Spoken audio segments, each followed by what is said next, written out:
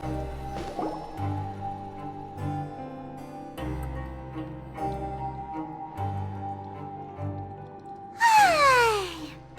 for a little rest after breakfast. This is the life. Wait a sec. Isn't something important supposed to happen today? Oh, today's our big day! We're supposed to leave the Fortress of Mirapede! Come on, we've got to go complete the release procedures now!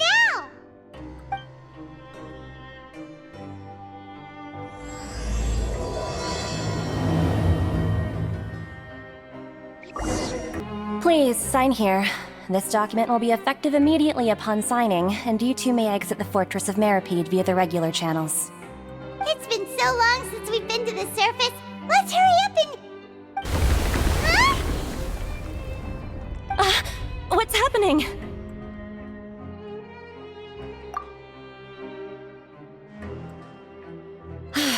I'm fine, thanks. But I wonder what that tremor was just now. Let's go ask the Duke. Your Grace? Ah, good to see you two. Is there something you wish to see me about? Yeah, what was with that earthquake just now? Ah, that. The tremor didn't originate from the seafloor. In fact, it seems it came from the surface. Over the years of serving as the warden here, I have developed a sense for distinguishing between what occurs on the surface and what occurs underwater. Besides, the seal that Monsieur Neuvillette set in place won't fail so easily. So the fortress is okay? If you recall our last incident, if there really were a problem, there would be crowds of inmates in a panic right now. Huh, you've got a point. Okay, seems we need to get back up to the surface and ask about what happened. By the way, do you know what day it is today? I believe today is this month's pipe cleaning day. Wait, seriously?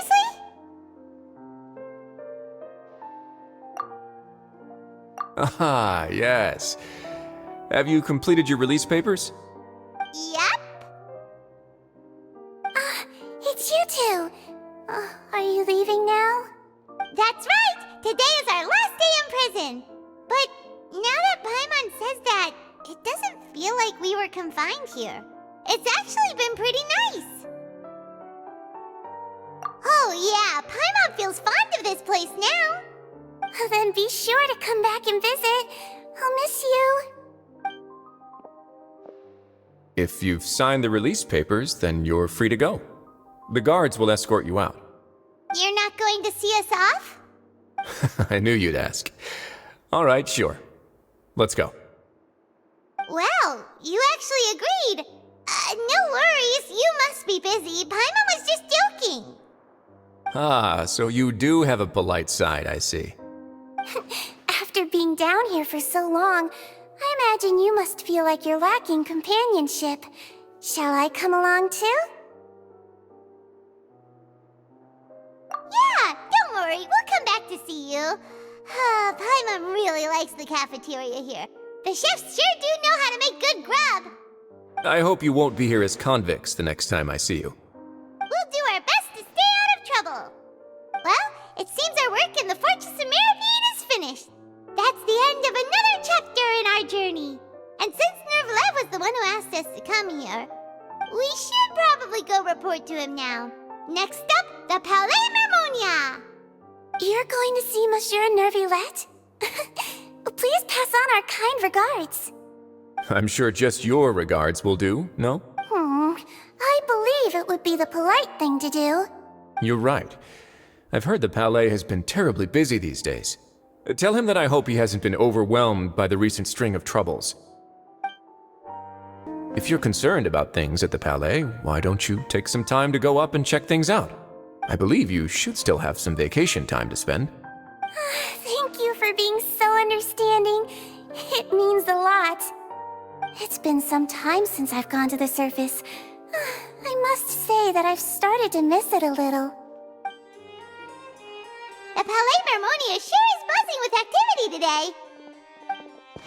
Halt! Huh?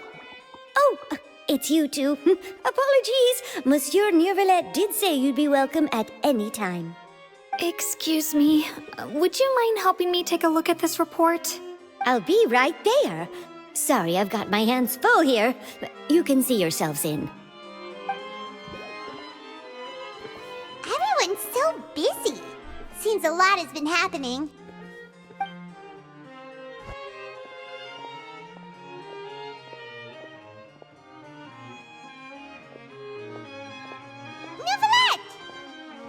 Hello.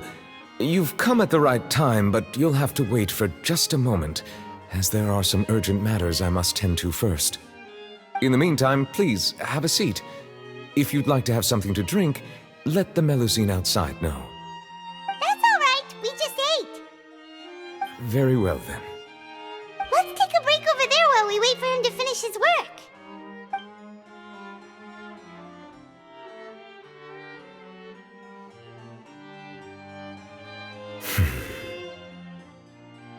All right. That should wrap things up for now. Are you done with your work? Yes, sorry to keep you waiting. Today should be the day you were released from the Fortress of Meripede, and it appears that you have managed to complete all the release paperwork. That's right, and we came here to see you right away.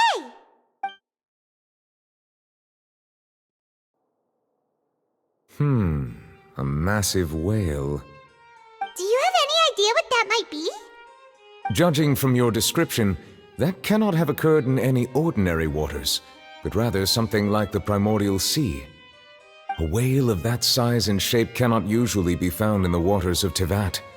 Therefore, we can only assume that Child is presently immersed in primordial seawater. Immersed in primordial seawater? But how? And is he okay? Most people wouldn't be capable of entering in the first place.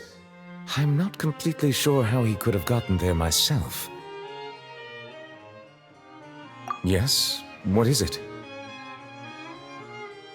Ah, right! Paimon felt it too! We asked the Duke and he said it wasn't from underwater, so we figured you might know something about it. It turns out that I have just received a report about this particular matter. In fact, that's exactly what I was busy with a moment ago. The source of the tremor was here on the surface near Poisson. After the shaking stopped, the water levels in the Poisson area rose at an alarming rate. The water levels rose? Oh no! What about all the people there?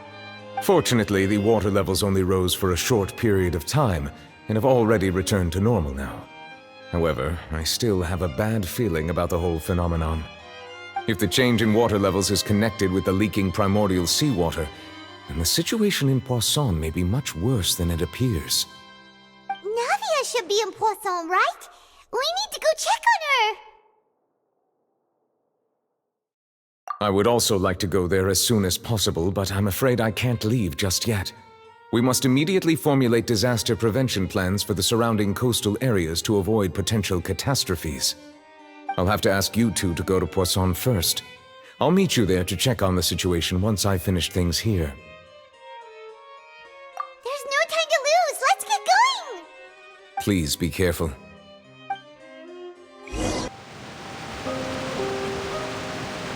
Oh no! What happened here?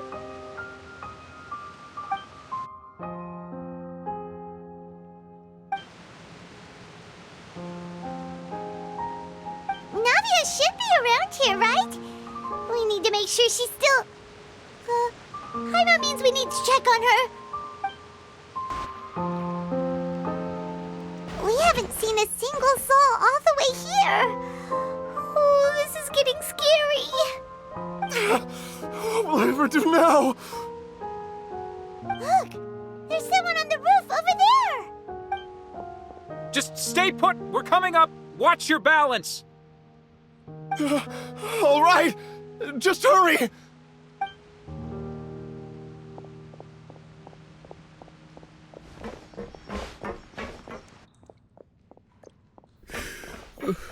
I'm not young anymore. How will I survive on my own? My Desiree! Oh, he looks pretty sad. My leg! My leg! How could this have happened? It hurts! Just hang in there. Help is on the way. You can hold my hand if it makes you feel better.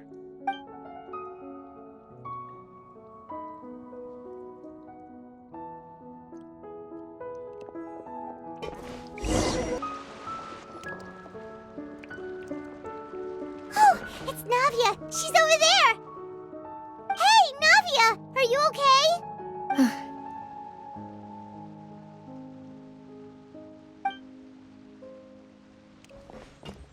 You're here.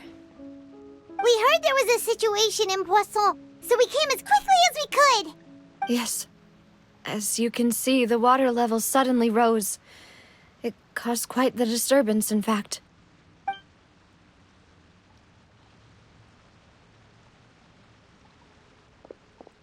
Demoiselle! There was a wounded resident next to a building southeast of here. We've already transported him to safety, but we've run out of medical supplies. He's wounded? How badly? He fell, so it's probably a broken leg. He's pretty shaken up. When the water level rose, he desperately climbed up to the roof. Once the water receded and he saw the ground, he became terrified and eventually... He jumped down then. Find the leader of Squad 1 and tell him to take the wounded resident to see a doctor. He should know where to go. Understood. I'll take over his search and rescue mission in the meantime. All right. You'll be in charge.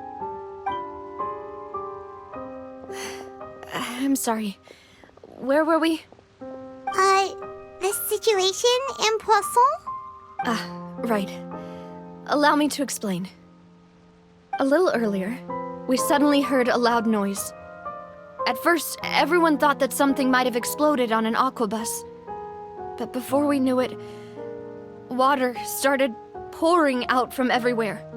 The rushing water seemed a little odd, almost like the unique color of primordial seawater. Some people didn't realize the danger and thought it was just ordinary water, leaking from somewhere. Everyone on the street who happened to be close to the water didn't have a chance to escape. As the water levels rose, they suddenly disappeared. Those who realized what was happening started to flee in a panic, desperately trying to get to higher ground. Many were injured in the stampede, and some people fell from significant heights. The Spina di Rosula initiated rescue operations as quickly as possible, but there have been a lot of casualties. Fortunately, the water began to recede after some time, and the chaos came to an end. The water that flooded the area contained primordial seawater, so the lower levels of Poisson are still hazardous. To ensure everyone's safety, I've asked the people there to leave as soon as possible. No one knows if this could happen again. All we can do for now is try our best to help evacuate the residents. We still haven't completed the head count, but we'll have some numbers soon. How awful. And all of this just came out of nowhere. It was quite frightening indeed. I only wish that everything that just happened was a bad dream. Is there any way we can help, Navia? Thank you for being so willing to help in a moment of crisis like this. You don't know how much it means to me. I really can't express how grateful I am.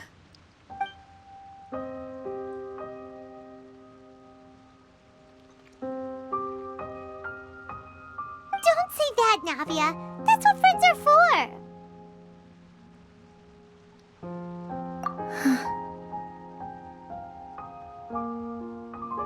Demoiselle! We've got a situation here!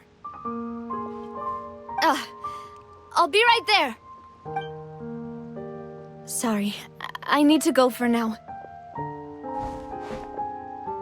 And off she goes. Seems it might be a while before she can take a break.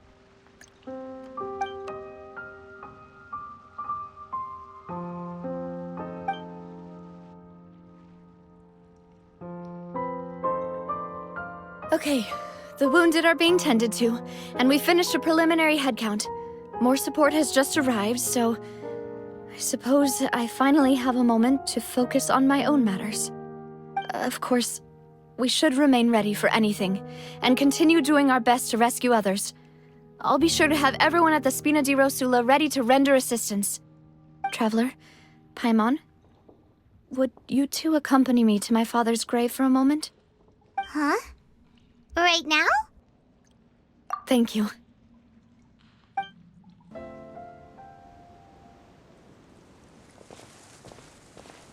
Not a lot of people here, huh? Well, given the time of day and the whole situation in Poisson, Paimon doesn't think there'd be a ton of people here visiting graves. Right. That's how things are now. The living are so exhausted that they've no strength to spare any words for the dead. Navia?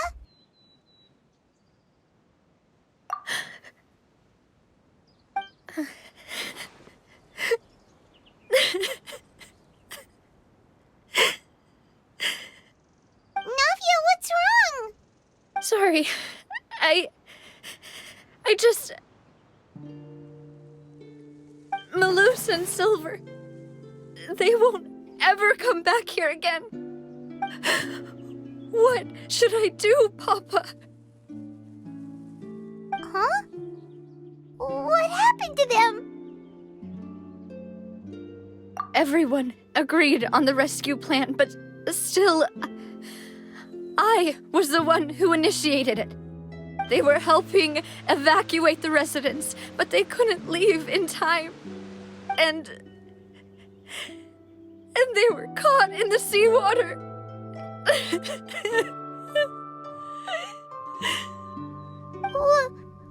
What should we do? I've known them for so long. And I know they weren't afraid. But I could at least hold a funeral for my father. And I know where he rests. But as for Malus and Silver, they're just... gone. I just can't...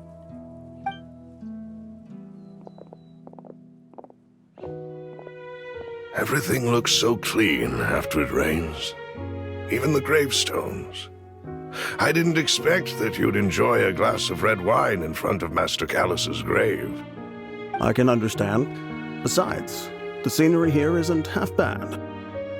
See, it's not just me. I always want to bring something when I visit Papa. Perhaps we might even have a picnic. He wouldn't be angry, would he?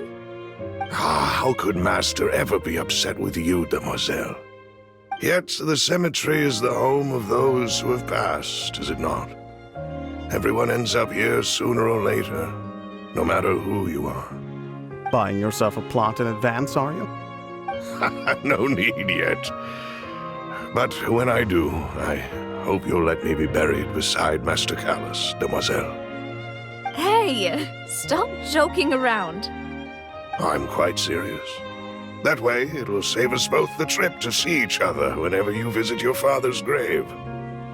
That makes sense. In that case, could I be buried on his other side?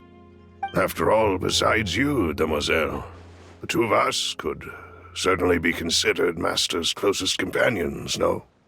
Personally, I believe we fill those shoes just fine. Why are you bringing this up all of a sudden? Seriously. All right. I'll remember your requests. But I'd really prefer not to talk about this stuff. And what do you mean by saving me a trip? I'd make the journey even if I had to visit you two somewhere else. I'd promised to let them rest in peace here. But here I am breaking that promise. I'm sorry for letting you see me in a mess like this. I don't usually cry, really. Paimon doesn't know how to help you feel better. But, well, she understands how you feel. I'd always thought I could make my wishes come true. But now that I think about it, that never solely relied on me. Many things can only be accomplished with someone else's help. Malus and Silver have helped me so much. But by contrast, I could do nothing for them. I'm so sorry. You can spend as much time as you need here, Navia. We'll stay with you. Thank you. Right now, you don't know how much that means. By the way, you can have a look at this. It's a list of victims from the incident that took place here. Obena, Khan, Burnett, Giverny, Francine, Karina, Daisy Ray, Joinville, Julianne, Esson, as well as Malus and Silver. So, everyone else is safe. But still... It's okay. I know what you're thinking. And you're right. We lost Malus and Silver. But we were able to save more than we anticipated. The overall outcome indicates that the cost was worth it. Right! Don't think that way, Navia. One person might be saved at the expense of another, sure, but that isn't something we should ever consider a trade. Malus and Silver were not the price for saving anyone. They're heroes. You're right. Thank you, Paimon. What you said just now was pretty amazing, actually. I'll remember your words. Oh, really? Seems you've become more eloquent in the time since we last met. The knave? What are you doing here? Is everything going well on your side? Yes, my people are carrying out the mission according to your request. All the residents of Poisson have been evacuated, and we're preparing to relocate them to higher ground. As for these supplies, we have everything taken care of.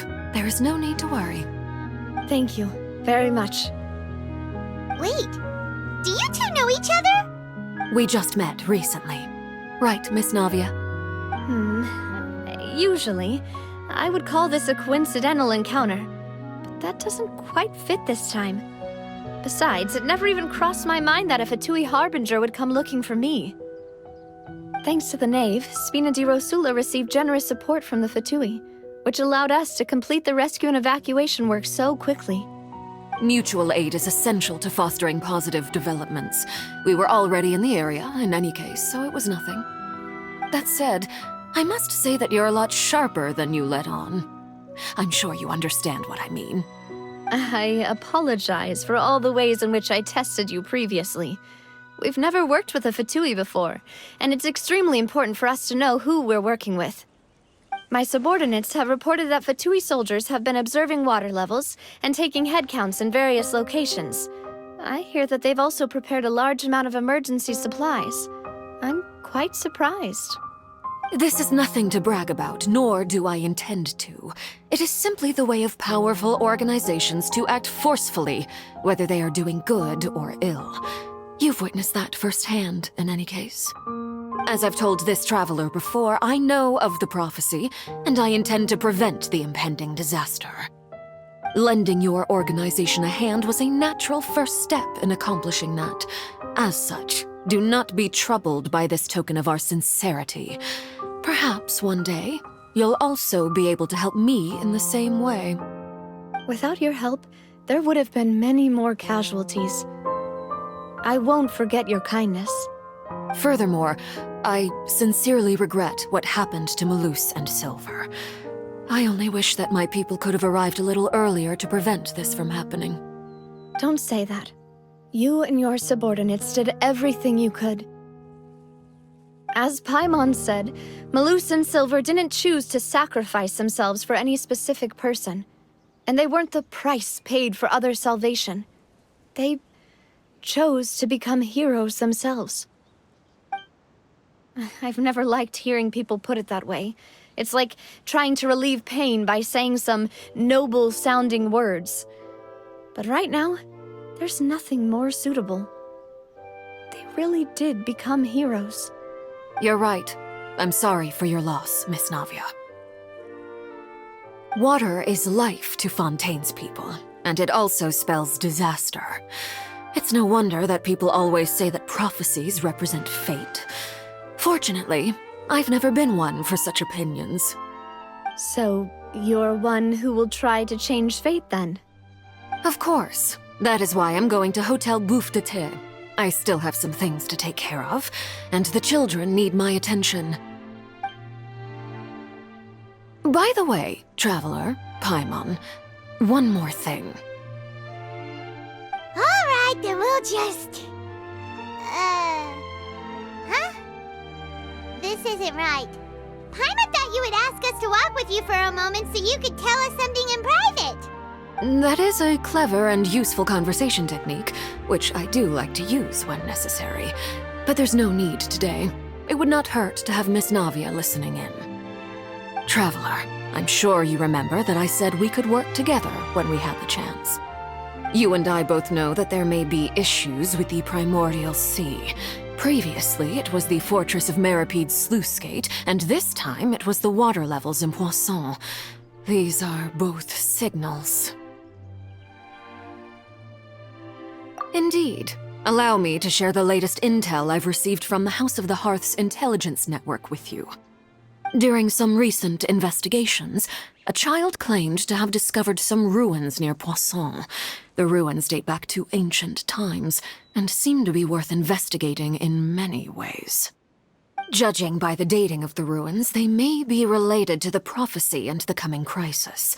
The situation is becoming more urgent, so any pertinent information will prove extremely precious. My people initially came to prepare for ruin exploration. Unexpectedly, this disaster struck, and at present, we're all busy prioritizing the rescue effort.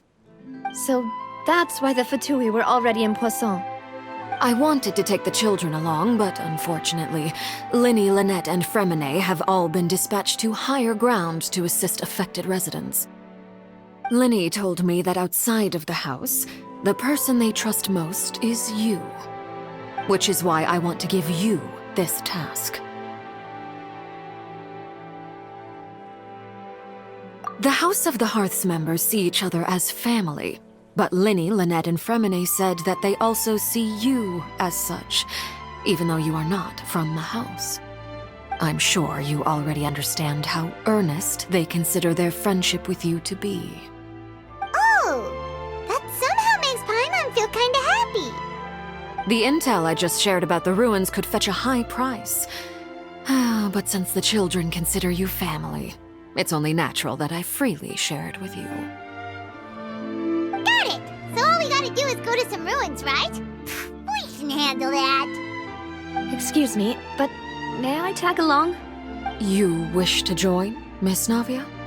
But are you sure you're up to exploring some ruins? You need to rest. Well, I'm sad, yes.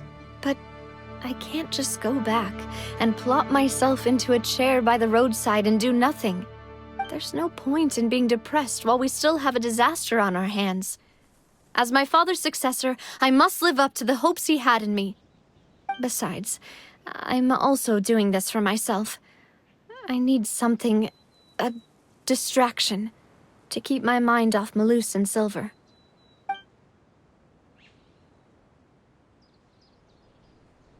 Since you put it that way, I have no objections. What do you say, Traveler? All right. The ruins are to the south of Poisson. Here's the map.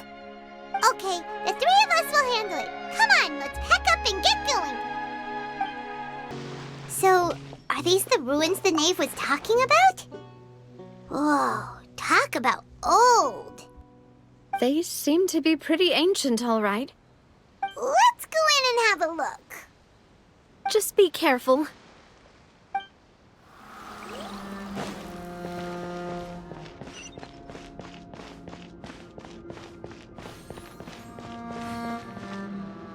Watch it! The floor here isn't safe!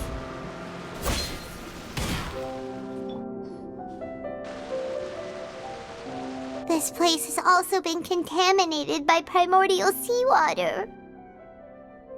Yeah. And a lot of it, too. A Fontainian would most likely dissolve the moment they fell in. Right! You can't go down if there's primordial seawater. It's too dangerous, and it won't be any help for you to just stay here. Don't get my wrong. We're not saying you're useless. It's just that... No, you're right. I can't do anything in this situation. I'll leave this to you.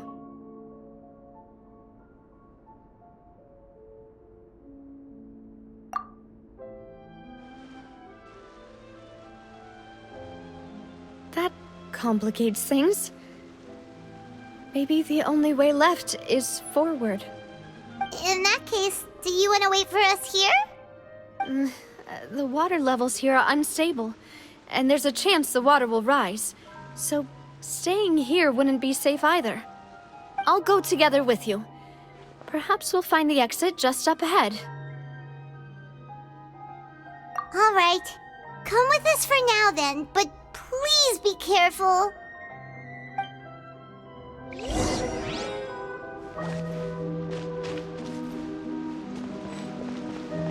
Oh no, it's a dead end! Let's try climbing over from the side.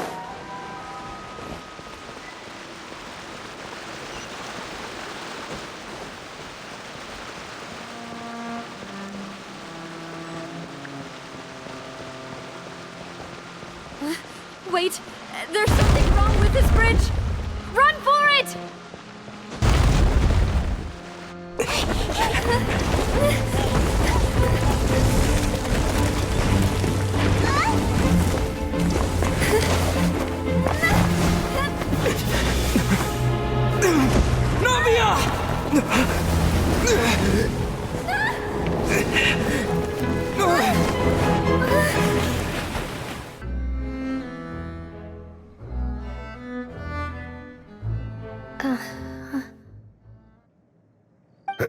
Demoiselle?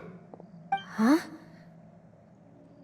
Demoiselle, what are you doing here by yourself? Would you be standing here till dark if I hadn't come to get you? Maybe she just wants some time to herself, Maloose.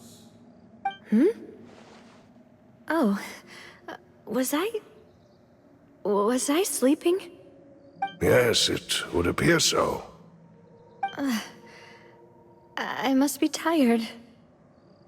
That's quite possible. However, you were the one that suggested we go out for a walk. Oh, right. I nearly forgot. It must have slipped my mind when I dozed off. I haven't had a nap today yet. Have I? This is a familiar feeling, yet something's a little strange. Is something the matter, Demoiselle? Oh, no. No, I'm fine. I was just trying to recall why we came out for a walk. Do you remember Mr. Giverny? He'd requested our help before with foreign merchants who had a debt dispute with him, and we'd resolved the matter not long ago. We were headed to see how things were going with him at the moment. Ah, right. Yes. I remember now. Oh, Miss Navia. Ah, Mr. Maloose. And Mr. Silver, too. It's good to see all of you. How have you been? I've been great. Thanks to your help, those bothersome merchants finally realized that I wasn't the one they were looking for. Why, I wasn't even the guarantor for that person. They were knocking at my door day and night. Even my neighbor, Obina, was getting fed up with them. Sometimes force is required to calm someone down and get them to listen to what you have to say. That's right. Oh, by the way, Burnett, what was it that you wanted to give to Miss Navia again? Oh, yes. One moment, I have it right here. Miss Navia, these are some flower seeds that I prepared. Please take them. They're a very good variety, and they'll become very big and beautiful once they bloom. I don't know what we would have done without your help, so this is a little token of our appreciation. I hope you won't refuse. Ah, Did you cultivate them yourself? Thank you so much. I'll certainly take them. Balloose, we do still have some empty flower pots at home, right? Why, we can have as many pots as you'd like, demoiselle. Perfect. In that case, we'll swap out some of the decorative plants for some of Mrs. Burnett's Very well. Wait. Something seems to be off here. Excuse me, madam. If I'm not mistaken, your name is Burnett, correct? That's right. Is something wrong? No, it's nothing. This is the first time we've ever met, but your name seemed familiar to me. I must have heard it when I was discussing things with your husband previously.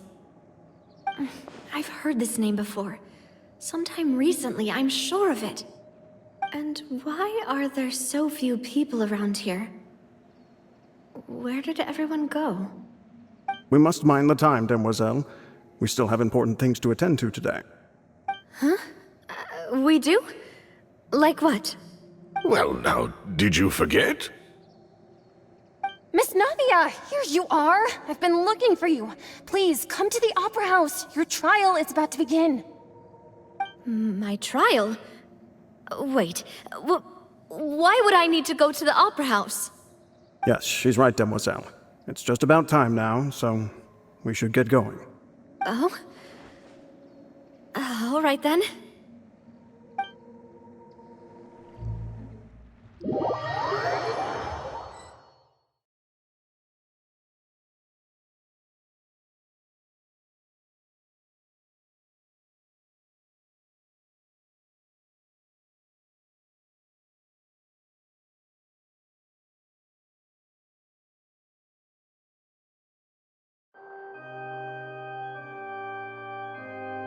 Look, it's Navia! She's here! And her two attendants are with her! Goodness, everyone's finally here. There sure are a lot of people here to see the trial. And they all seem to be oddly excited about something. I even know some of these people. Karina, Desiree, Joyville, Jolien, Essen. Why are so many people here? And why do I have no recollection of this case? And as for the judge... huh? Where's Monsieur Neuvillette? Please sit in the defendant's seat. Don't worry, Silver and I shall accompany you. All right. But are you sure you can stand behind me? Typically, it wouldn't be allowed, but today is an exception. Hey, what kind of place do they think this is? Come on, do they have any idea what they're doing? Seriously. Enough with the whispering! Could someone please tell me where Monsieur Neuvillette is? And why I'm standing trial? My dear Miss Navia, have you not yet realized what you've done? In that case, allow me to explain. As all here know, you are Master Callus's successor, the head of the Spina di Rosula, someone held in high regard by every soul in Poisson. After you took over the Spina, you treated all of us just like the late Master Callus had. If anyone in need reached out to you for help, you responded. Not only you, but your butler, your subordinates, nearly everyone in the Spina di Rosula fought for the well-being of those in Poisson. Wait a moment. Aren't you just proving that I'm a good person? Yes, correct. Absolutely right. And that is why you stand accused. You have helped so many people get through so many difficulties. You are one with us. We are inseparable. We are one big family, all of us who are from Poisson, inextricably linked. And with you being so important, we couldn't possibly do without you. Therefore, this fair and honorable court shall declare you guilty, and you shall stay here. You will be together with us forever. Huh? What are you saying? Everything you have said is correct. I have indeed done a lot for my hometown, and I would be willing to be with you all, but what is the purpose of having me stand here like this? What is there to discuss? Ah, well, if that's what you think, then I have no further comments. How wonderful, Miss Navia!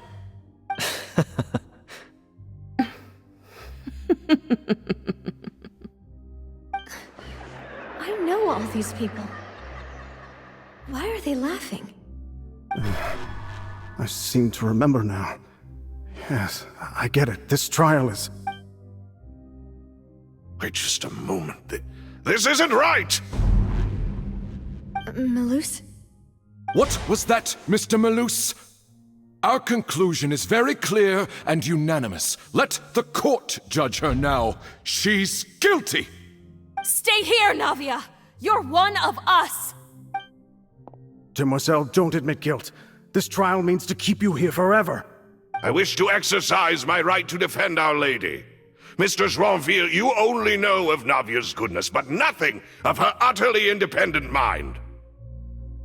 She was born a free and independent spirit. She has never been tied down by anything. Indeed, even the death of Master Callus couldn't stop her.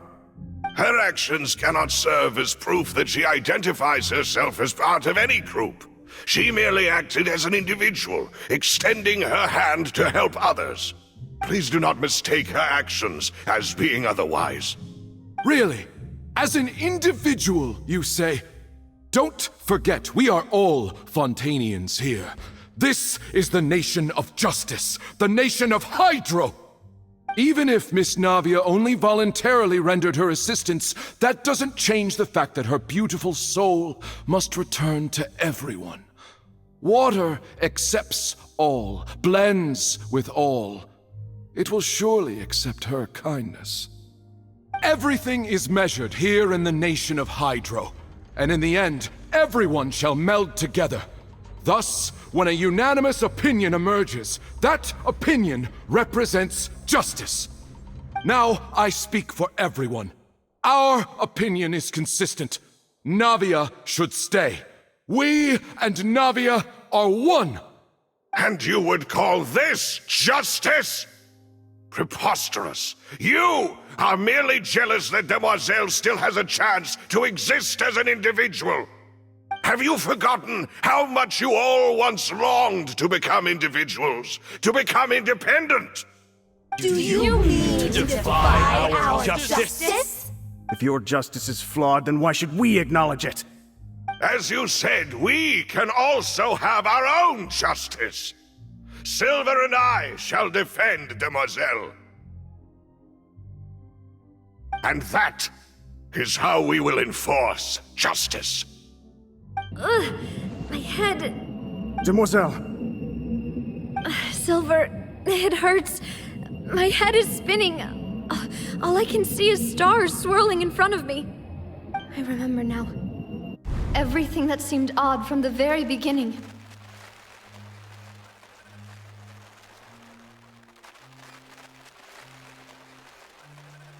Karina, Desiree, Joyville, Jolien, Essen, and Mr. Giverny and Mrs. Burnett, who we met earlier. Even Malus and Silver. I don't want to admit it, but they're all dead. Don't be afraid, and don't admit guilt. We will protect you to the very end. Absurd! Who are you to say that she cannot be judged? We are the majority, and in the nation of trials, the majority is absolute justice. We are the will of all. Don't let them escape! We shall keep Navia here with us! Mr. Malus and Mr. Silver, must you be so stubborn? How could the two of you possibly hope to stand against the collective? Do not resist. This judgment is fair and just. Navia belongs to us. After all that happened, she should not be left alone in Poisson. What are you saying? No more excuses! He says we're jealous. Jealous? How could she possibly be an independent individual? What's with these people? Who's jealous of her? She belongs to us! Miss Navia, she... Silence! That's... Monsieur Neuvillette! Such commotion is prohibited in the court. The accusations you just presented are nonsense and cannot constitute a proper trial. The court will adjourn for the rest of the day. In this, I shall hear no objections from any unauthorized party. Our thanks, Monsieur Neuvillette. Please leave with me, Miss Navia, while there is still time.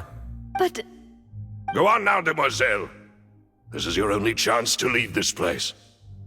What, can't bear to leave us behind or something? Malus. My apologies. I couldn't resist making one little joke once I realized that this shall be our last goodbye. Malus... Silver... Quickly, you must come now! Goodbye, demoiselle. Farewell. No, wait! Just a second! Navia? You're awake? Good.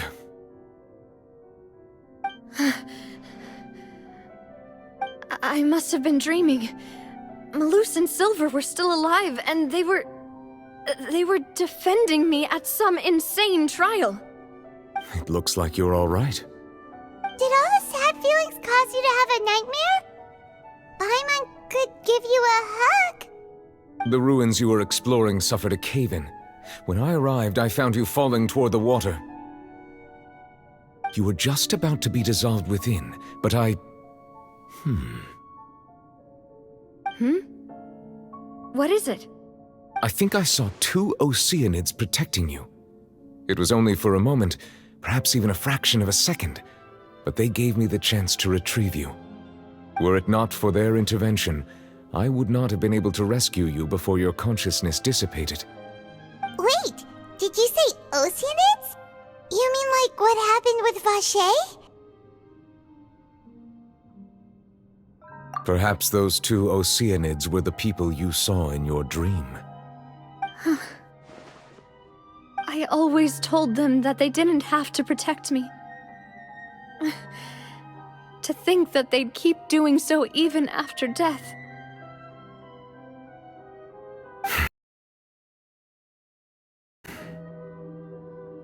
Please come with me.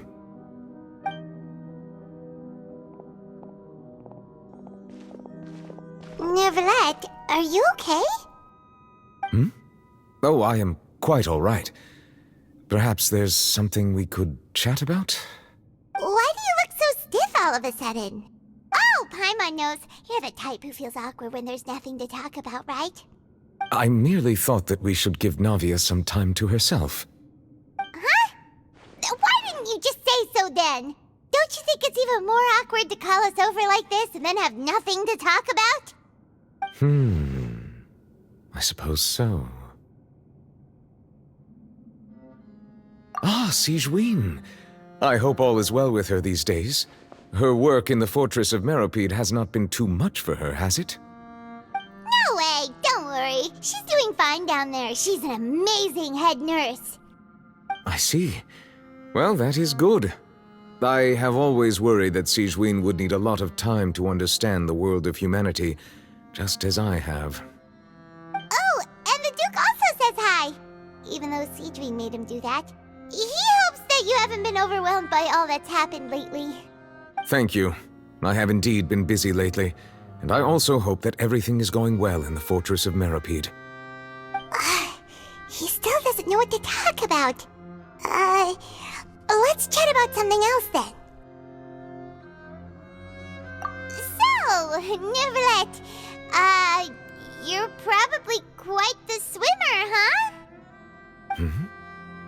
Yes, of course. This isn't going anywhere. Let's try something else. How did you find these ruins? Did the knave tell you? Yes, in fact. I had arranged to meet you in Poisson, but when I arrived, I discovered that the Fatui were helping the residents evacuate. They had even transported a large quantity of supplies to the area. Amid my astonishment, I ran into the knave, and we had a chat. She informed me that she had asked you to investigate the ancient ruins here. Yeah, we originally planned to meet up with you, but we thought you might still be busy with all those official documents. We didn't think exploring the ruins would take very long, and who would have thought you'd wrap things up so quickly?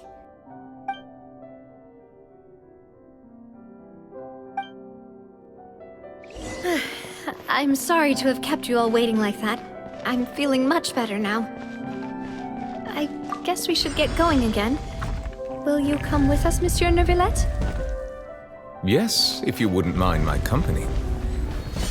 Oh, right! Another one joins the party! Let's get going then!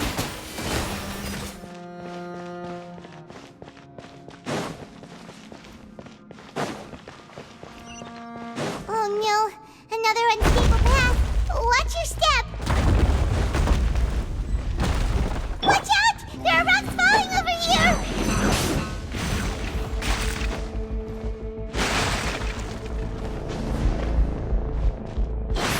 Almost at the top.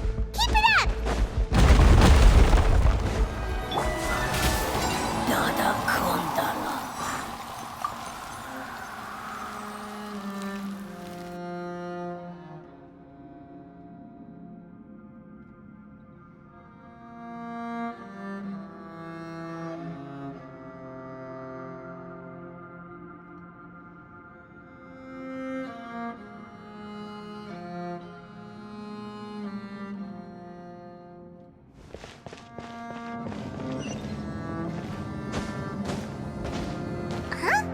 What's that over there?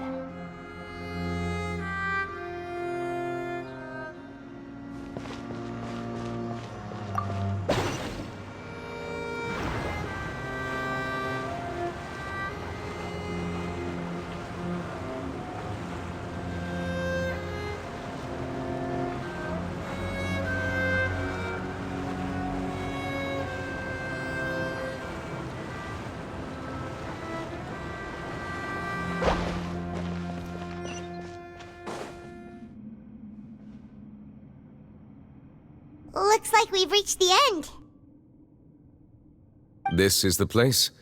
There should not be any other hidden spaces in the vicinity. The path sure had some twists and turns, but it turns out that this place isn't actually that big.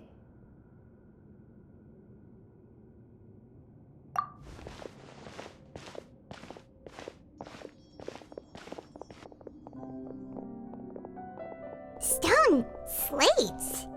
It seems like they were put here as an offering. Could we take them down and have a look? Perhaps we should just leave them be for now.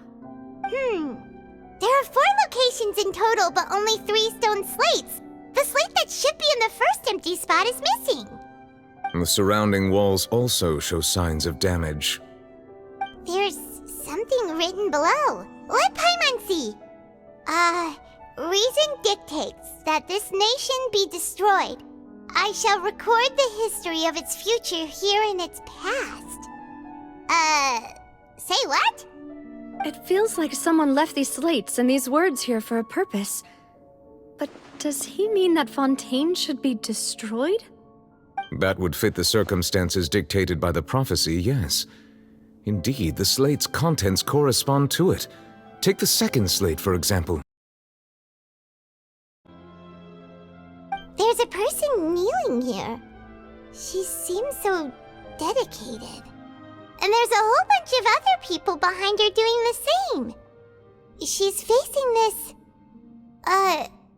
what is this? Some kind of island in the sky? And is that Lady Farina in the third image? Did the Hydro Archon fall into the water? And is that a ring of people around her? Paimon doesn't quite get it. Are they all in the water? The fourth image. I know this one. This exactly matches the content of the prophecy. The people will all be dissolved into the waters, and only the Hydro Archon will remain, weeping on her throne.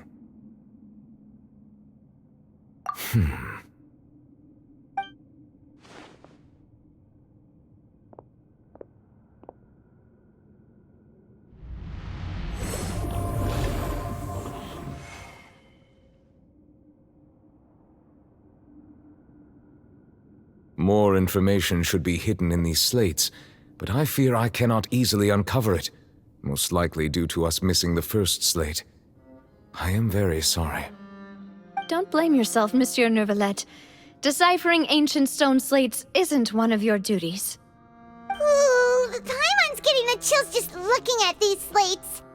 This says that it's the history of the future, right? That means the prophecy's sure to come true. I really hope it doesn't mean that. Still, Paimon feels like these images are kind of weird when you look at them together.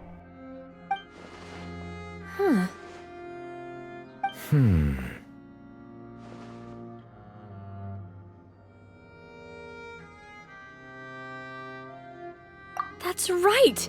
If the images are in chronological order, shouldn't the fourth, the waters drowning Fontaine, come before the third, where the Hydro Archon herself falls into the water? And yet the order is reversed here.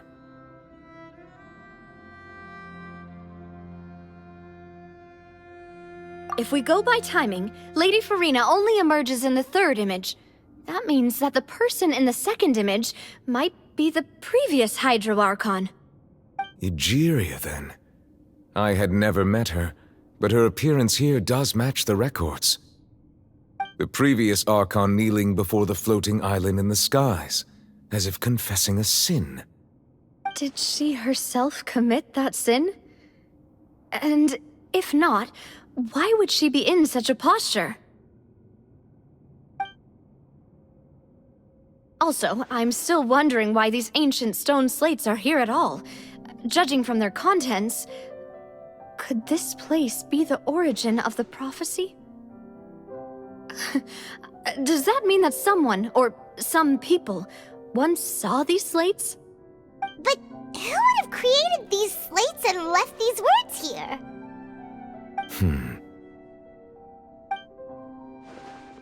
It seems that any further clues will have to come from Farina. In that case, there's no time to lose. There's nothing else to be gained here, so let's head back first. Yeah, we better get somewhere safe for now.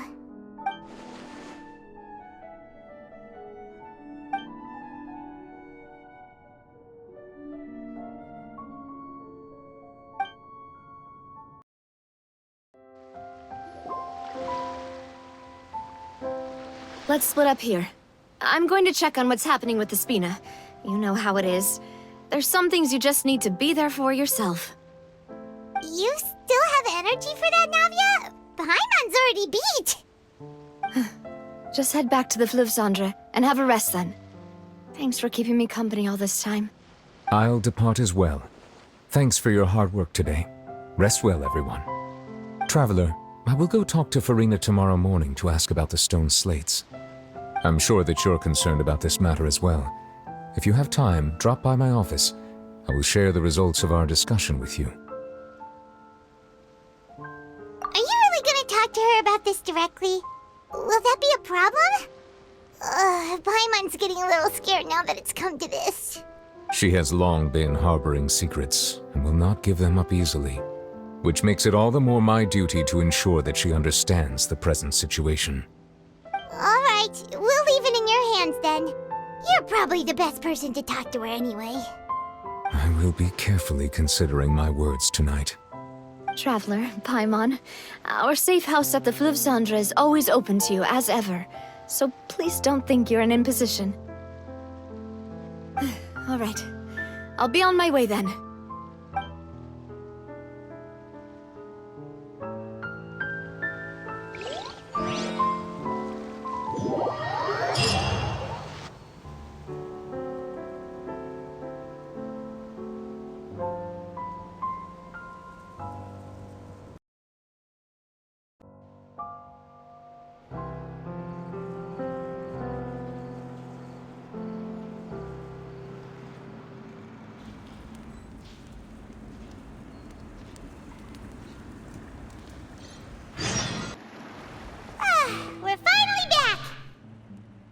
Welcome back. We've got a special menu prepared for you two tonight. Yay! And there's good food too! No, the boss is the best. Ooh, desserts! Nice, these are all Paimon's! Paimon's already starting to forget what happened today. Oh, that voice. Is that who I think it is? Huh? It's you two. What are you doing in Fontaine?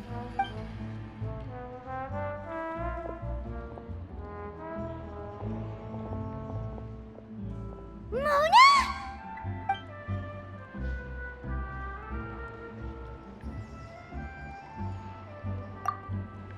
Seriously, nobody just uses a scry glass whenever they've got time to just see who they'll meet on the road.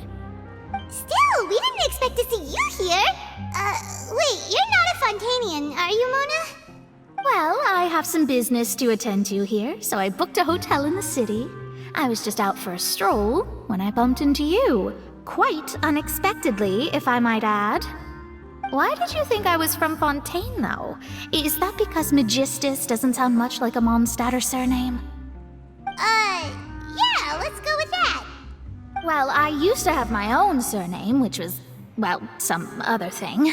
Either way, the old hag told me when she took me as her disciple that the first step to being a great astrologist's pupil was to change that name. There was nothing for it, really. She really is amazing at astrology, so I changed my name to what it is now according to her wishes. To my surprise, however, Magistus is not the name of some ancient house or clan. It isn't? Nope. Although it is used by us in place of surnames, it generally just means great. Wow! Imagine including a boast in your name. Wait, are you gonna have to put that into your genealogy as well? I reckon so. In any case, I'd give my disciple a name like this as well, if I were to take one. Astromancer Barbeloth Trismegistus. Whoa, that's a long one. Does it also mean great or something? My name means Mona the Great Astrologist.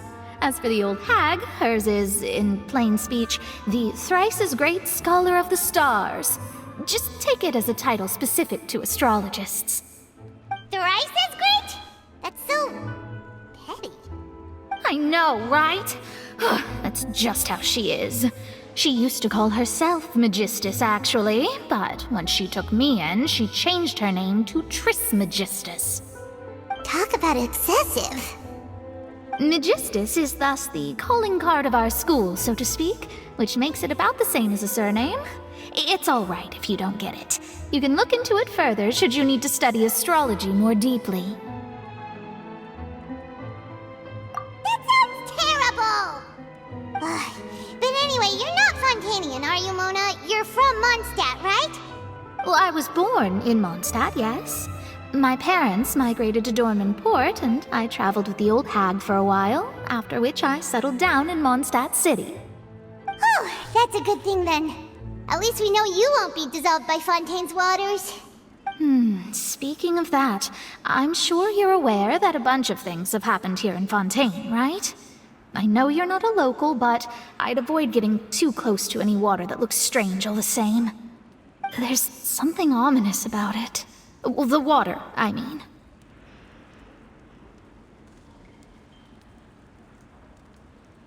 That was the main reason, yes. Just a while back, the Steambird invited me to take part in a panel and speak about the circulation of the prophecy as an astrologist. The invitation was sent quite early on. I don't think anyone expected Fontaine to be in this much trouble. What do you make of that prophecy, Mona? Just tell us what you think as an astrologist. Your word would go a long way to make things more certain and less scary. What I can tell you is that I'm an astrologist, and that this prophecy concerns the fate of Fontaine, even that of all Tevat. Ascertaining this is akin to reading the fortune of the whole world. I'm afraid that this is not something that just anyone can do. If I could do it, you would no longer call me an astrologist, but a visionary. But on the flip side, the prophecy is so huge and powerful that it must surely come from a powerful visionary. Its contents involve the fate of the world. Disregarding it would be a mistake. A visionary? Sounds really powerful and all, but does such a person really exist? Of course. The old hag could do it, and I'd bet there are others amongst those Hexenzirkel colleagues of hers who could do something similar.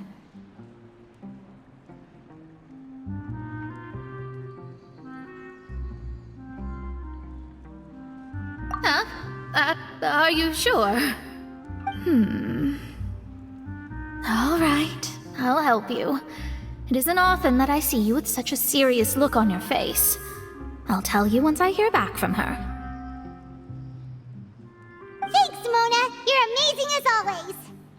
Oh, well, this is something only I can do after all. So yes, your praises are quite welcome. That's the greatest of astrologists for you! Of all the people we know, you know the star's the best!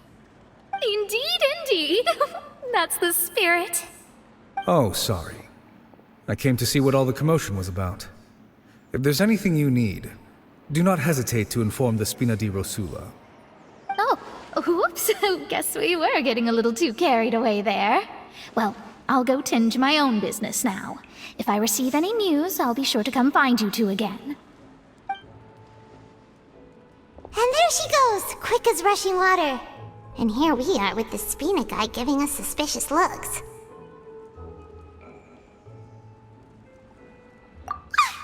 If Paimon hadn't spoken for you, it'd be you getting all the weird looks.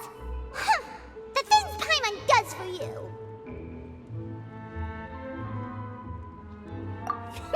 That's more like it.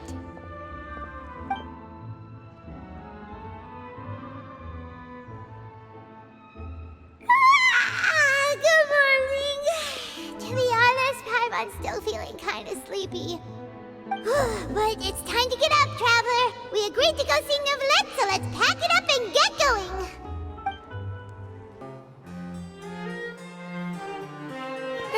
You're here! Finally! Is something wrong? Monsieur Neuvillette and Lady Farina, they seem to have gotten into a dispute. Please go see for yourself.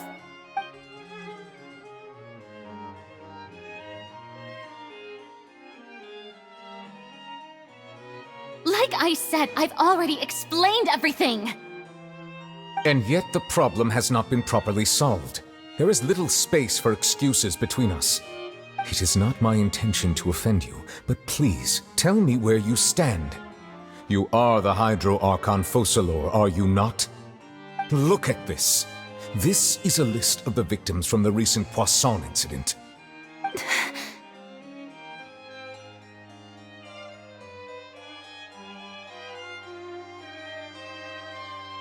You mean... they're all... We did not arrive in time to avert this disaster, and I will not have it happen again. I will say this once more. You must tell me everything you know. Yesterday, I found 3 stone slates in some ancient ruins near Poisson. Do you know anything about those? Seriously? You're questioning me like this is a court case now. I don't know anything about that. But you found them in some ancient ruins, you say? That's correct, which is why I came to ask you some questions. There should have been 4 slates, but one of them was missing. The other 3 featured different images that seemed to correlate to the prophecy. The prophecy? The second of these slates depicts the previous Hydro Archon Egeria kneeling before a floating island in the sky, as if confessing something. Do you know nothing of this either? I don't. I've never seen such slates. I'll ask you again. Do you really have no information regarding the previous Archon? My deciphering of the slates indicates that the Hydro Archon Egeria once had to confess to, or apologize for, a certain sin. If anyone would know about it, it should be you. All gods don't have the same secrets, you know. She was herself and I'm me. Is it really so strange that I know nothing? I understand your concerns, but I'm sorry. I just don't have anything to tell you. Forgive me for saying this now, Lady Farina, but I have long known of your various secret investigations into certain matters. There are several indications that you have been investigating the prophecy on the sly. This is not strange in itself, considering that you are the Hydro Archon. But it is strange that you should also claim to not know any of Egeria's secrets, as well as do nothing following your inquiries. You have never been as superficial as you have presented yourself to be, nor are you a fool. And yet, your behavior is very inconsistent.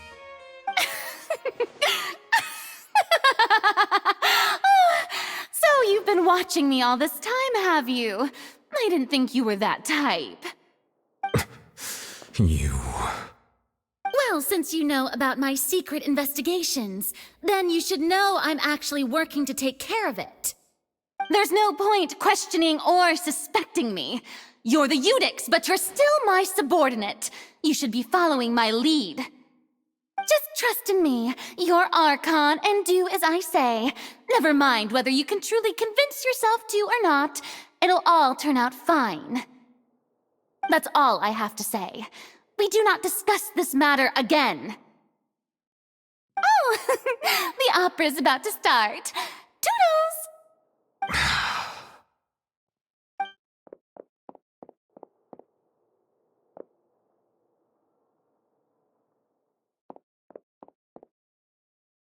Did Farina not notice us standing by the door? Wonder what's up with her. She was smiling. Huh. She didn't seem in the mood to care if we were listening in or not.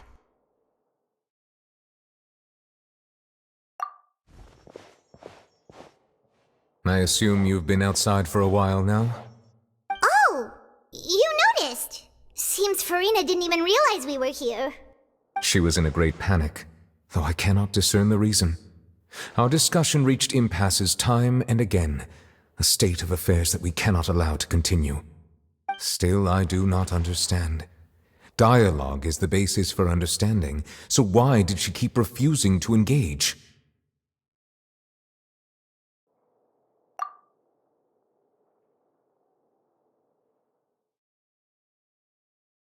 Everyone in her inner circle has noticed that she is hiding some secret. The issue is her attitude.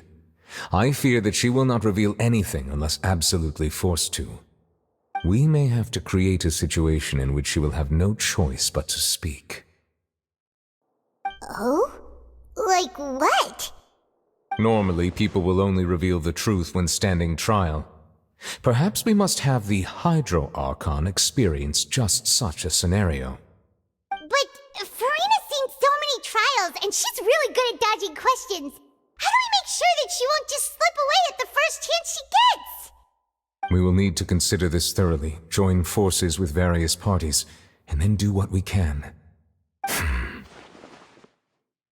If at all possible, I would prefer to recuse myself from this affair, but we must prevent the prophecy from coming to pass. This may be cruel to her, but all Fontaine is in crisis. The information a god possesses is too precious, and so we must take a chance on this. But who will lend us their aid to do such a thing?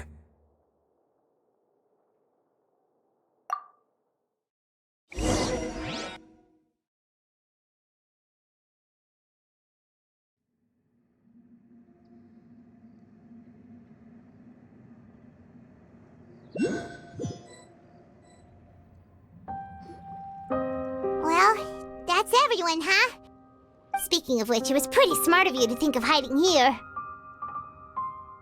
Poisson was just involved in a disaster, so it's presently devoid of people. That naturally makes it the best choice. And here you are drinking tea like it's the most natural thing in the world, huh? That's what families should do. Sit and enjoy a leisurely time together. It's nice to enjoy tea here, you know? Care for a cup? Lend me your ears, everyone. Or perhaps one of you might like to start us off. How about you, friend? Me? No, I don't think I can. Then, how about you, good sir? I fear that I will cause the mood on this boat to become as somber as it is in court. Well then, I guess we're lucky we've got a local like me to organize things. Wonderful, the spotlight at last. I guess I'll be facilitating things from here. That was a little long-winded, don't you think? Oh, you might be right. Anyway, to cut to the chase, our friend here, the Traveler, has brought us together to discuss something. As for what that is, well, let's start by saying that we'll be pooling our efforts together to create a series of traps. Oh, how intriguing. Well, it's just an expression, really. One that I just learned from Chlorand, and used on the spot. So, let's invite her to explain in detail. A round of applause, please. Huh? Didn't you say that you would be facilitating this? Oh, come now. Your work doesn't involve much public speaking, right? This is a good chance to practice. You might even pick up some fancy oratory tricks to impress your boss with in the future. I see. And what does my boss say? He is glad that you consider him your boss. Do go on.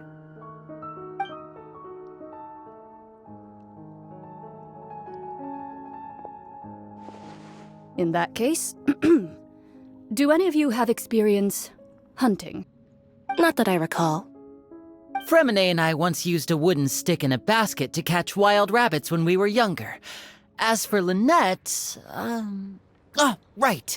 You were sick that day, weren't you? I've also gone diving to catch some fish before. Does that count? I'm afraid not. You may or may not have heard, but Fontaine once played host to a group known as the Marechaussee Hunters.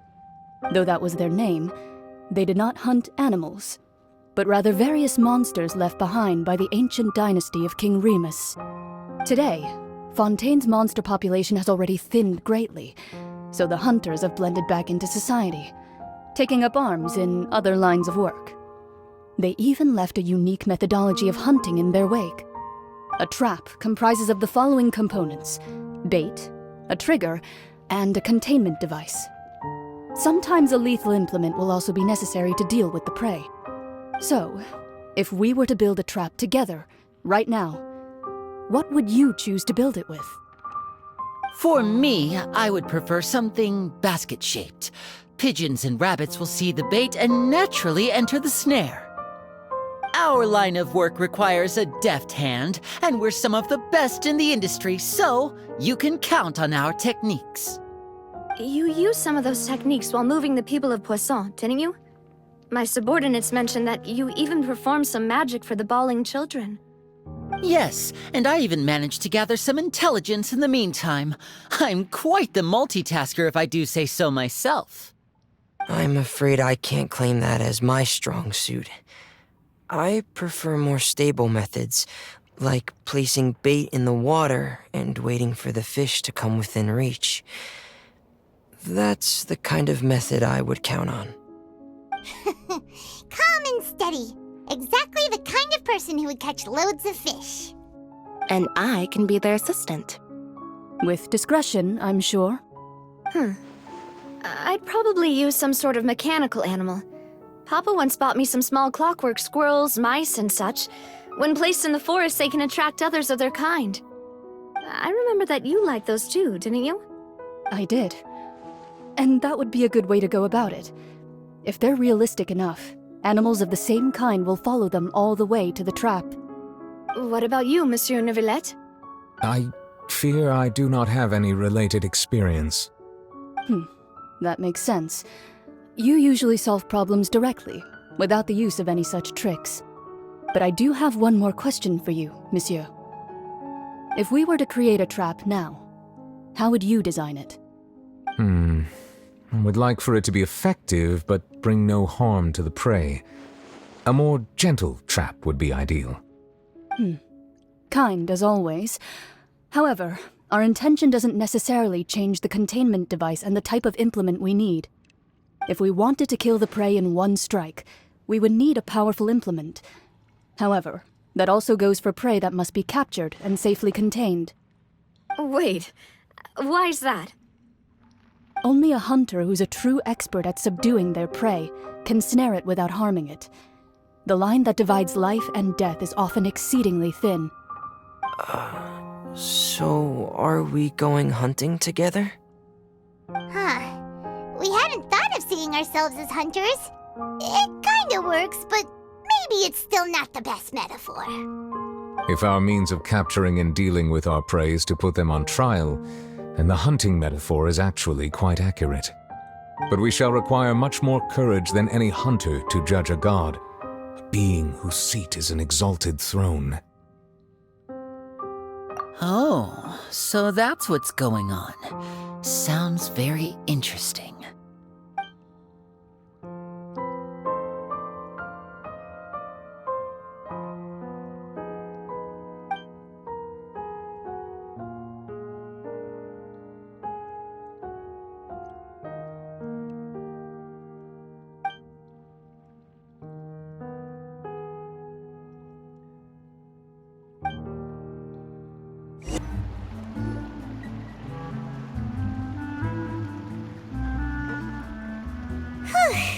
It's been a tough few days, hasn't it? So much has been happening. Paimon didn't think the meetings would go on for so long, but everyone seemed pretty fired up, huh? Paimon thought they'd be at least a little frightened. Well, Fremine was, now that Paimon thinks about it, but everyone else just looked a little surprised. Well, it's hard to say. Paimon doesn't have any experience with this sort of thing. But with you around, Paimon sure will do great. After all, you're the most reliable person in the world, aren't you?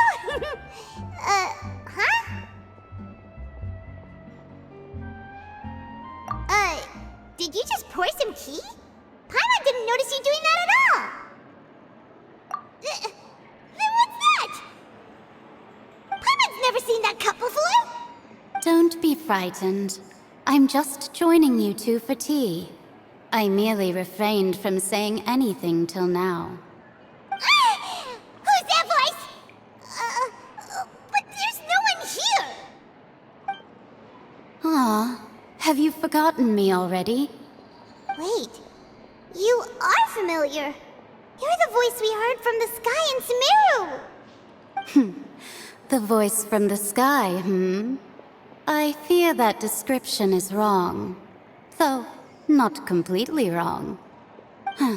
You're feeling lost now, just as you were feeling previously. I sensed that confusion and thus came to you. Guiding people is an irresistible hobby of mine, after all.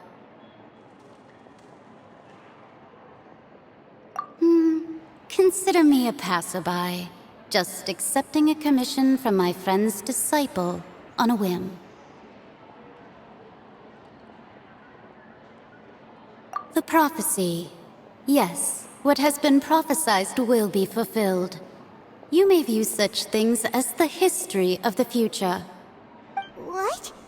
Then is there any way we can stop it? I believe you have witnessed a failed attempt with your own eyes. Can everything in Tevat so easily be changed?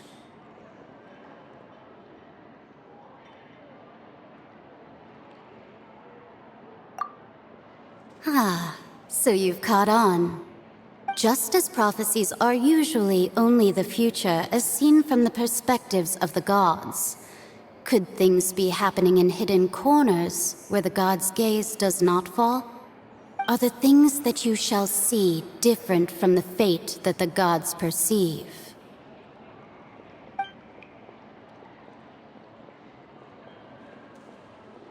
What is she talking about? It all sounds really impressive and important and stuff, but it also sounds kind of scary. I believe that you understand, right? Some things are insignificant, but others you must reach out to change. Ultimately, fate shall serve as your only guide, no matter what will happen in Tevat's future. All you need to do is to play your part. This was good tea, by the way. Thank you for your hospitality. Well, that'll be all for today. The voice. It's gone.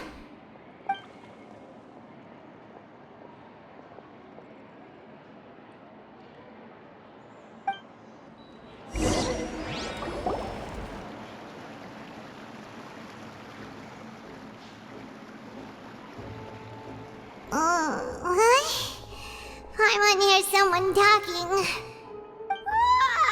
All right, coming. Hey, it's you who's getting lazy, okay? Well, I see I've walked in on some lively banter. Luna! Fine, just fine. I went to take part in that Steambird panel. It turned out to be more interesting than I expected. Not all Fontainians are pessimistic about this. One journalist mentioned that sitting around and waiting for the end to come would be wrong, and that they should make their own rescue preparations. I agreed, so we had a brief chat with her. Did she have pink hair by any chance? Why, yes, it was Charlotte. I assume you've heard of her, no? That daredevil journalist? I'm in full support of her view. Prophecies are very important, but how can people allow their lives to be commandeered by just a few words? That's right! Paimon's glad to hear something sensible for once. Ah, yes. About what we had discussed before. I did try, but I'm afraid I couldn't reach the old hag. I'll try again tonight, but I wouldn't get your hopes up. Huh?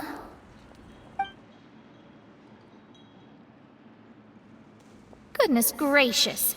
Are you serious?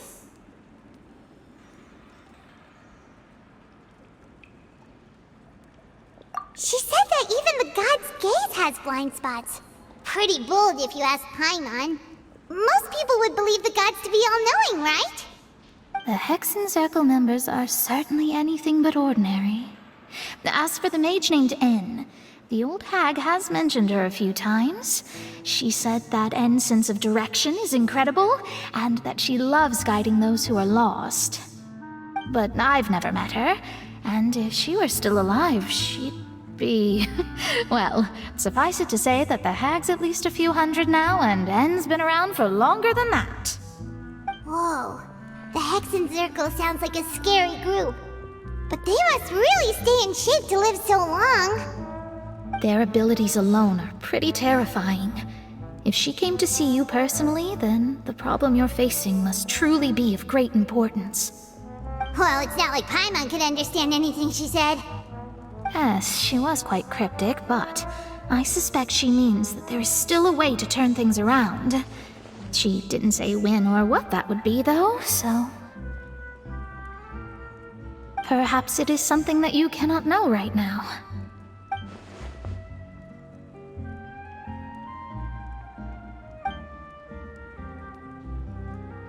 Traveler, Paimon, are you two all right? Oh, we're fine. We're just a little down right now. It kind of feels like the end is coming, you know? I see. I feel that same sense of desperation, too. I guess you could consider me someone who has often witnessed fate. So far as I have seen, it cannot be swayed. But even so, I still hope for, and believe in, miracles. Astrology is eternal and rational, but fate may not be. It is cruel, but it can also be beautiful. Perhaps that's what En was trying to tell you.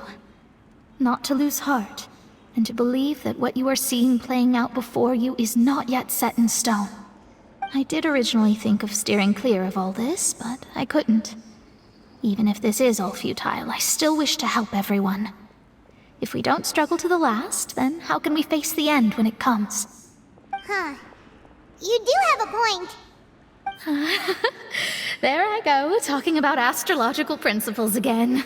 Sorry about that. The moment I start talking about work-related stuff. I need to get going. It was worth trying to comfort you, even if only a little. I believe that you'll help those who are struggling in the same way I did. I suppose that might be why we always seem to meet by coincidence. Paimon feels kinda moved by what Mona said, but also kinda sad too. Hey, Traveler, Paimon suddenly feels like going outside for a walk. Let's go! Huh? Our names are written in this newspaper. What's going on? Let Paimon see! The underwater stronghold, the Fortress of Meripede, has continued in its noble autonomy, but that does not mean that others cannot interact with it. My recent attempts to enter the fortress bore little fruit. Huh. Guess Charlotte still hasn't given up on that. Thus, did an Outlander friend become the focus of this report, a blind adventurer with their white fairy legends trailing in their wake. It is said that this mysterious traveler once visited the underwater fortress. So while the fortress's interior remains a mystery behind closed doors, do not fear, for the tales of the traveler contain surprises in spades. Journalist Charlotte's biggest scoop yet, the Traveler's Trail, World Walker. Huh. Charlotte took so many awesome photos of us and we never even noticed her! She hasn't been able to get a hold of anything at the fortress, so since we're easier to find, she's using us as the subject matter instead? Ugh, seriously?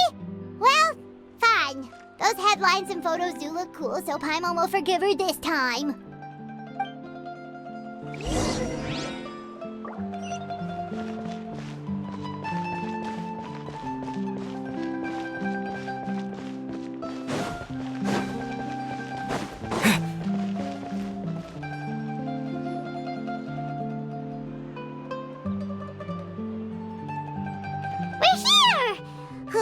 Paimon's hungry.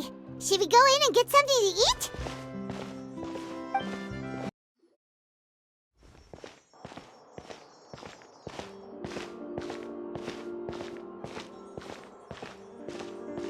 Hey, quick! Look! That's the limited edition only 16 slices a day cake!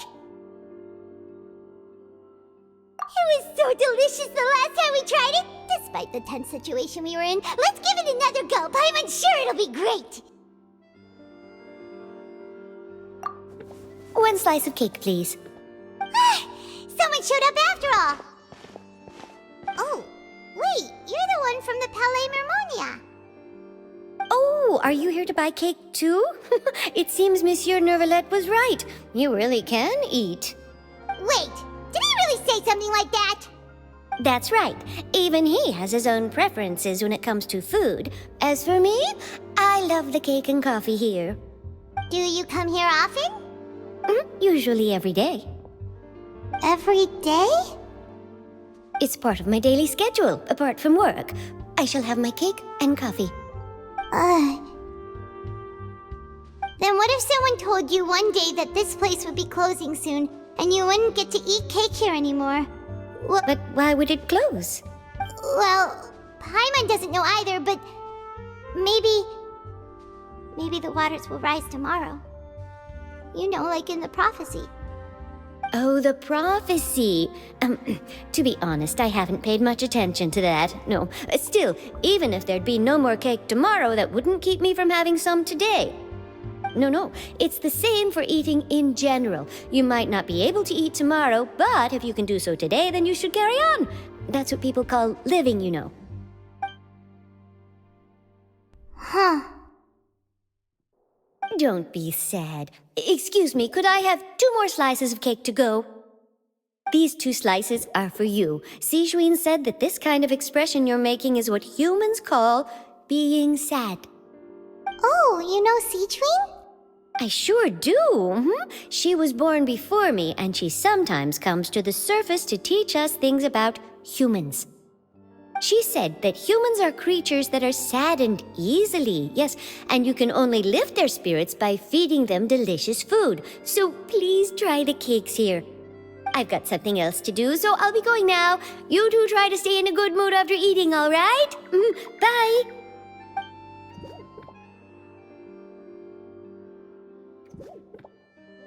And there she goes. All right, let's dig in. Paimon's sure this cake will be delicious.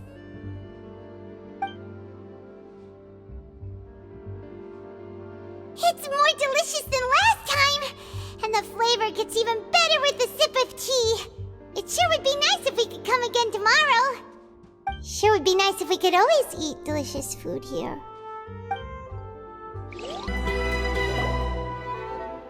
Wow! If it isn't the Traveler and Paimon! Oh, have you seen the article I wrote about you? Ha! You've got some nerve! You just used us to make some quick mora! Oh, you needn't worry about that. I heard that you were in Poisson some time back, so I sent you a letter to discuss just that. It appears you didn't receive it, though. It's all right, though. I've set aside the amount intended for you. I've even set the table with some food. Really? Oh, you're the best! You're almost a little too easy to win over, Paimon. If I were a journalist with ulterior motives, you'd be in trouble now, you know. Oh, Paimon knows you're not like that. Still, what brings you here all of a sudden? Were you looking for me? A friend of ours met you a while back, and when she mentioned it, we thought of coming to see you. Her name's Mona. Ah, so you know Miss Mona as well. She's a guest columnist for our paper. Really good one, too. She's so young and already such a brilliant astrologist. So she mentioned me? What did she say?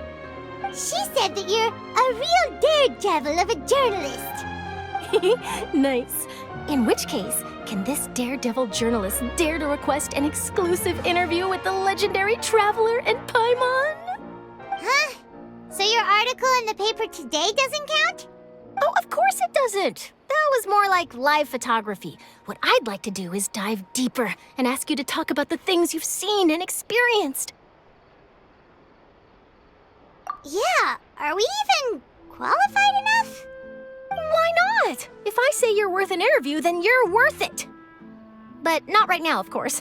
I'll need a few days to prepare. Oh, in that case, we'll just chat when you have the time then?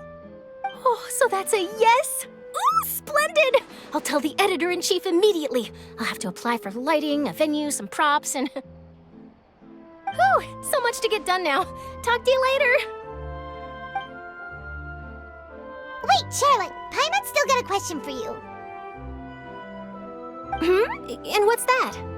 If, just for example, Fontaine were to be flooded tomorrow, what would you do today? Huh, that's the prophecy you're talking about, isn't it? I mean, I do hear about it often, but I've never once thought that the day could be tomorrow. If you're seriously asking, then I might try and think of a way to leave Fontaine. Oh, but I'm still a journalist first and foremost. That means I have a duty to be reporting from the scene. And secondly, I wouldn't forsake my homeland that easily. From what I've seen, most people don't know what they'd do should the worst come to pass. In truth, it might be better just to behave like normal rather than worry over such an end. So in all likelihood, I'd probably still be prepping at the office for that interview of ours. I know what you're thinking. That sounds a bit sad, but I've always believed that it's best to do what you enjoy. Just think about it.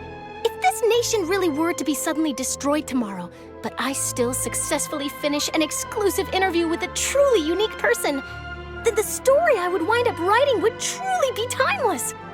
And then do you know what I'd do? Well, I'd write that story, send it for printing, and use messenger pigeons to get copies out to the various nations as soon as possible. I'm not a dreamer, nor am I a workaholic. But I do love my job, and I'd be proud of leaving such an article behind. I guess you could say that I was born to be a journalist. But anyway, that's my answer. And on that note, I'll get back to my preparations. That's so nice.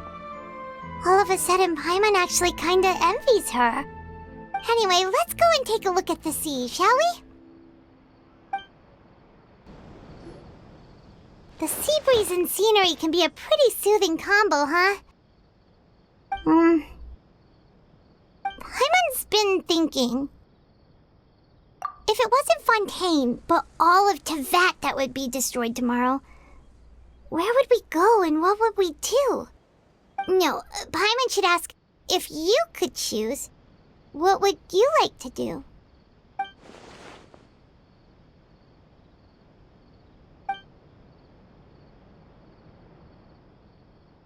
We've always been moving to the next destination, so we haven't spent much time thinking about these kinds of things. We didn't have to either, with us always being on the road and whatnot. You mean, still traveling?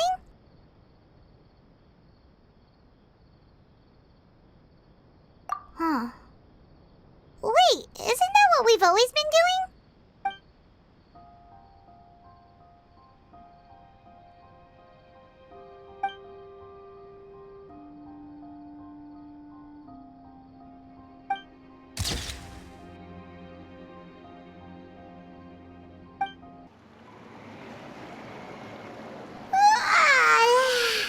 Feels like you'll grow mold if you stay here long enough. But it's still better than the Fortress of Mirapede, that's for sure. It's not only damp there, but salty too. Ah, so the two of you are still here. Wonderful. Oh, you're from the Palais Mermonia, aren't you? Yes, I'm Isadora. Monsieur Nervillet sent me to look for you two before. I heard that afterward you went to the Fortress of Mirapede. Not at all. I'm well aware that you're friends of his. Actually, I'm here to pass along a message from him. Yes, inside the Opera House. The Maréchaussée Phantom has declared the incident a small-scale riot. A riot? Well, that said, I don't personally think it was that serious. Lady Farina was watching a performance at the Opera House, and while she was resting during an intermission, some other audience members suddenly started harassing her, loudly accusing her of doing nothing about the prophecy crisis. And before she could respond, others started to join in. The crowd continued to grow, and protests against the Hydro Archon started to break out. So people have started to put the blame on Farina. Guess they finally found an outlet for the pressure they've been under due to the prophecy. I agree. People will naturally rely on gods, as is customary. But the moment people feel threatened, gods are also the first to be blamed. So what happened after that? Is Farina okay? Seeing that the situation was spiraling out of control and that further argument was pointless, she claimed that she'd gotten tired of this and left in a hurry. The Maréchaussée Phantom had their hands full maintaining order and did not catch where Lady Farina had gone. Only when things had stabilized did we realize that she had gone missing. So, you mean she's still missing? That's right. The Maréchaussée has dispatched many people to search for her, but we don't have any leads yet. That said, I don't think there's much to worry about. She is a god, after all. Even if she were to fall into the hands of rioters, what could ordinary people do to her? Good. Monsieur Nervillet sent me to tell you about the situation, but he didn't say anything else. Don't worry, this is more than enough to go on. Thanks for keeping us informed. Ah, is that so? Well, all right then. In that case, you two take care. I'll be heading back to the Palais now.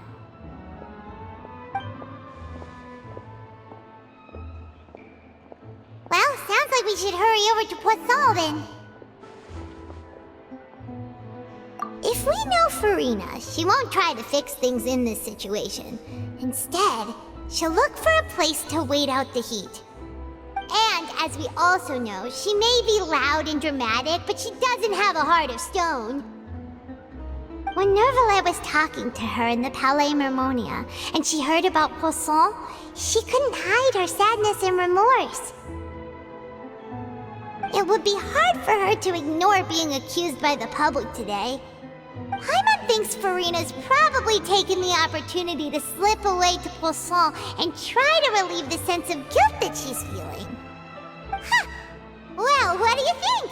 Paimon knows the answer, of course, but Paimon can do the analysis to back it up, too. Cool, huh?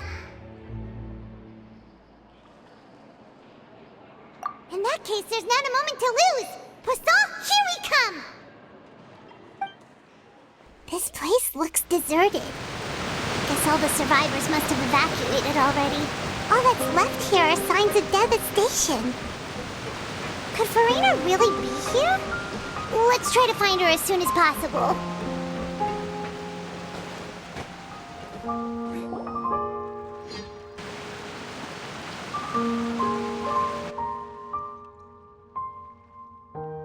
Ah, that's Farina, right over there. She really is here all on her own.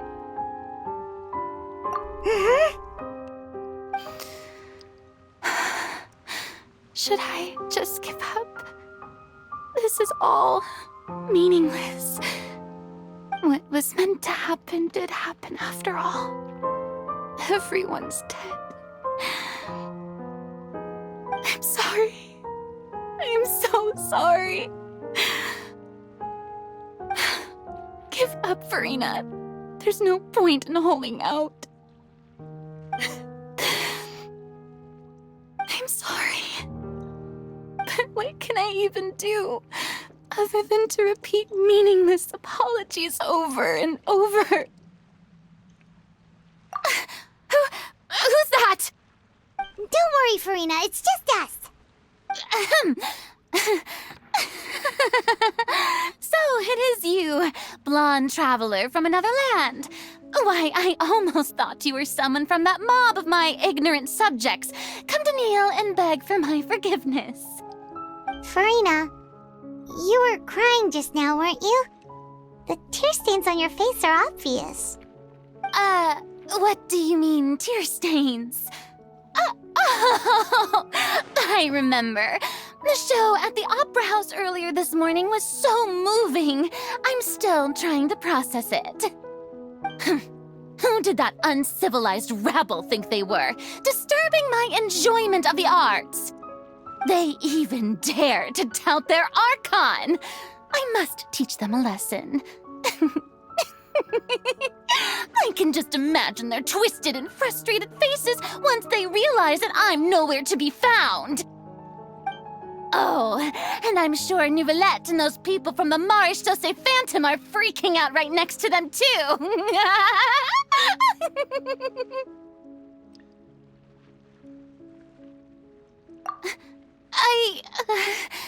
Of course not. Hey, there she is! The Hydro Archon's over there! Quick, after her! Farina, those people seem to be after you. They are... They're just some rabid fans who want to cut the line because they haven't been able to meet me in person, aren't they? That's against the rules. I can't let them get their way. Farina just ran off! Quick, we have to catch up with her!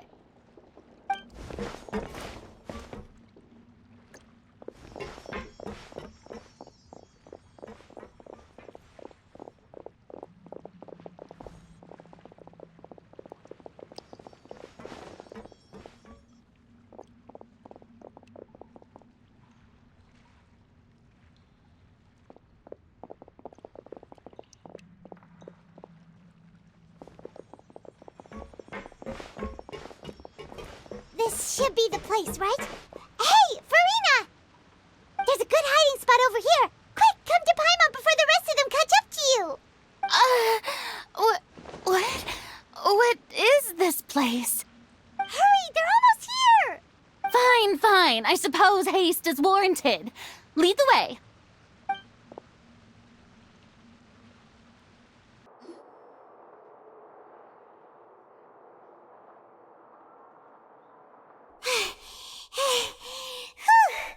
Paimon's exhausted.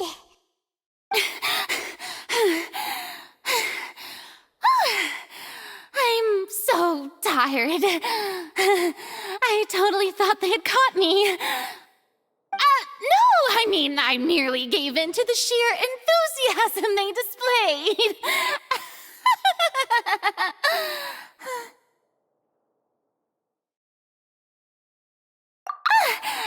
You're right. Yep, that's a good girl.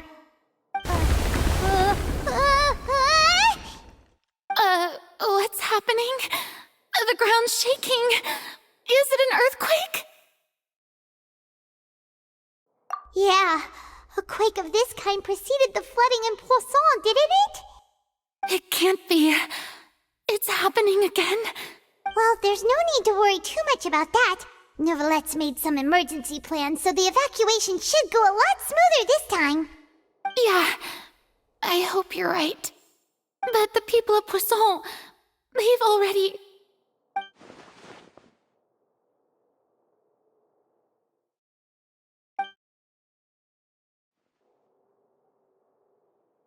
It's true. I've been investigating the prophecy for hundreds of years. I once had informants all over Tevat, searching for clues and feeding information back to me. I've tried all kinds of ways, too, to hold back the sea. Anything to keep the coastline from advancing. But all my efforts proved to be futile in the end.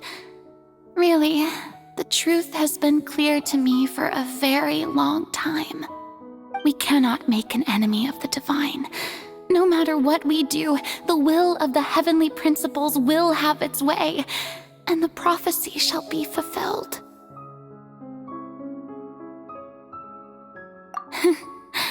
Give up. I do love the sound of that phrase. It would mean finally coming to terms with fate, but also for me to finally be free.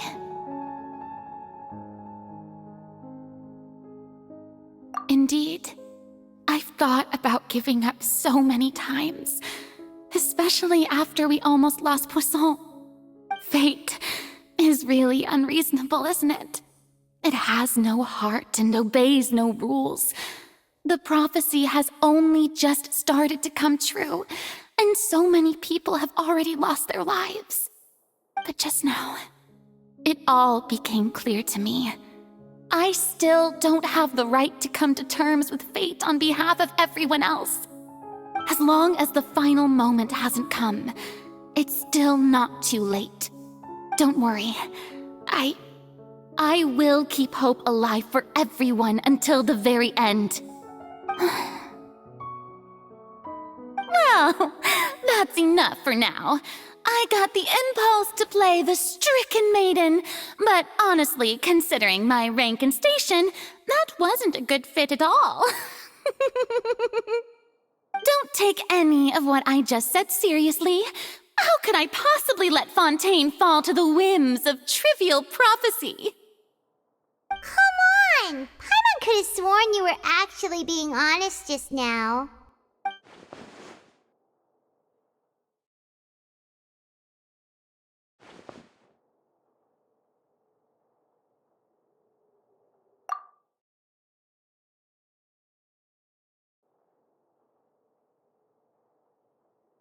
Share my burden. That's impossible. It was fated right from the start that this would be my duty alone.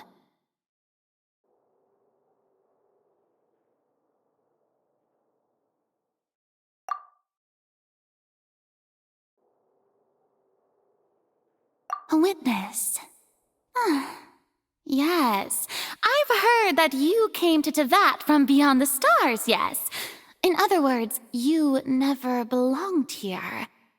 And if Tevat is, in its entirety, a show on a stage, then you're just a spectator, aren't you? If that's the case...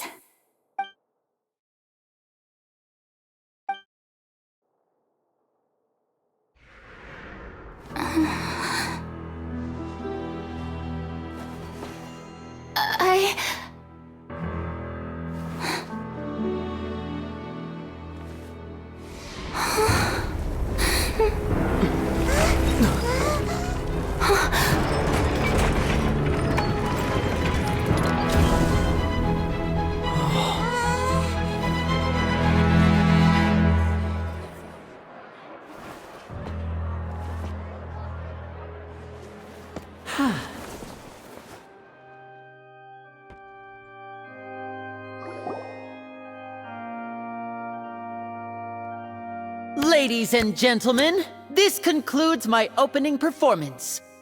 Now, without further ado, we may proceed to the trial of our god. So this is what it is. Yes, you deserve praise for the effort you took to raise the dramatic stakes. Do not forget, however, that I am Fosalor, the god of justice, the embodiment of justice itself. Does it not strike you as even the least bit absurd to bring the very concept of justice to trial? May I interpret these words as your refusal to stand trial? In that case, you will have the opportunity to defend your honor through a duel. You would draw your blade against a god?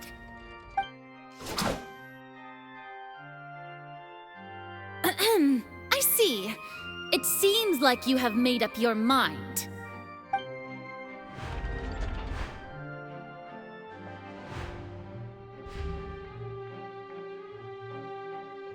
Paimon can't believe it. She just surrendered. What the heck is going on? Did I just see an Archon surrender to a human? Wow, how utterly humiliating. Lady Farina, what is the meaning of this? It would seem that there has been a misunderstanding. To be clear, the raising of both hands is not always an indication of surrender. Looking for excuses again, huh? I raised my hands just now to indicate my acceptance of the trial. No duel shall be necessary.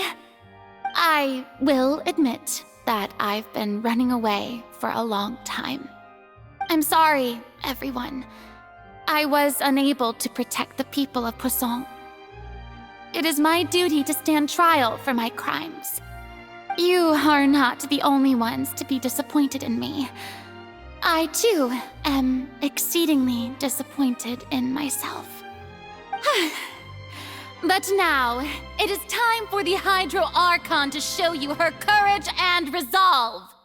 I, Farina, will use this trial to show the world the true meaning of justice! This time, I will protect you. Applaud and rejoice! One of the most outrageous and fantastical arcs known to the opera epiclese is now unfolding before your eyes.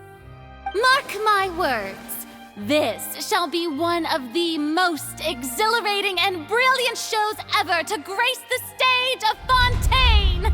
The trial of the Hydro Archon, Fosalor, will now begin! Woohoo! Oh, now we're making history! Why does it feel like Farina just took over the whole thing? Like, come on! Didn't she just get forced to stand trial for her crimes? Also, even though she's still acting super dramatic, she is taking this seriously this time, right? All right, then. Who will be my opponent in this trial? The court asks the prosecutor to please take the stand. Is that so? Very well. Then please speak, witness of Tivat, my accuser and fated opponent.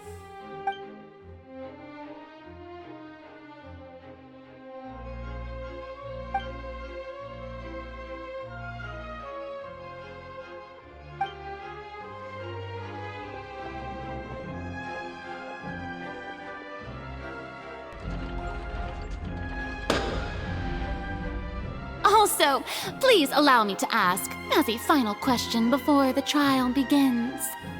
Just how much work did you do to force me onto this stage? Well, we did do a lot of prep after the meeting that day. I can go over the tasks assigned to the Spina di Rosula, since they were rather straightforward and easy. Navia, the president of the Spina di Rosula. Most of the people who participated in the disturbance this morning were my subordinates. They changed into plain clothes and came to the Opera House as regular audience members. waiting for the perfect opportunity to incite insurrection against you. The people's resentment against their Archon has been building as more and more of the prophecy is fulfilled. A spark was all we needed to turn smoldering anger into a flame. Moreover, according to our understanding and analysis of you, when something like that occurred, you would likely flee the scene and head to Poisson by yourself. So, we arranged for a second group to lie in wait there. So, you mean the ones who scoured the settlement for me were also from the Spina? And their goal was to force you to step into the giant magic box so you may personally participate in the greatest magic performance in all of Fontainian history. That's right. That house was a magic box, rather than someone's residence. As the super ultimate version of the setup that I used when I first performed at the Opera Epiclese, the volume of the box was increased by a whole order of magnitude, and the distance it traversed was the entire gap between Poisson and Aranias. Its cargo, of course, was an Archon instead of a human. My thanks, Farina. Without your help, we could never have pulled off such an extraordinary performance. You're welcome? Of course, this performance was only made possible with Father's support. The House of the Hearth spent a massive amount of labor in Mora to pull this off. We had to select a location, construct the giant magic box, dig a tunnel, and open up a path through the water. It was a lot of work for all of us. So, in other words, the earthquake that we felt within the giant magic box was just a normal tremor from the transportation of the whole house? That's right. It wasn't a sign of another disaster to come. Then, I can guess Nervilette and Cloran's parts. You gathered a crowd, prepared a stage, and made sure that the champion duelist would be immediately ready for a fight. Also that as soon as I appeared on the stage, the trial may commence without a hitch. Am I right? Yes, that is correct. Well, Clorand, I must commend you for your courage. Only the most outstanding champion duelist in all of Fontaine would accept a duel with an Archon without flinching. Thank you. As for you, Traveler, I suppose your role was to keep me distracted with conversation once you found me in Poisson. You'd make sure that I didn't notice anything amiss before revealing yourself as my prosecutor once we'd arrived onto the stage. Oh?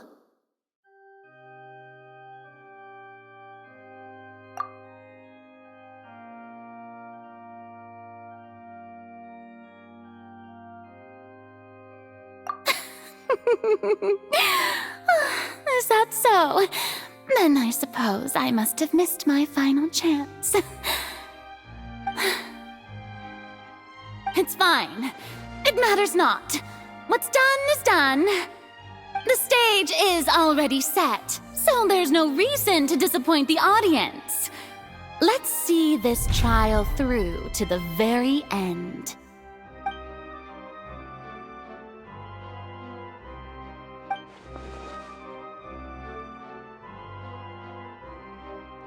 Sir Prosecutor, please allow me to pass this along. This is a document that Miss Charlotte applied for and received permission to share with you during the trial. According to her, it should speed up the proceedings. Huh? Charlotte wanted to give us something? Oh, so she's here too! Hey, Charlotte! Oh, let Paimon see. Isn't this the exclusive interview that she did with us before? So she's already finished it, huh? Wait, then that means this document is a perfect timeline of everything that's happened ever since we stepped foot in Fontaine! So in other words, we can refer to this anthology of evidence every time we want to use something from our journey as evidence for an argument! Let's quickly confirm the information in it. Just think of it as a refresher, alright?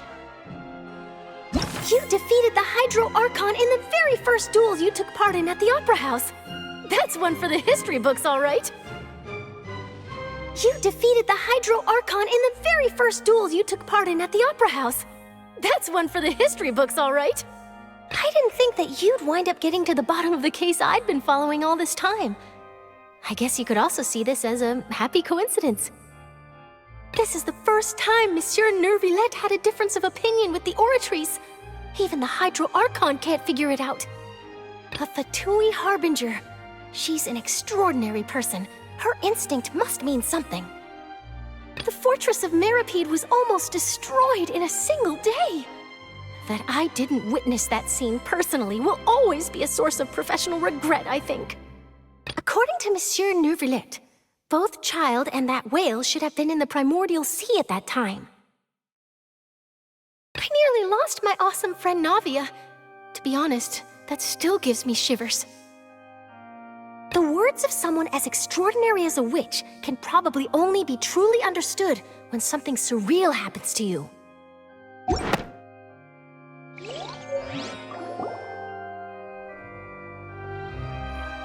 The prosecution and the defense are both in position. The trial shall now begin. Oh, come on, Nervillette. There's no need to repeat all the unimportant legalese.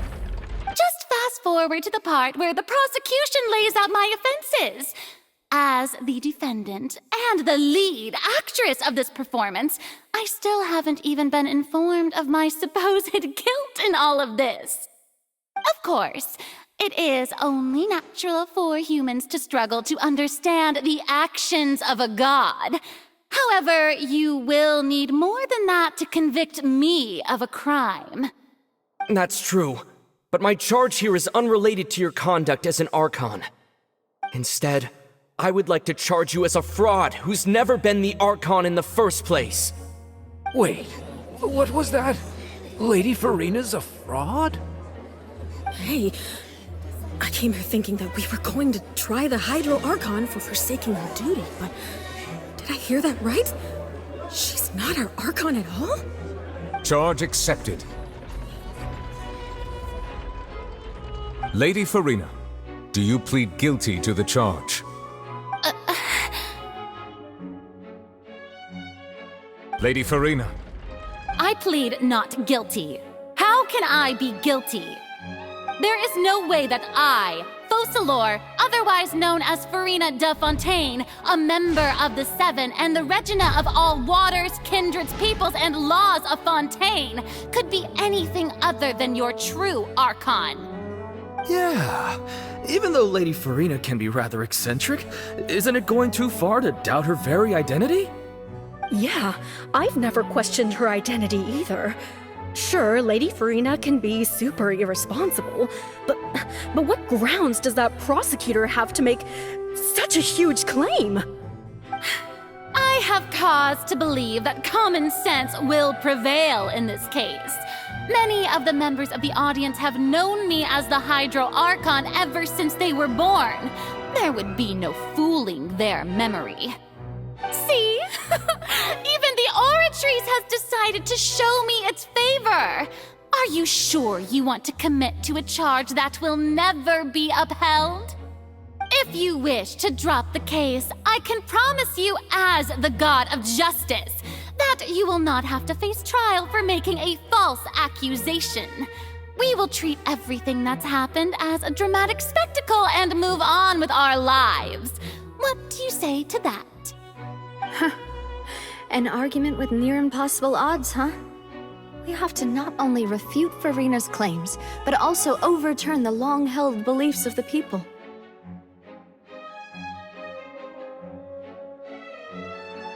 Well, I tried to give you the chance to surrender.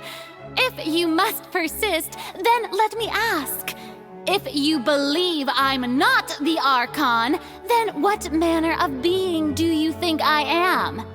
And if I was not the Archon, then how did I manage to live for over 500 years? First of all, you may be a member of another long-lived race, which would allow you to naturally possess an extended lifespan. And second of all, even if that wasn't the case, there could be other ways to extend your life. Who gave you that idea? Was it the knave? You'd sink so low as to use a harbinger's words against me.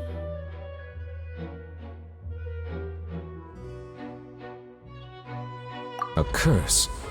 I once thought it possible that the aura of an Archon might naturally resemble a type of curse. But in light of this claim, perhaps what I sensed was not your divinity, but a curse after all. Neuvillette sensed it too, huh?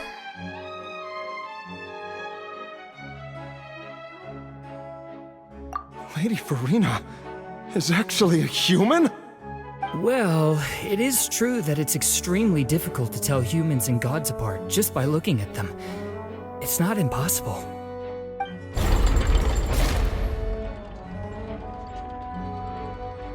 Well, don't start celebrating too early now. Even if I have been carrying a curse like you said, how does that prove that I am merely a human being? Besides, everyone knows that the main difference between a human and a god is the possession of authority. Gods can do what humans cannot. That's why they're worshipped as gods. For centuries, manifestations of my authority have served the nation of Fontaine. One need only to turn their eyes towards the Oratrice Mécanique d'Analyse Cardinal in this very opera house, or consider the indemnitium that is used in every aspect of life.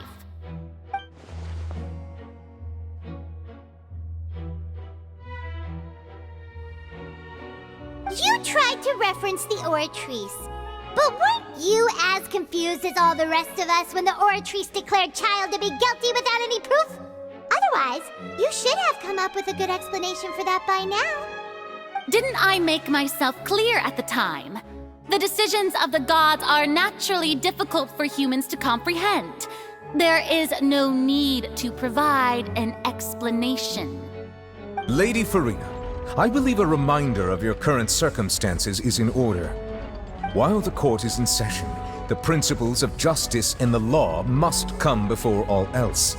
While you are an Archon, you are also first and foremost the defendant in this trial. You will prove yourself unable to defend against the prosecution's charges if you continue to withhold vital information against the rules of the court. I never thought you'd use that kind of rhetoric against me. That was no trick of rhetoric, Lady Farina. I've merely reiterated the rules of the court. Rules that all should respect and follow. So, you neither knew why Child was declared guilty, nor did you understand the structure and operations of the Oratrice.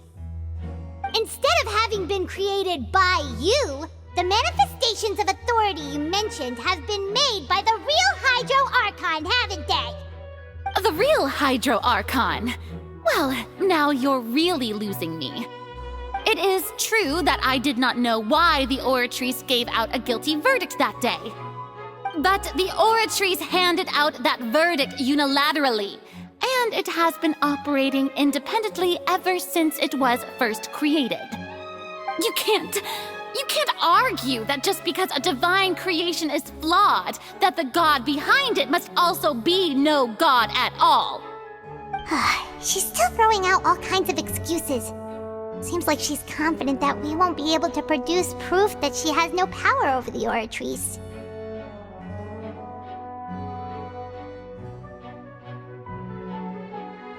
My power as an Archon. There are many ordinary citizens in the audience. How can I just carelessly demonstrate the formidable power of an Archon? If that poses a concern, I'm prepared to extend my protection to the audience. You don't need to go that far.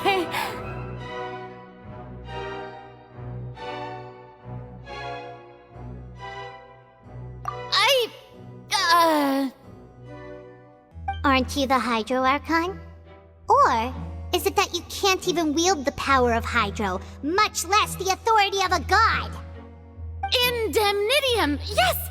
It's all because of Indemnitium! All Archons derive their power from the faith of the people, and I've converted the people's faith in justice into Indemnitium! Thus did I give up all of my divine power to provide everyone with energy for their daily lives. Have you ever seen a more magnanimous god? Isn't that a huge stretch? Yeah, no matter how generous an Archon can be, how could they give up all their power? Can a god with no power even still be called a god? It seems like nobody's buying Furina's excuse. Hey, come now, everyone! Please don't stare at me as if I was a liar! I'm still the same Furina you knew, right? The one that you loved! Shouldn't you want to believe in me? Please? You've got to believe me! If what the prosecutor said is true, she really has committed a grave offense. Did she deceive all of us? And all of our parents and grandparents too? And all of our ancestors? Ever since they were born? Enough! That's enough. Tell me then, if I'm not the real Hydro Archon, then who is? If you have no evidence of another Hydro Archon's existence, nor can you find anyone who can back up their claim to be such, then what grounds have you to say that I'm not actually the real deal? Wow, she came up with yet another argument. How can we refute her now? Seems like...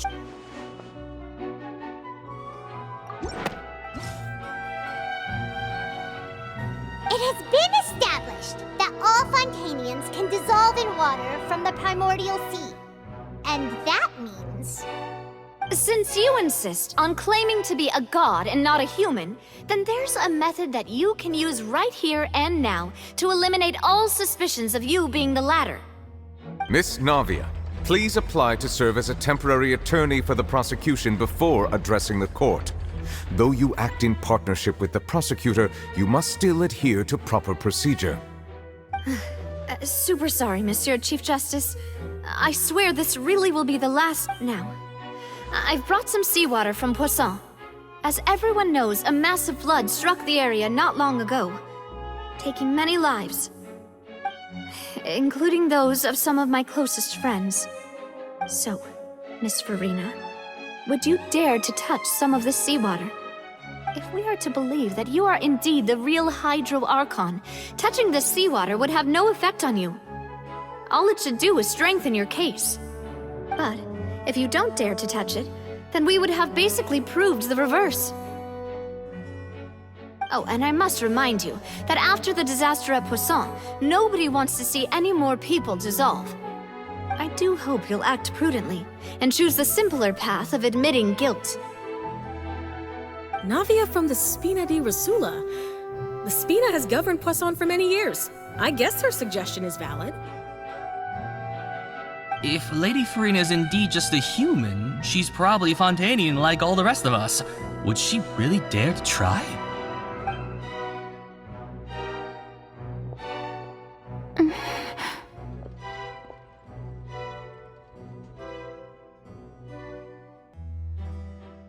Lady Furina, this test has been unilaterally proposed by the prosecution.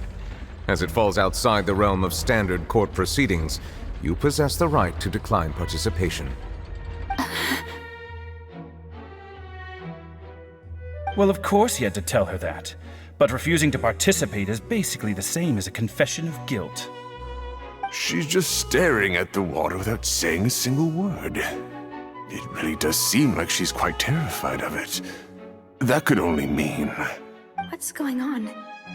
Is she really planning to...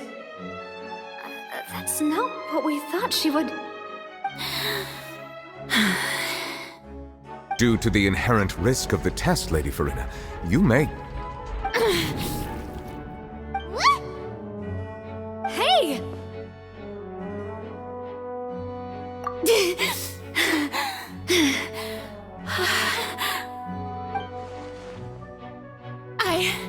I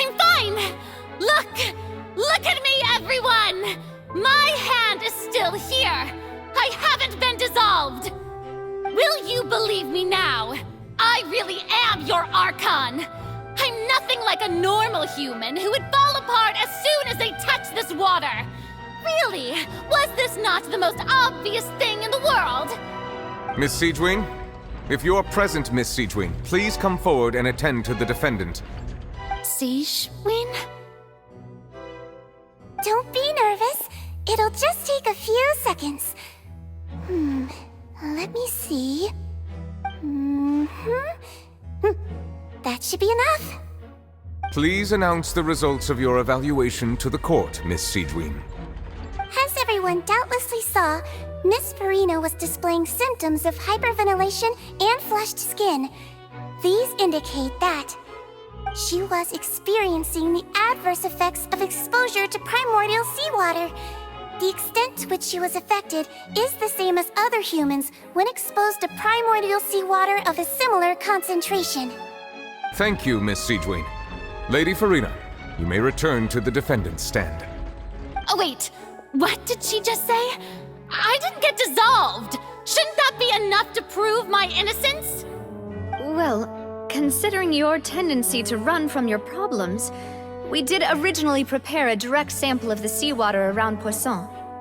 However, after extensive discussion, we exchanged it for a sample that is not... We don't want anyone else to lose their life to the sea. Yeah, so out of regard for Farina's life, you secured a low-concentration sample and asked the head nurse to serve as an expert witness. It's a great thing that the direct sample wasn't actually used. Farina could have... I can't believe... You...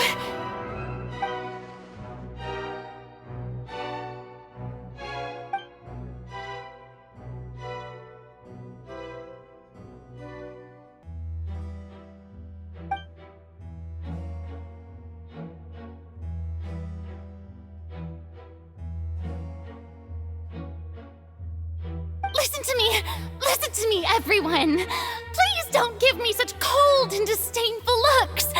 What happened just now didn't prove a single thing! Think about it! How can you conclusively prove that an Archon can't also be affected by the primordial seawater? Also, if I was really just a human, why would I dare to just put my hand in that kind of water?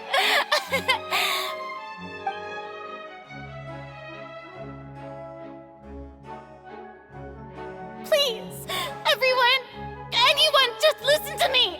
I swear, I really am your Archon!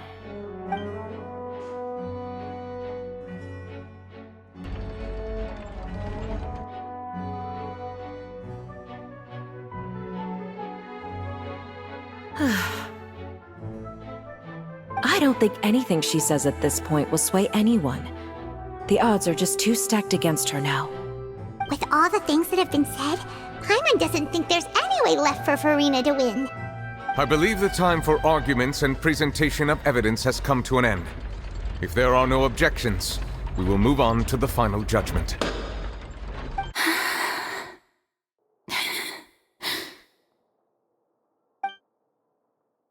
I don't think anything she says at this point will sway her. She's too stacked against her now.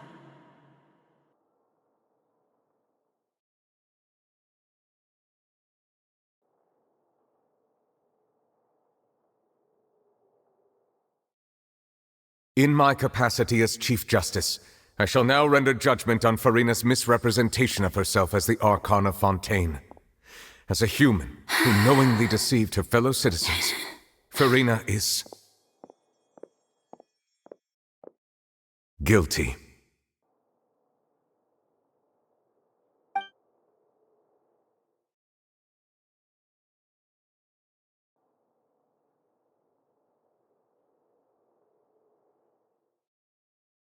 We shall now turn to the Oratrice Mécanique d'Analyse Cardinale to render the final verdict on the charges.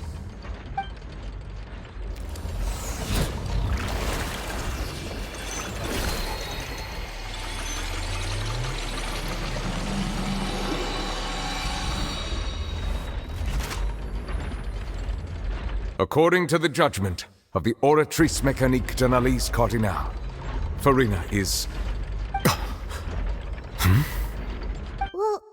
What's wrong? What's the Oratrice's verdict?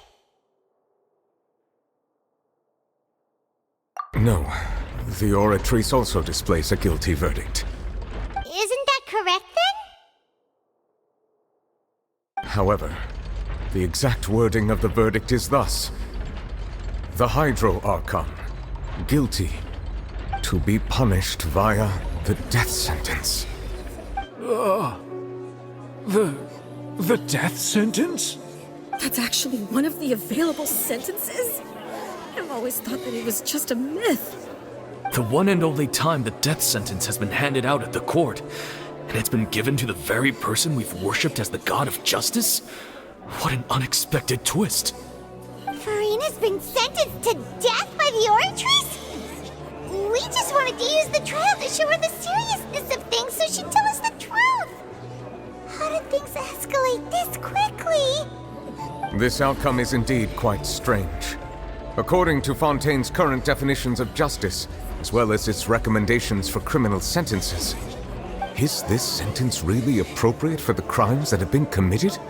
Yeah! Even Fauché wasn't sentenced to death by the Oratrice. You know, the real evil mastermind behind the serial disappearances case. Indeed.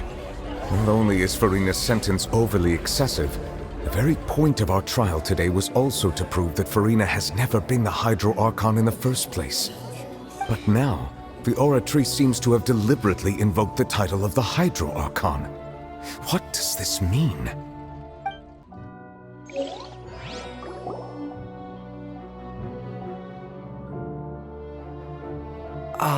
Excuse me, if I may interrupt. Is the trial still going? Fremine!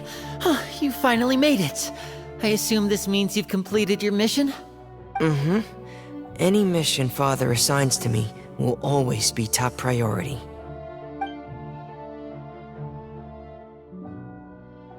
Is that the first prophecy slate? Huh. So the knave privately arranged for Fremine to try and find the missing slate.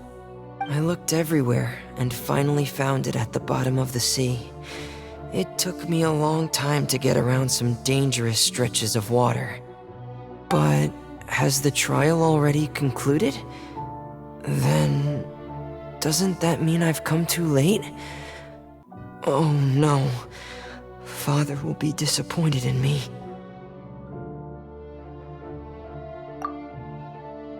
Thank you for your hard work, Mr. Fremine.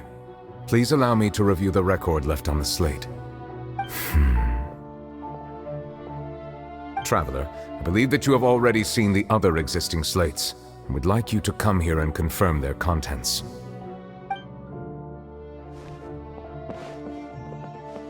Huh? So what do you see? What is it?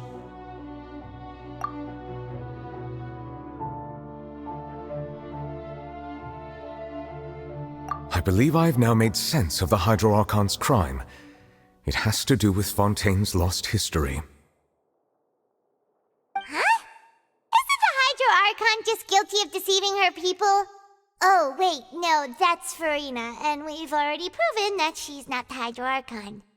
So when you say Hydro Archon, do you mean the real Hydro Archon we've been kinda talking about? In truth, everything that you've encountered in Fontaine up until this point can be traced back to the contents of these stone slates. However, I'm uncertain as to how much sense they currently make to you. Okay, let's try to recall the contents of the other 3 stone slates. Paimon will do her best to help you remember. The first stone slate describes what you just said. It seems to show the previous Hydro Archon using her divine power, and then the Oceanids turn into humans. Does that mean that Fontainians are transformed Oceanids? Oh, Paimon wasn't expecting that. But if Oceanids can turn into humans, then perhaps this process can be reversed as well. The second stone slate shows Celestia floating in the sky, and the Hydro Archon and her people worshipping it together. But the heavens still brought judgment down upon them. This must be the point when the Hydro Archon and the Fontainians were branded with their original sin. Does this mean that the original sin and the Hydro Archon sin are the same thing? The third slate shows the Hydro Archon sinking into the sea surrounded by many people. That reminds Paimon, didn't we also watch that happen to someone else? Well, the fourth slate is the prophecy the Fontainians have been talking about. People dissolving into the sea, the Hydro Archon crying on her throne, and so on. We didn't believe that such a crazy disaster could happen at first, did we? But after that incident, it was just a question of when and not if.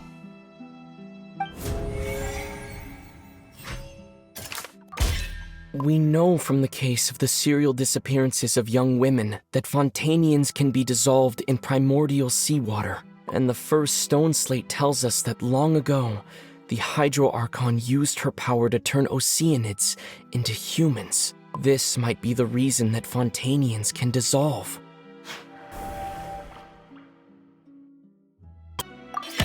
Perhaps what is about to take place has all happened before. The true sin of the Hydro Archon that Nervalette mentioned, and the original sin cast down on the people of Fontaine by Celestia, as recorded on the stone slates. It's not as simple as falling into the sea. When Navia fell into the sea, her consciousness was subjected to judgment. The stone slates show the people gathered around the Hydro Archon in the sea. Could that be alluding to the same thing?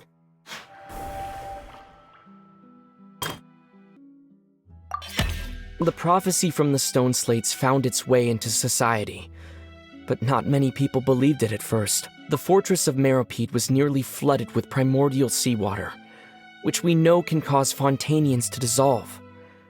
It seems increasingly likely that the prophecy may come true. If we hadn't dealt with it in time, things could have gone very badly. They'll dissolve into the primordial sea but won't cease to exist. Their essence will flow in the seawater, converge, and take the form of an Oceanid. The Hydro Archon was sentenced to death in court, shocking everyone present. Perhaps this means that her sin was actually Fontaine's original sin. Navia fell into the water inside those ruins, and she nearly dissolved. She was surrounded by the people of Poisson in a court within her consciousness, and was forced to take part in a trial meant to make her stay. The eruption of the primordial sea at the fortress of Meropide was the surest sign that the prophecy was about to come to pass no matter what. The stone slate's content can all be verified by recent events. If we combine what we know together, loads of truths should come to light.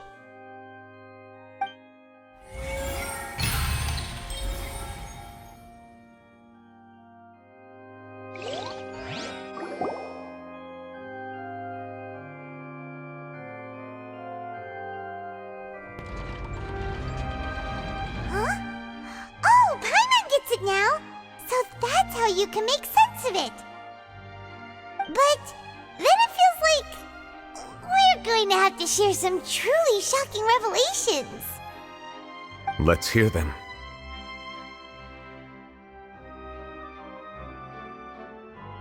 Incredible. Linny, did you hear that? We're not real humans. All Fontainians were originally created by the late previous Hydro Archon, with Oceanids as their basis. The evidence for that can be found in how only Fontainians could dissolve in primordial seawater, and how all the girls Vacher dissolved were also turned into Oceanids. Oh, and according to Navia, when she was about to get dissolved, she also saw everyone gathered around for a trial. All of them in the shape of Oceanids. Indeed.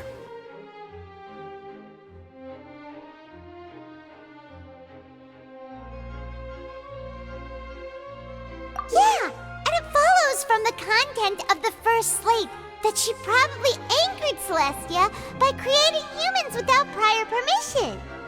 That could also explain why the Oratrice judged the Hydro Archon to be guilty. It's to account for that ancient sin. The Hydro Archon's true sin was creating us?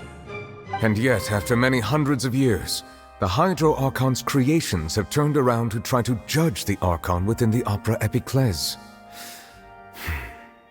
The twists of history are often the most unexpected of all. Yeah, isn't the image here just like when Navia fell into the sea?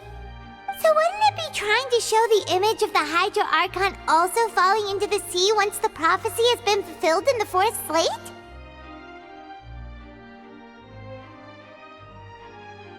In the end, the people will all be dissolved into the waters, and only the Hydro Archon will remain weeping on her throne. Only then will the sins of the people of Fontaine be washed away. Did Paimon get all that right? You've made some keen deductions. I must say, given how much you still don't know, it is impressive that you've already managed to connect so many pieces of the truth. However, while you were able to decode all the information on the slates, they've also been etched with an additional layer of hidden information using a different power source. When we were at the ruins, I tried to decipher the hidden information recorded in the slates. But since we only had 3 slates at the time, I was unable to come to a full conclusion. Now that the slate collection is complete, I shall make another attempt to decipher the narrative recorded within. If everything goes well, we should finally be informed of the unadulterated truth.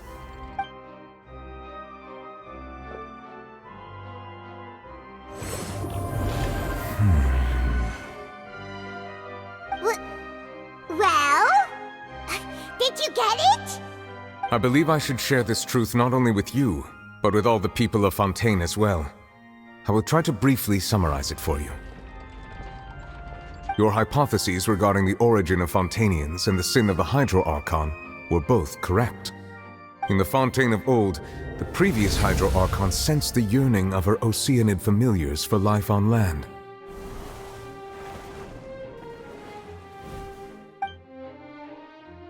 The Oceanids were enamored with the beauty and romanticism of human beings, and wishing to have those experiences for themselves, expressed to the Hydro Archon their desire to become of a similar kind.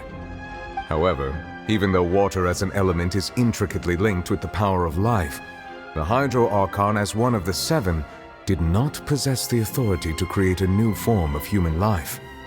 Not one to give in, she eventually found a way to create permanent humanoid bodies for her familiars by appropriating the power of this planet's primordial sea. She poured primordial seawater into the Oceanids' blood vessels, creating humanoid mimics in the process.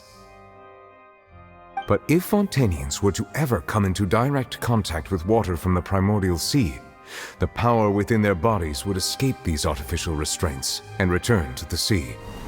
As a result, their forms would collapse, and they would be reverted to their original forms as Oceanids. Of course, the Hydro Archon never received permission from the heavenly principles to create a new human race. And thus, the Hydro Archon and all of her creations came to shoulder the original sin of appropriating the power of the primordial sea. That is the true history of how the people of Fontaine first came into being. So we were all Oceanids before we turned into human beings? That's way too much information for me. I think I'm just going to pretend that I never heard a single thing. Wait, but if that's the truth, we can't let the Hydro Archon be sentenced to death. After all, her only sin was creating us. This really might be too much information for your regular Fontainian, but it does answer a lot of our questions. Alas, your hypothesis regarding the 3rd and 4th stone slates was inaccurate. The slates' respective positions are, in fact, correct. A key point of the visual on the 3rd slate is how all the individuals depicted in the water are humans rather than Oceanids. They have not been dissolved, which implies that the water depicted in this slate is not water from the primordial sea. The nation of Fontaine is the nation of Hydro, as well as the nation of Trials and Justice. Instead of being the literal element, the water in the scene symbolizes judgment and justice. You may also recall Navia's experience. When she fell into the sea, her consciousness was surrounded by that of many others who intended to hold a trial to determine her fate. Therefore, the meaning of the third slate is that the people of Fontaine shall try the Hydro Archon at the court of justice. Yes, it refers to our present situation. I think I'm following now. So, what you're saying is, even though we decided to put on this trial to avoid fulfilling the prophecy, in truth, everything we've done has happened exactly as the prophecy foretold. So now, it seems, we're the ones making sure it comes true. What should we do? Huh. No matter what, the prophecy will be fulfilled. Is this what it feels like to be a prisoner of fate? If that's the case, does that mean the scene in the fourth slate will also be fulfilled soon? Traveler, I would like to point out another small fallacy in your deductions. About the fourth slate, you probably thought that the eruption of primordial seawater beneath the fortress of Meripede served as the surest sign that the prophecy was about to come to pass, yes? However, I believe that rather than being a sure sign, that eruption could in fact only be a small warning of something far worse to come. As for the root cause of the catastrophe, I believe you've already encountered it once before.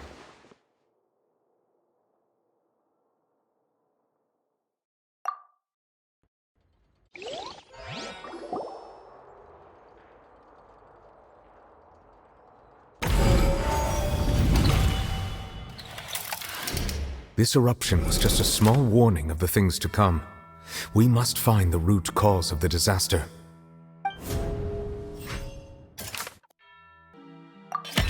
It was both dream and reality.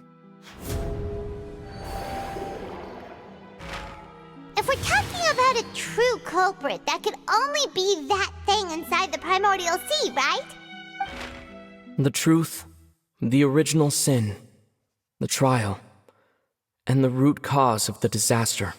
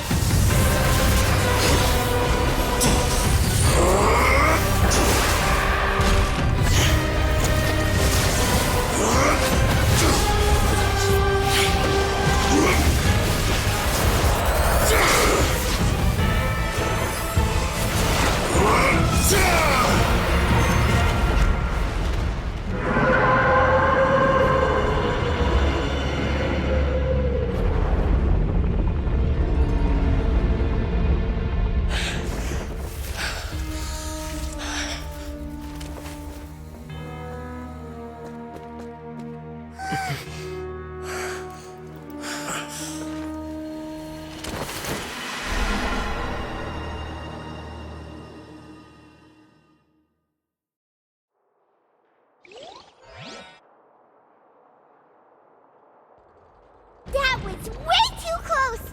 How did that thing just burst into the Opera House?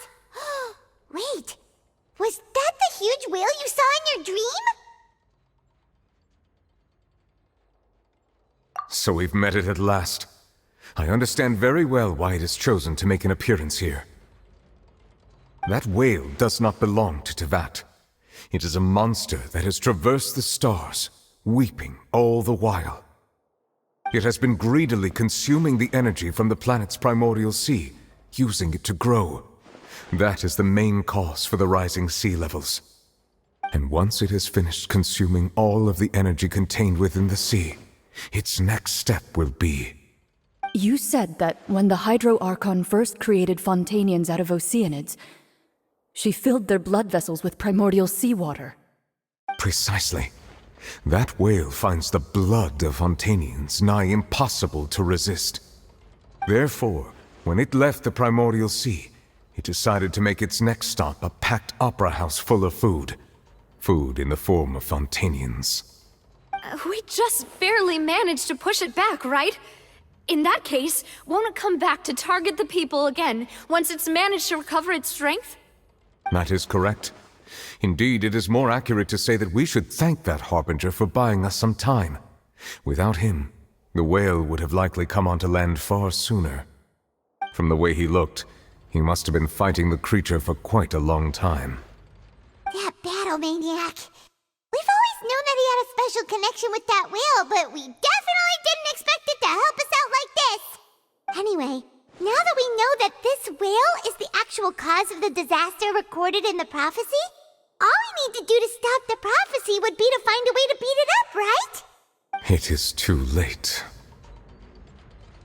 It had already absorbed too much of the primordial sea's energy before we could notice it. At this point, it has become practically integrated with the sea itself. Even if the entirety of Tevat were to be destroyed, it could still survive and swim off towards some other world. That's not something I will accept.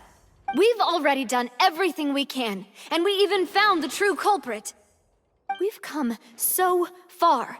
You can't just tell me that the last hurdle is some impossible foe. That's just not fair. Indeed, that's not how a grand performance should end. I'll fight it to the end, no matter what. So the prophecy will be fulfilled no matter what, huh?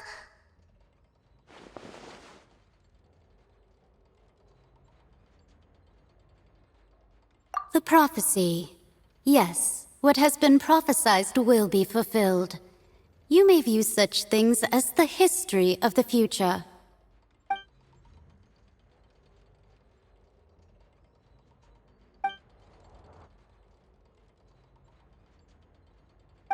Just as prophecies are usually only the future as seen from the perspectives of the gods, could things be happening in hidden corners where the gods' gaze does not fall? Ultimately, fate shall serve as your only guide, no matter what will happen in Tevat's future. All you need to do is to play your part.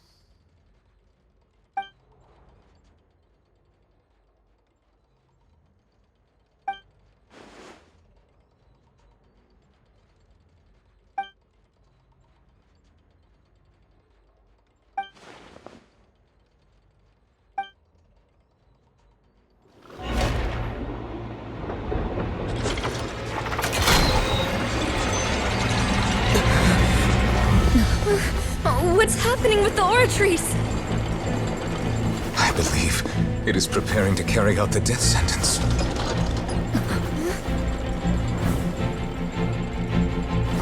Farina!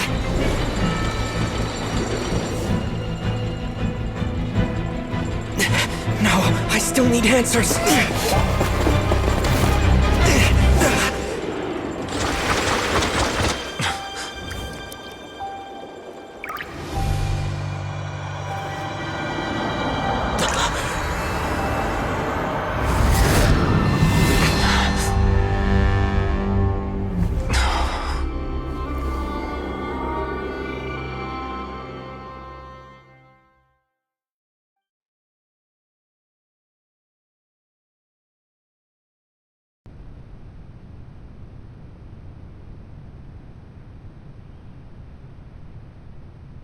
You...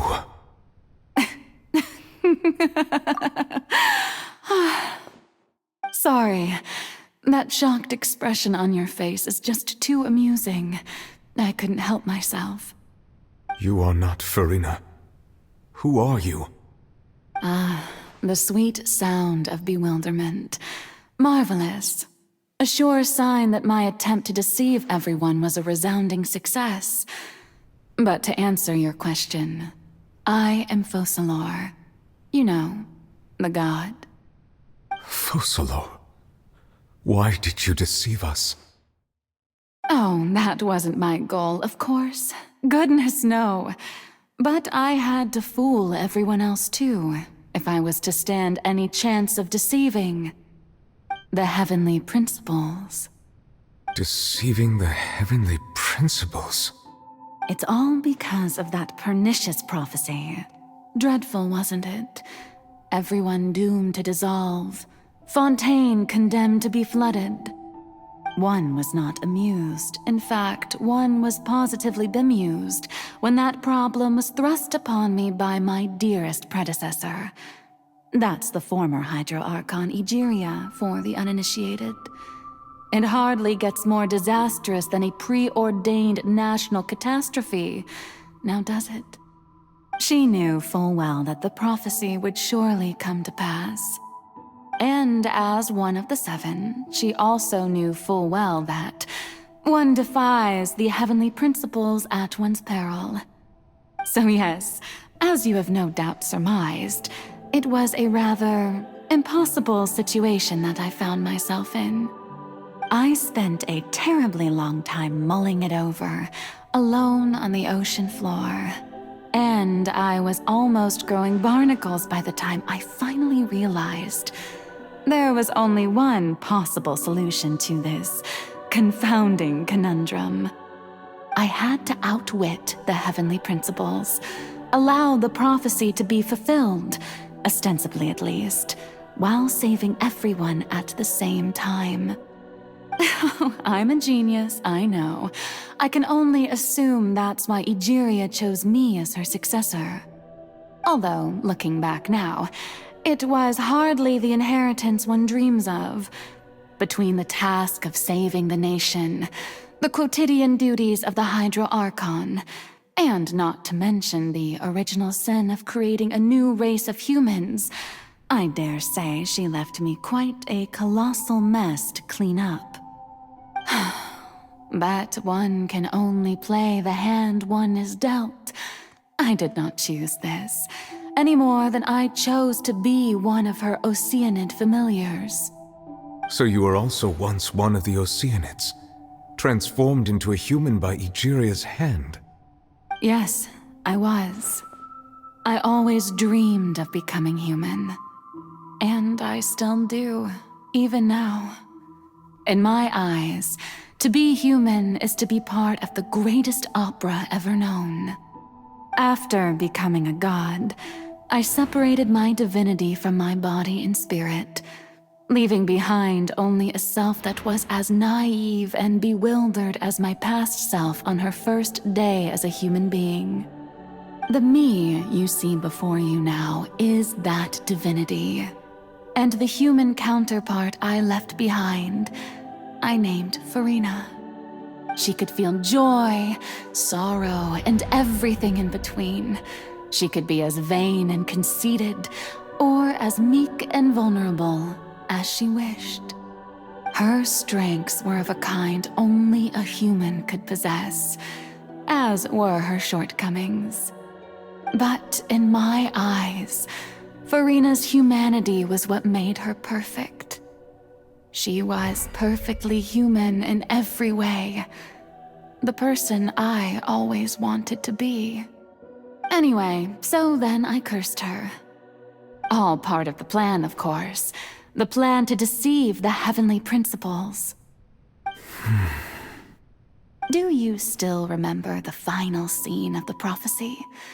The Hydra Archon alone, weeping on her throne. In order that the prophecy might appear fulfilled, I invited Furina to be an actress, to play the part of the Hydro Archon in the prophecy. Under the curse I placed on her, so long as I, Focalor's divinity, continued to exist, she could not die. But nor was she free to live her life in the pursuit of happiness. Instead, she was forced to take the stage in the opera house, to embrace the role of leading lady, to forever play the part of the god from the prophecy, all to create a deceitful appearance of that prophecy coming to pass. I suppose now you probably understand why your court is called the Opera Epiclese. But Farina is only human, isn't she? Even though she has had a long life, her mind is no stronger than that of any other ordinary human being. I cannot begin to fathom what she has had to endure. It must have been torture for her. It has indeed. And although she is, in a sense, me in human form, I most definitely owe her an apology for it. It's been 500 years, and all along, she's been playing her part in the most unimaginably long, unbearably lonely, and agonizingly painful opera of all time.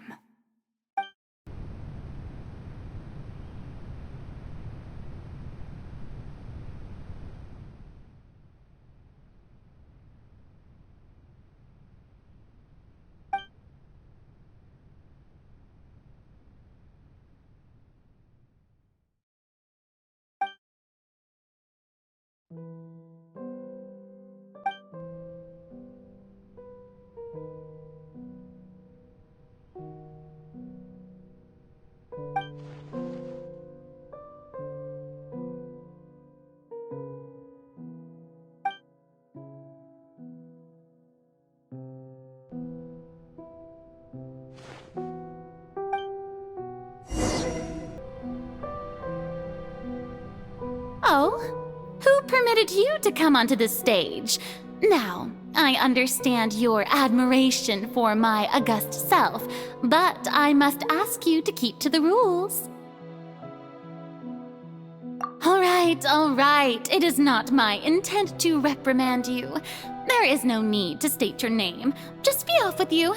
Do not distract me from my performance. Oh, do not jest. Can you not feel it? I am Focalor. The eyes of countless Fontainians are upon me. I must, at all times, display the utmost elegance and nobility.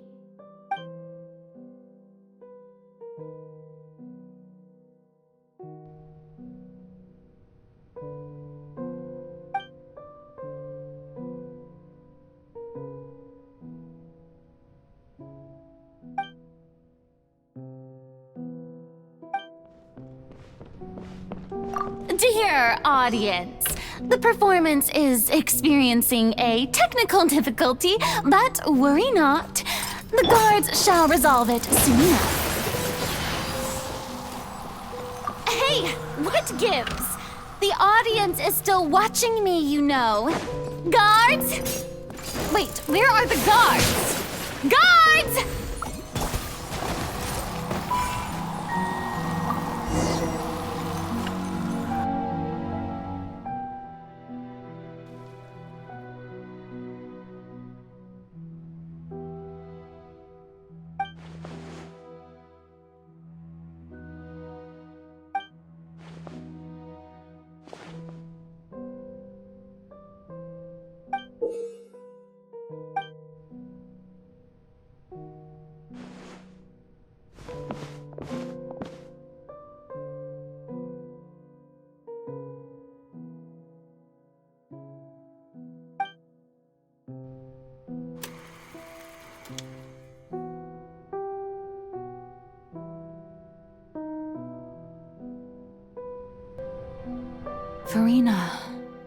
Farina.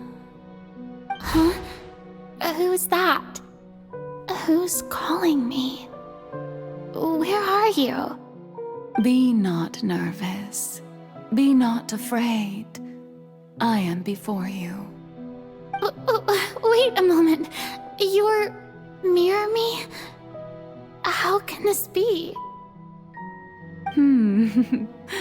Mirror you, huh? You know what? That's not bad. Let's go with that. Mirror me. What do you wish to say? The prophecy. Have you heard of it? What prophecy? Wait. I know. I don't know why, but it's in my head somehow. The people will all be dissolved into the waters, and only the Hydro Archon will remain, weeping on her throne. Only then will the sins of the people of Fontaine be washed away. Oh, very good. You know it well. What's going on? I can't seem to remember anything clearly. The only thing I know for sure is this prophecy. Will it really come to pass? Yes, it will. And that is why I've come to you. Disaster will come to Fontaine sooner or later. Things will develop just as the prophecy declared. There is no escaping it. But doesn't that mean everyone will die? I'm a Fontainian just like them. Will I dissolve too? Oh, don't worry. Magical meetings exist in this world precisely to give people a chance to turn things around. It is the reason why you met me today. I will tell you how to save everyone, but you may have to suffer somewhat. Oh, so there's still hope after all. Goodness, you frightened me. You spoke so much and with so much certainty. As for the suffering, well, I will admit that the first thing that came to mind was, why do I have to be the one to suffer? But if the prophecy will come true, I'll also die anyway, right? So if I've already met you as my magical meeting in this world, if there were scales, with all the people of Fontaine on one side, and my pain on the other, is it not obvious where the scales should tilt? You truly are the perfect human, my ideal. I suppose this would also be the justice that belongs to you. Huh? Don't worry, it's nothing. Listen well. Fontaine has just lost its Hydro Archon.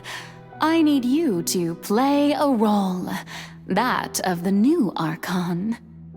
Play as a god?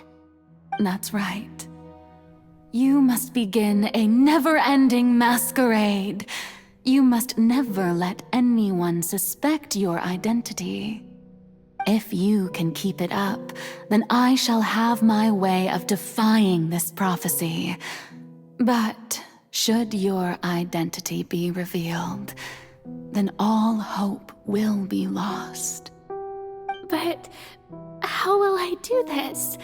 A human assuming the role of a god without being exposed. Don't worry. What you must do is not to turn yourself into a real god. You simply need to play the role of a god as humans imagine them to be. Being a human yourself, I'm sure you already know what such an entity would be like. Remember, your true challenge will not be pursuing divinity, but contending against humanity. I'm still not sure I understand, but I'll try. I'll try to do this. So, how long am I going to have to play this role? To accomplish this mission, you will have to stay on the stage for many, many years. You will endure and not grow old until your task ends. But I promise you, all will eventually end in a magnificent and dramatic trial, and everyone will be saved. A trial, huh? How exciting. I'll be looking forward to it.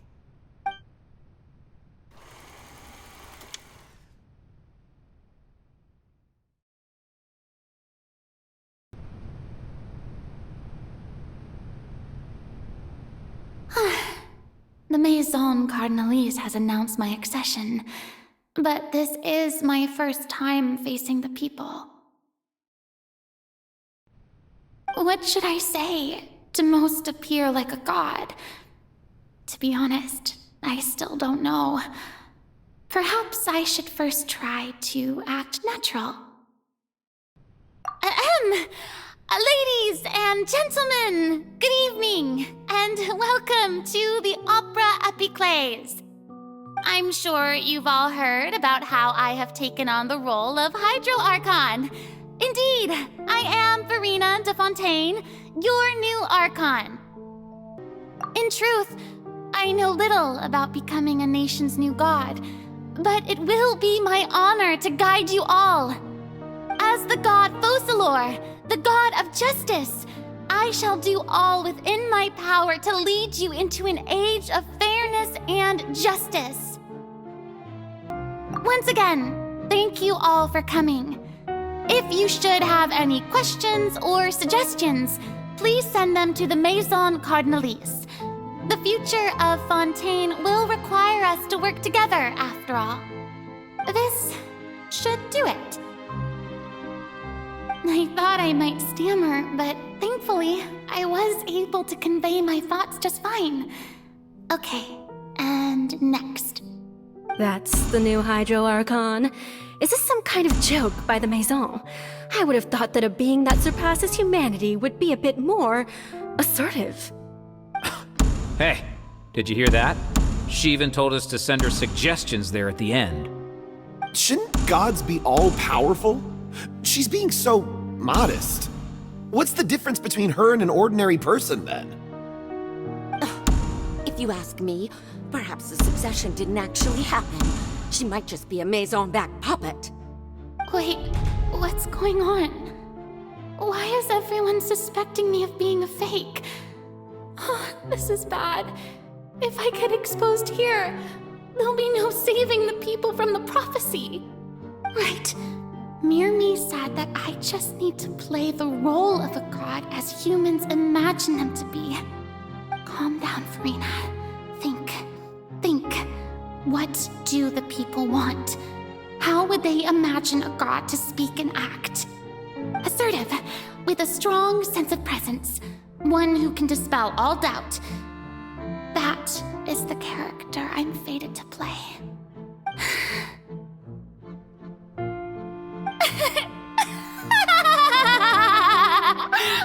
Oh, very good, my people. Only ones such as you are deserving of my rule. Now, I was wondering if some weak puppet were to one day come onto the stage and claim ownership of this opera house, would the children of Fontaine follow them? Well, it seems that you would all see right through them. Having passed my test, you are qualified to witness wondrous trials alongside my august self, here in this opera house.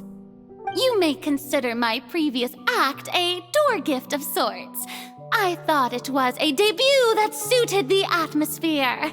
Now then, let us be reintroduced. Ah, so that was just a performance. How could I have forgotten that we were inside an opera house? Her personality. It's quite shocking, to be honest, but I suppose it's a better look than before. Such a fascinating and bold deity. How wonderful! Our future may yet be bright after all. It seems I've turned them around. Best follow this flow and restart my accession speech. My dear people, whether you acknowledge me or not, whether you trust me or nay, I say to you, keep faith in your ardor for justice. We have heard it said that this nation's sins can no longer be washed away. Well, I say that justice is most fragrant when it blooms amid sin. The scales of justice should not weigh heavy in the hands of its God. On one side, it must carry fairness and justice. And on the other, praise and applause. May law be the prayer on our lips. May judgment be our worship. Let us light the fires and drink to the future of Fontaine. There is no trouble in this world that justice cannot solve. All that is needed is for you, my people, to believe in it, heart and soul. So long as I, the Archon Focalor, stand within the Opera Epiclese, so long as I stand before the Oratrice, I shall even judge the gods of this world!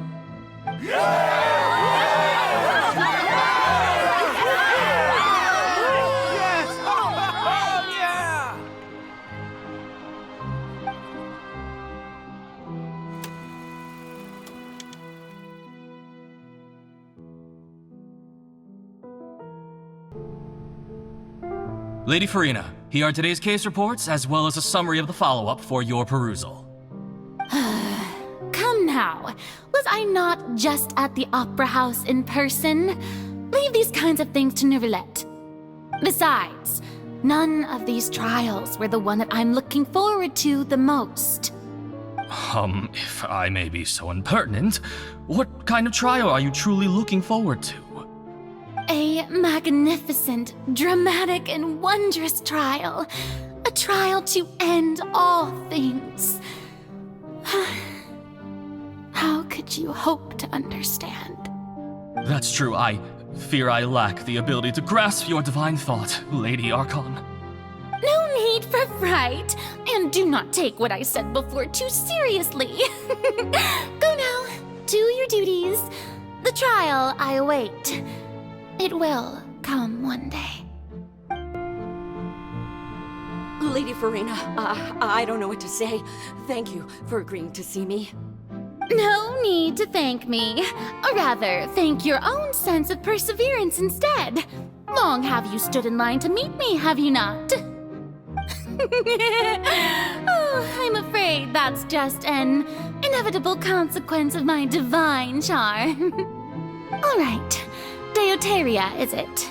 How is your son's illness? You remembered me, and you knew of my family, too. He is doing much better now. In fact, he is far more of an ardent believer than I. He was the one who forced me to seek an audience with you, and to bring your words back to him. Oh, good. Very good. If this should happen again in the future, please do not hesitate to come and tell me. Going down to citizens' homes every so often, while not usual practice, should serve as a fine change of pace. You're such a gentle and wise god. Thank you once again, on behalf of my son.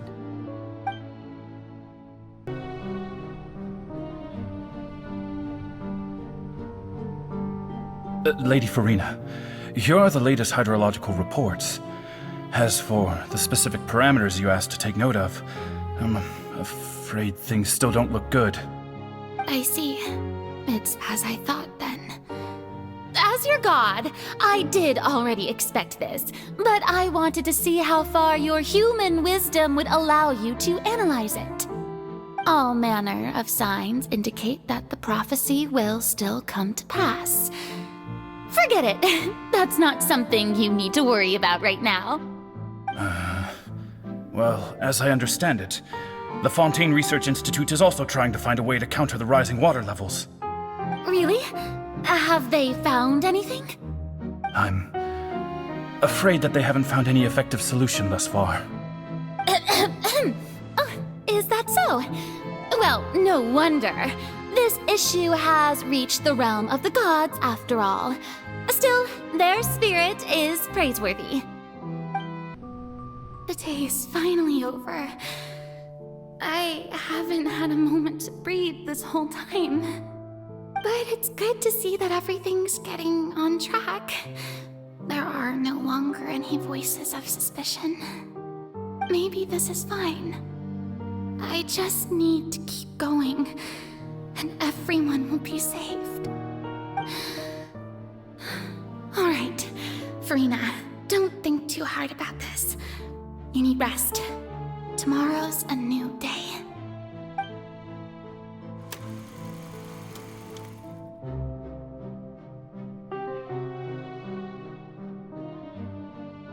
Lady Farina, here are the new trial reports for the latest cases, as well as a summary of the follow-up. There'll be no need for that. I've seen them already. There's no need to go back over scenes I've witnessed in person before. Lady Farina, I've waited so long for this chance to see you in this manner. Indeed, my dear, loyal citizen. This joyous moment is an honor for us both.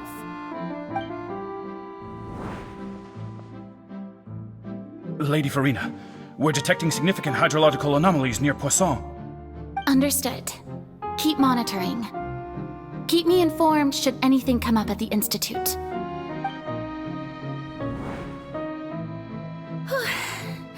I don't think I let anything slip today. I must show the people that there is nothing to worry about. I just don't know when these days will end. I feel utterly exhausted. Best to rest early today, too.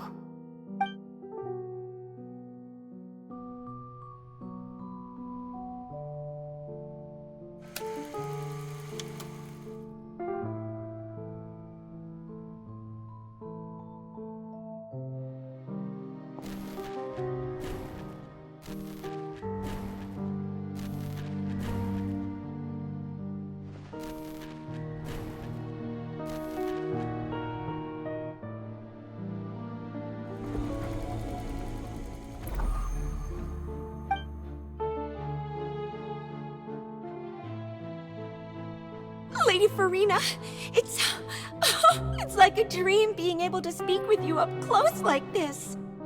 I've heard that the first member of our family who was honored to receive an audience with you was Madame Dioteria, almost 20 generations ago. And what a fine family yours is indeed. It brings me great joy to meet such a faithful believer.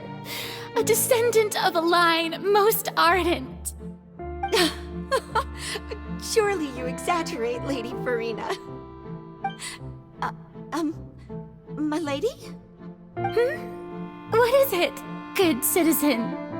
Oh, are you crying? Oh, really now? I didn't even notice. This must be the overflow of hydro from my person. Well, can't quite help being the god whose dominion is the waters, can I? No wonder. No wonder. A manifestation of your power, then. Oh, Archon, I am honored to have witnessed it. Honored indeed.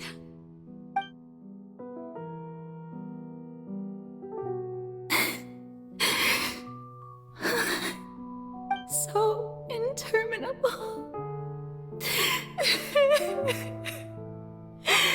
So lonely. Just how much longer? Hundreds of years must have passed by now. Perhaps the show must go on for hundreds more. I never imagined that it would hurt so much. Have I reached my limit? No. Perhaps I reached it long ago. Today I didn't even notice my own tears. I want to tell someone, anyone, about this, but Would that not destroy all I've done so far? I've conducted so many investigations across the centuries, but there's not even a sliver of hope that we might break the prophecy. All I can do is keep heart. I must maintain this act. It is the only way to save Fontaine. Please, mirror me. You have to succeed.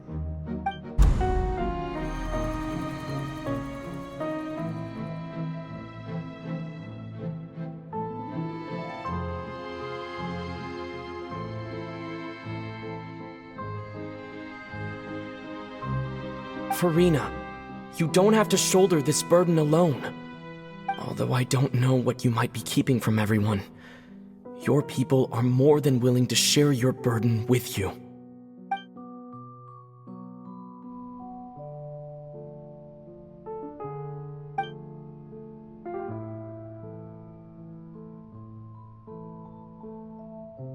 Share my burden. That's impossible. It was fated right from the start that this would be my duty alone. But even if your burden doesn't need to be shared, you can still choose to confide in someone. Just share it with me. I'm what you'd call a witness. A witness? Yes, I've heard that you came to Tevat from beyond the stars, yes. In other words, you never belonged here.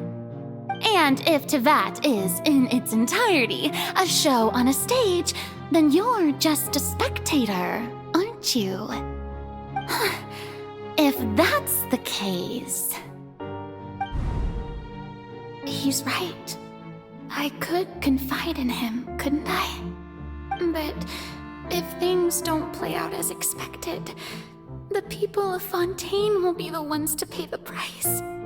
No, Furina, you shouldn't be selfish. But what if it's really all right? Furina, you've worked so hard for so long. Surely it would be okay to put yourself first for once. Just this once. Is it such an outrageous thing to do anyway? To find someone in whom you can confide your frustrations and sorrows? Surely it could not hurt.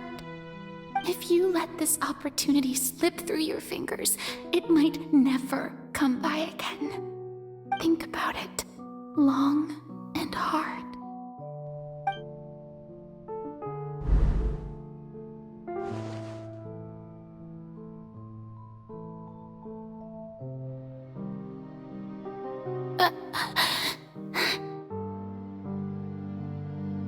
No, I have nothing to say. I am Furina, the Archon of Fontaine. Everything will surely get better. All you need to do, dear spectator, is to witness my performance until the curtains fall.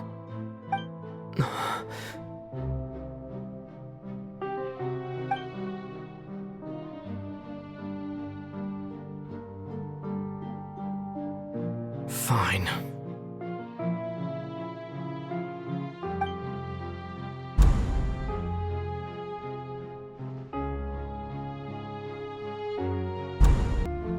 So even Furina doesn't know the truth?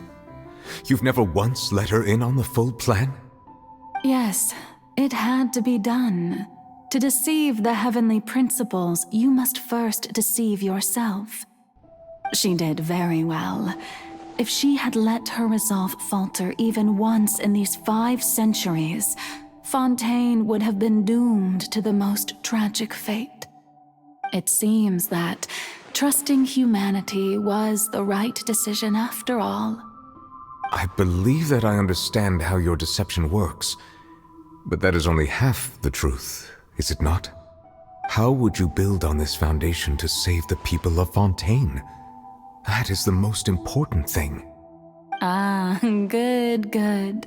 Of course, the Iudex of Fontaine has pinpointed the crux of the issue.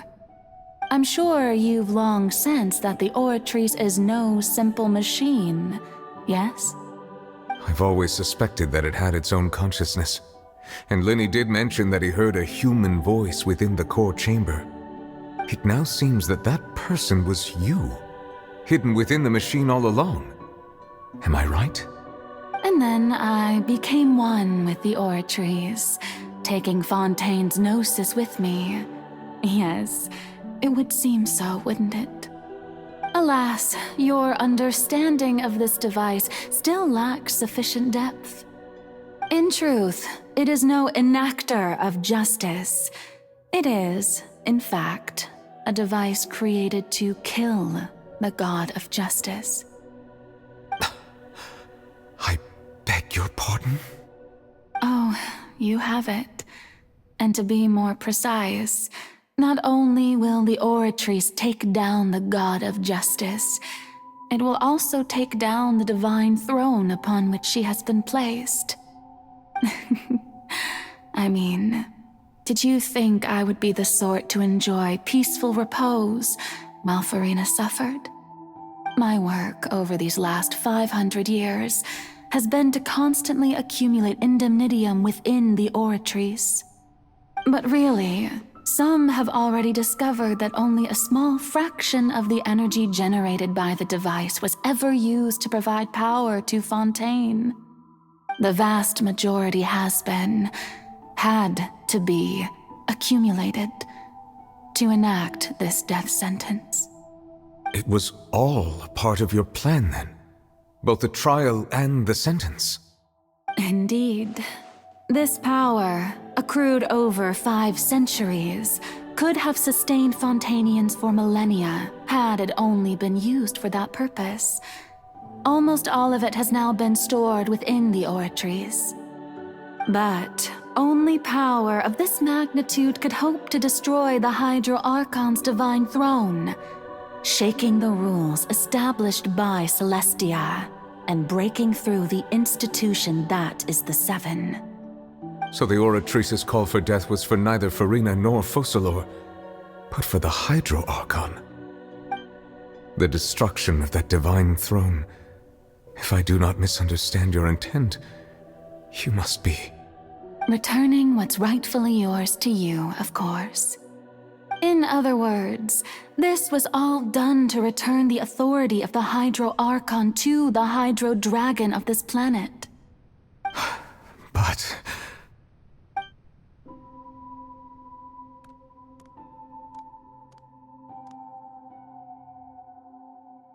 Oh, what? Getting sad again, are we? The authority of the ancient dragons shall soon be yours once more, O Hydro Dragon Sovereign. And this is the face you make. All you've done throughout the years is just so you can sacrifice yourself at the very end. I've never quite seen it that way, you know. Even now, I'm quite pleased at how well my deception worked.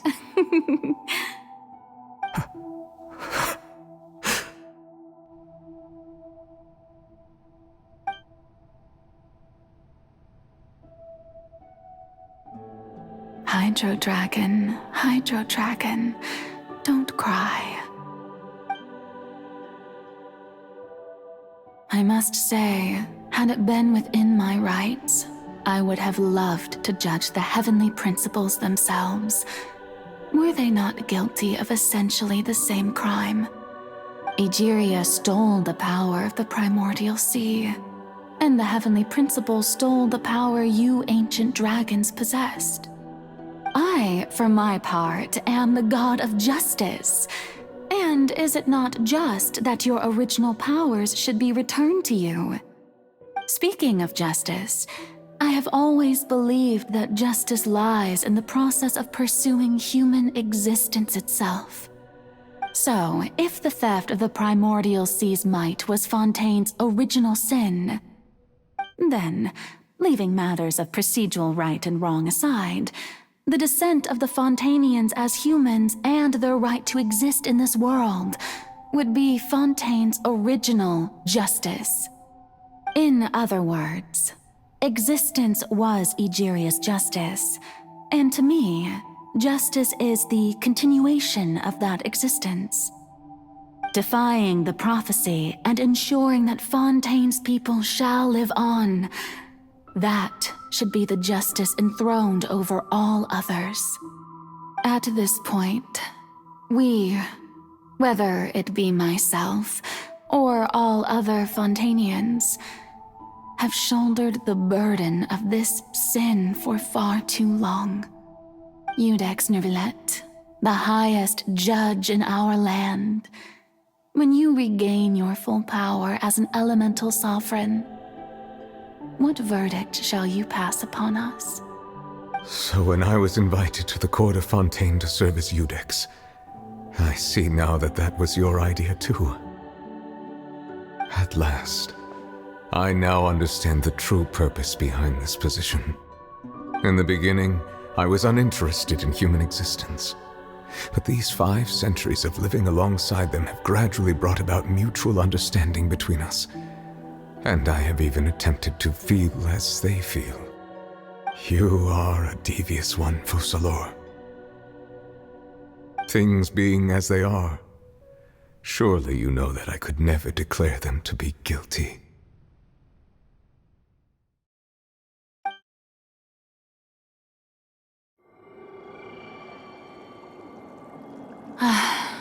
The hour of my execution is almost here. For the sinner, the curtain call has come. I know I may not sound it, but faced with death, I find myself a little afraid. Perhaps this is one thing both gods and humans have in common.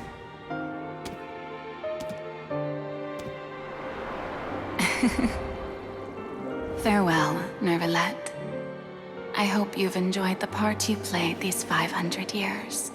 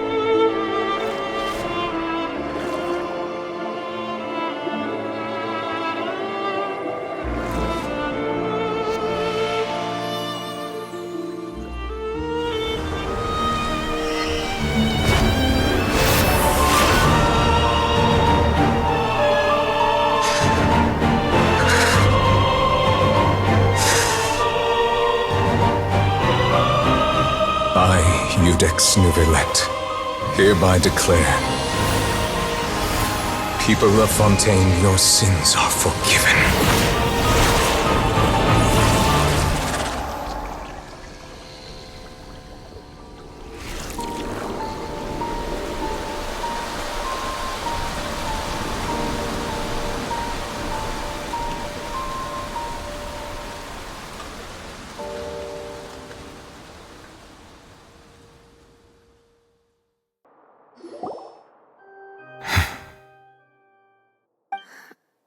What just happened? Has the death sentence been carried out? Was that bright light some sort of misdirection? I have a feeling that something huge just happened.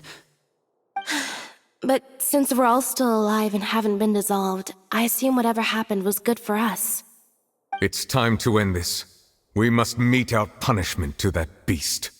Didn't you say just a moment ago that it can't be defeated? I have gained the strength sufficient to deal with it. Through certain means, I now have the ability to separate the power of the Primordial Sea from that creature. We should seize the opportunity to pursue our quarry. Traveler, now that the oratories can no longer function, I require an executor to help me mete out justice. The root of the calamities befalling Fontaine, the beast that enacts the prophecy. Its name is the all-devouring narwhal. Come with me, traveler. The hour of execution has come.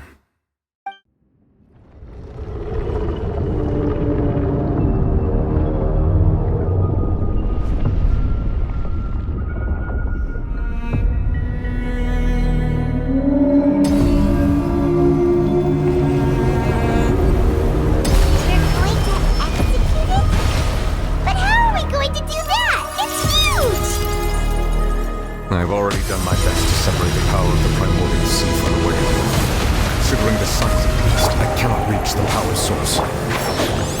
Unless we can find a way to attack it from within. I shall share a part of the ancient dragon's power with you. We'll look for an opening together. I can feel its sorrow turning into hostility.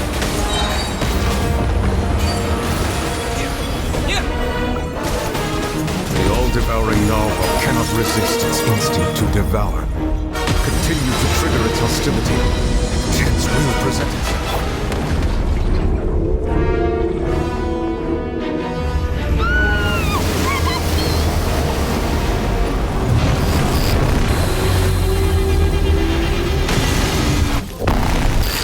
Why is there a horse thingy over there? It looks really scary. I have granted you my protection. Do not fear. Seize the moment and use my power to suppress its root from within. Manifest the authority of the ancient dragons. Witness the might of the Primordial Sea.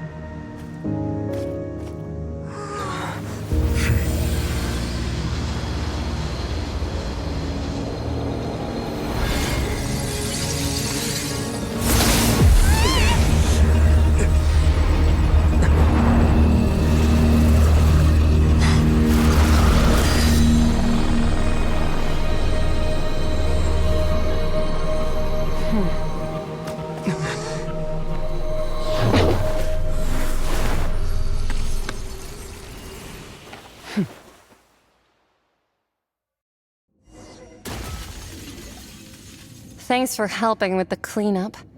It should have been my job, but... oh well. It was just supposed to be a short private training session for me. I didn't think that my disciple and my master's pet would start brawling in the meantime. Well, actually, I had a feeling that it would happen at some point, but they bumped into one another earlier than I thought. What a blunder. I suppose I'll have to swing my sword 3 million times as penance. That power. Who are you exactly?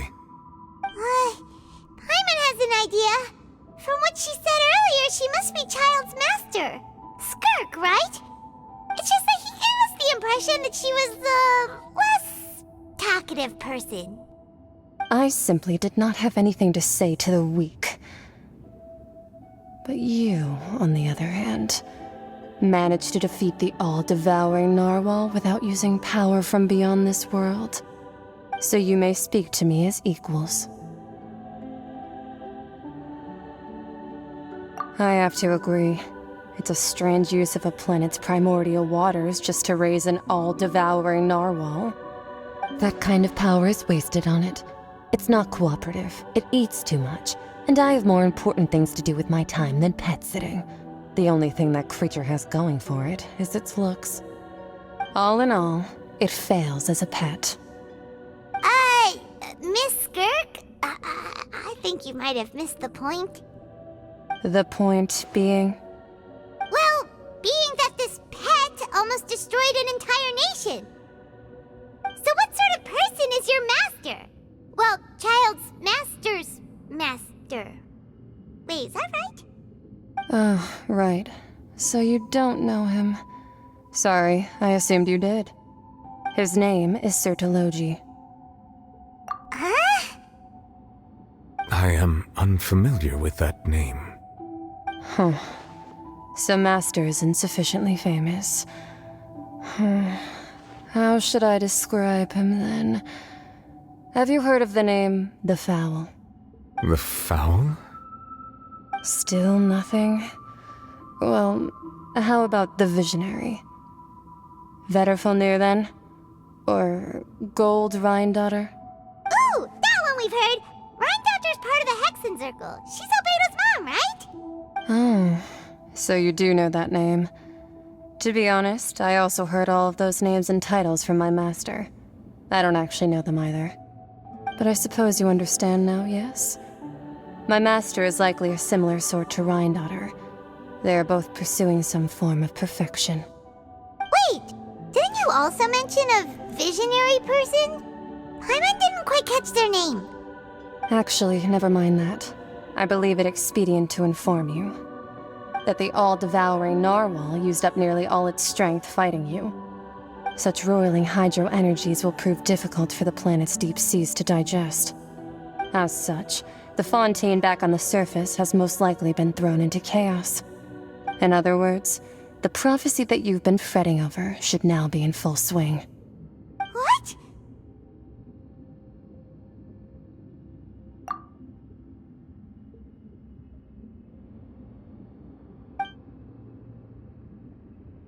Not to worry. Focalor has already managed to deceive the heavenly principles. In the end, the people will all be dissolved into the waters, and only Furina will remain, weeping on her throne.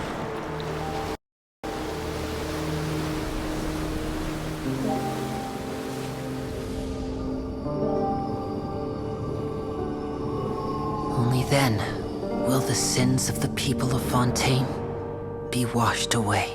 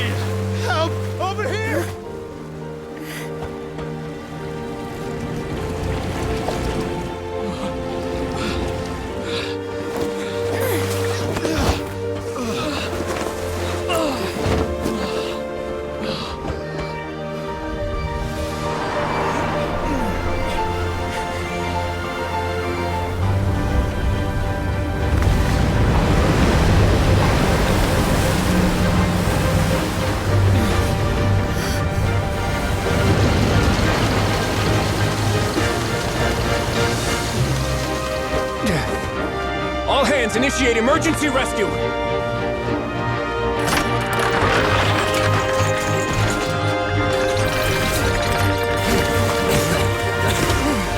Hurry!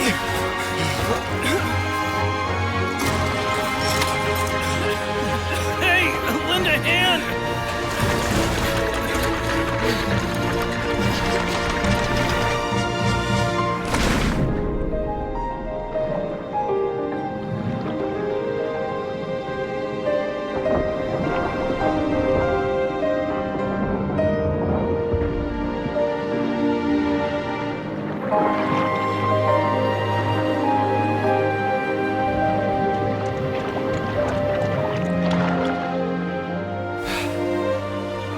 Look!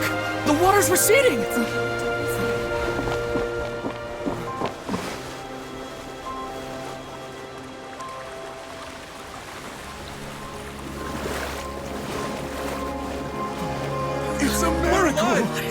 working. We didn't dissolve. The prophecy was wrong. The prophecy was wrong.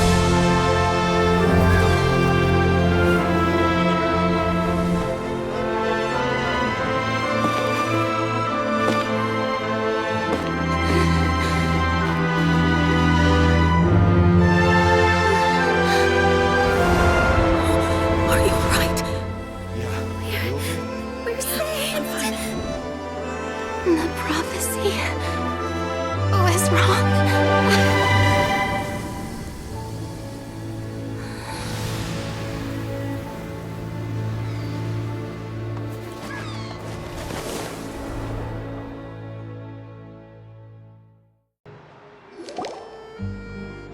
The Soul Renewed!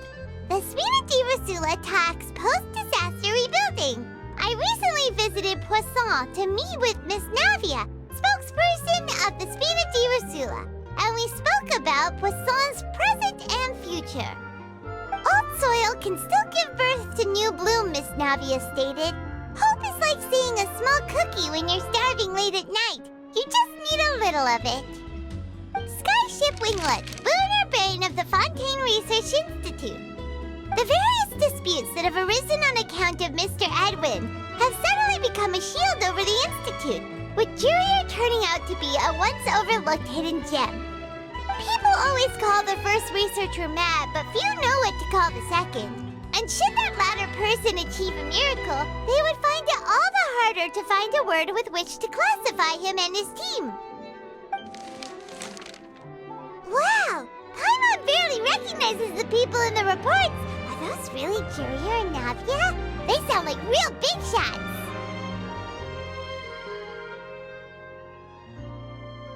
What do you think? Pretty enthralling, huh? The Steambird's idea was pretty simple. With the disaster just having passed, we would print a free edition packed to the margins with good news to calm people down. The value for these big scoops lies in their inevitable follow-ups. We'll publish further reports and go into the stories behind those people. Edwin's assistant, Jurier, created a true flying ship, while Navia is leading people in the reconstruction of their home. I'm sure that these stories could draw even your well-traveled eye.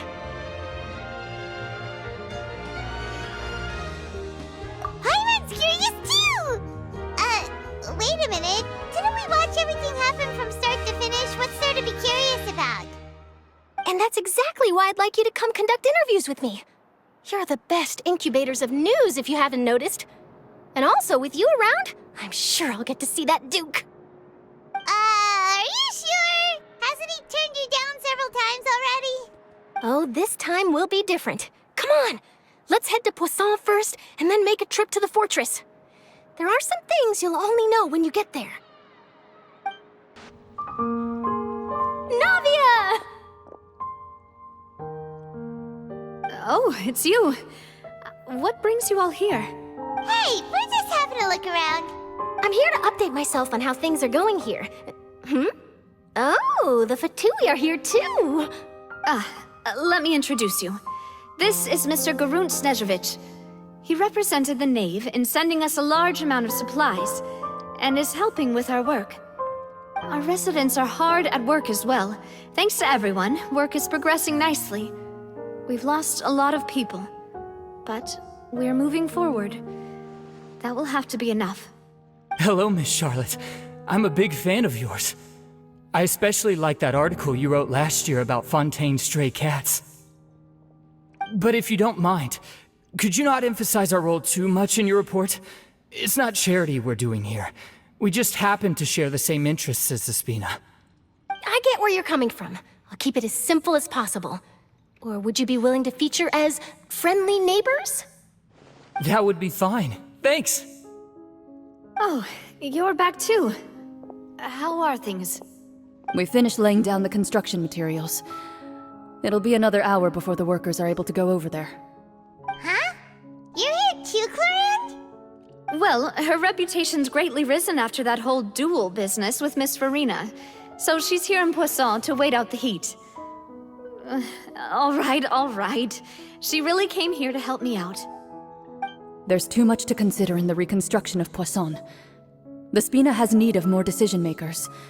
And, well, I do already happen to be connected to Mr. Callis. Oh, wait just a moment. Do you mind me asking a few questions? You know, about how you felt before the duel, about what it was like facing down a god. There's lots of exciting material there, I bet. Forget it. I'm sure you can find a better theme than that, Miss Charlotte. I see you're the same as always. Couldn't you do me a favor, for Navia's sake? Well, if we're talking about doing things for my sake, you might as well just take a few more photos of me. Or of the Traveler. It's better than wasting time persuading Chlorand, at any rate.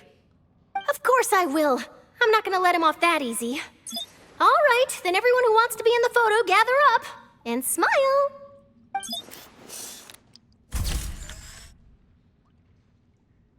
How did it go? Was it a good shot? Did Paimon look cute in it?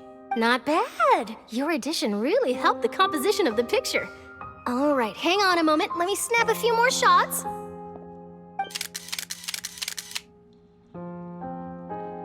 All right, that should do it. I'll be back here later anyway, so let's call it a day.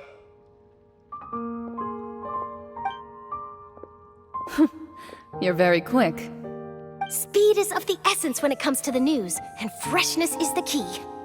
Also, not to brag, but I'm pretty good at building connections. Who knows? I might eventually get that interview with you after all, Miss Chlorand. Wow, you really do have that never say die spirit. I'm impressed.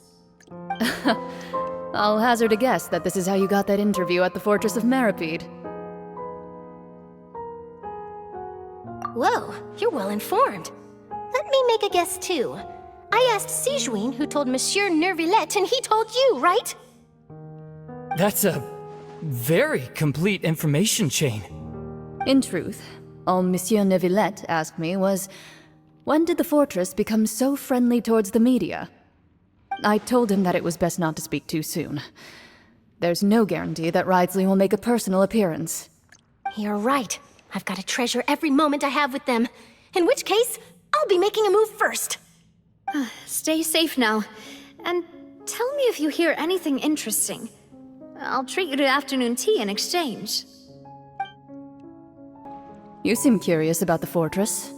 Of course. That Wriothesley. I still remember going down to the fortress to grill him for information on my father's case. Boy, did he take me for a ride. Without telling me anything, of course. But he did invite you to tea, didn't he? 2 large pots of it, in fact. It was good tea, though.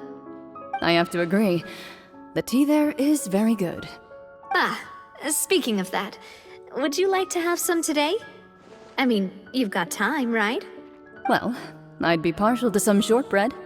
Wow, it's like we've got a menu or something. Sure. Good. What flavor of biscuits would you like, Mr. Snezhevich? Me? I'm fine with anything. But I would prefer chocolate, should you have it. All right. Leave it to me. I'll go over the newly arrived supplies with you later, Mr. Snezhevich. We should be able to finish the preparatory work today. That works great for me. Is it just me, or did you get a new lipstick? I did. It was a gift from Sijuin. Want to give it a try? I think the color would suit you, too.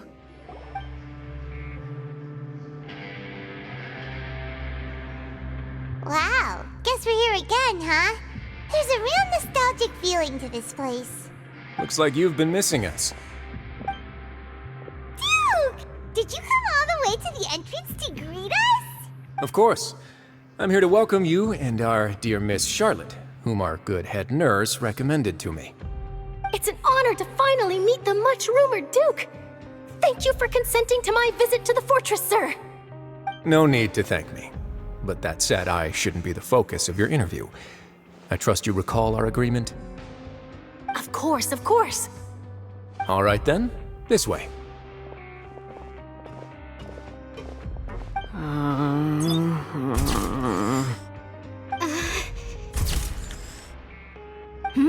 Hey, no need to be so nervous. I've already taken all the photos we need. Miss Charlotte, do these pictures really need to be published on the cover of the Steambird? It would seem that Miss Lorvine doesn't want her face to appear beside that of Mr. Jurier, Sir, please don't say things like that. But it looks like dear Mr. Jurier denies it. Might this interview be very important to you then? No, I just... This is my first time being interviewed, and I'm very thankful to the Steambird for... Now, I might not look it, but I actually did meet Mr. Edwin once. And I'll be honest, I enjoyed chatting with you more. You've definitely got more of that genius vibe going on. The boat that brought about a miracle, the ark that saved the people. Why, you recreated a myth back there, like an emissary of legend. Still, if I might ask, where's that flying ship now? Huh!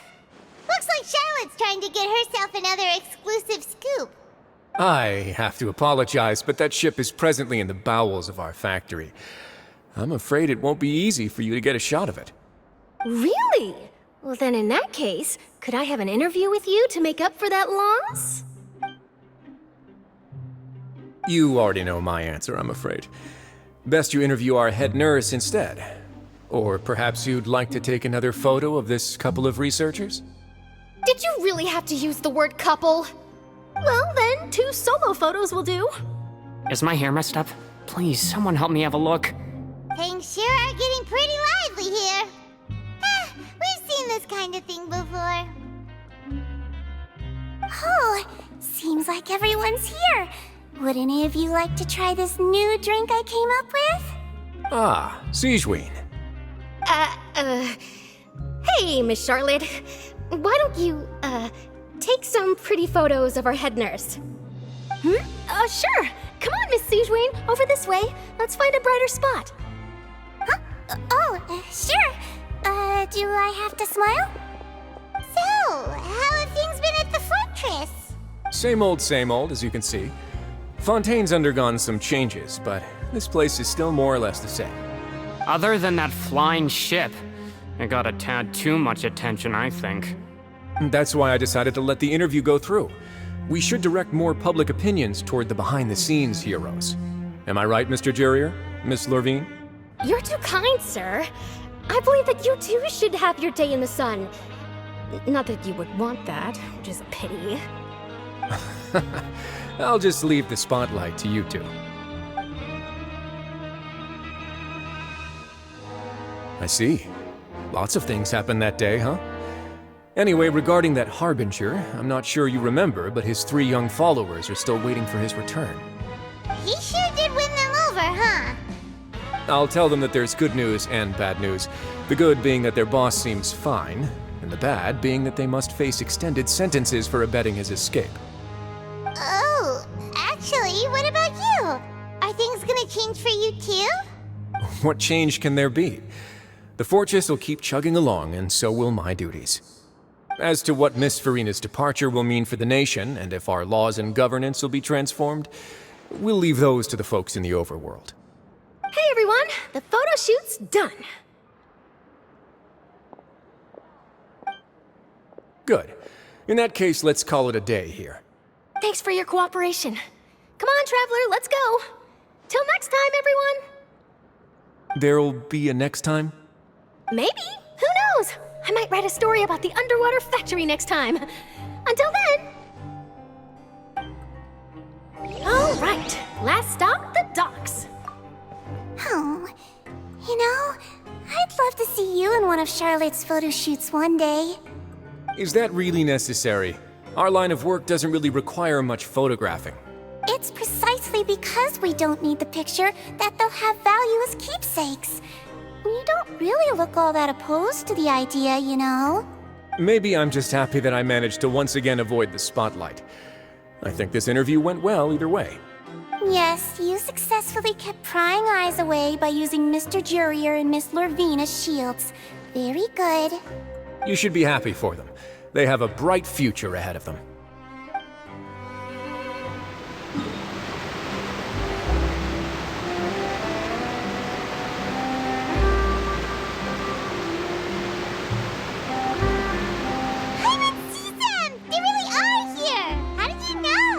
Navia mentioned that she stayed in touch with Linny and the others after working together.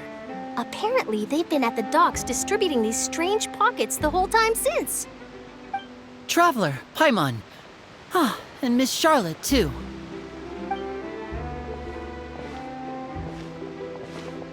Would you like a magic pocket? What sort of gadget is it? It's a wondrous bag that can be used to carry many things. The water level has returned to normal, but if you see any of your things floating around, you can use this to carry them. Or you could trick a friend into doing it for you. Trick a friend? I wonder which of my friends would fall for that.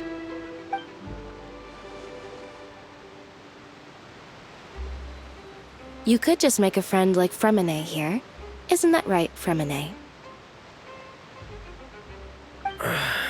Is this what you meant by, I'll help you make some more friends? To be honest, that sounds pretty sweet. Could I have your contact, please? Sure.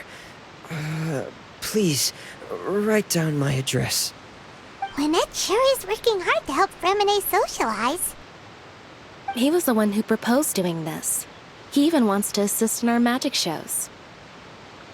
Yes, I was planning to first introduce Pear as an assistant, and later Fremine himself. In the future, I think we can leave underwater escape magic to him too. That said, would anyone want to see a diver escape underwater? Oh, it'll work out. Every journey begins with the first step. He'll become a part of our show eventually. Lynette, could you come over? Miss Charlotte says she wants to take a picture of us. Got it. My, that Charlotte is rather perceptive. She got rid of everyone the moment she realized I had something to say to you. So, how have things been, Traveler? Father says that you did a great deal during the latest events. She's very grateful for your contributions to Fontaine. That's all right. We were more than happy to help. So, what's she doing now? Oh, I guess you haven't heard. Well, after Lady Farina left, Father and Monsieur Neuvillette opened negotiations, during which he gave Fontaine's gnosis to her as a diplomatic gift. A diplomatic gift? A gnosis? Yes, I was quite surprised at first myself. But when I thought it over, there were actually a number of things going for it. It could have been done as an apology for the incident with Lord Child, or as thanks for his help in tying the all-devouring narwhal down. Furthermore, Father did also lend significant aid to Fontaine and Poisson. Well, that's true, but this is a gnosis we're talking about. Doesn't this seem a bit irresponsible? I would agree, but I've also heard that it seems that Monsieur Neuvillette has had a significant change of heart regarding the matter.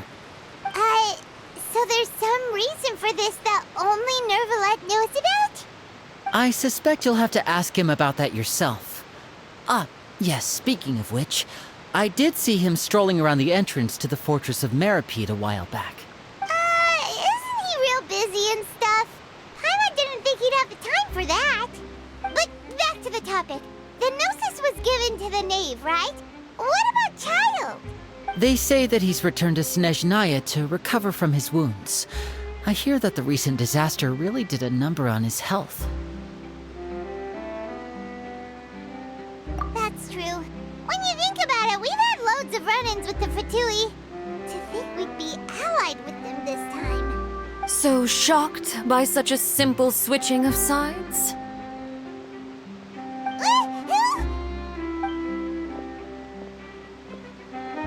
Father! Well, what do you know? Come to the docks to see how my children are doing and meet the Traveler by chance. Please do not pay my accomplishments in Fontaine too much mind. I would have done them regardless. Are you going to take the gnosis back to Snezhnaya? That is our duty as harbingers, yes. Don't be too preoccupied with sides. The goal of the Fatui concerns not a single place or person, but the entire world. With such a grand goal in mind, it is inevitable that we must wear many masks. Switching my masks is something I've always done. Well, that depends on many things. No one truly knows what the future holds. What good is honesty if you can't rely on it forever? As for you, I very much look forward to our next collaboration. Good things cannot be achieved alone, and you've proved yourselves to be great partners. A vision? All right. I'll remember to return it. Thank you for keeping it safe for him this entire time.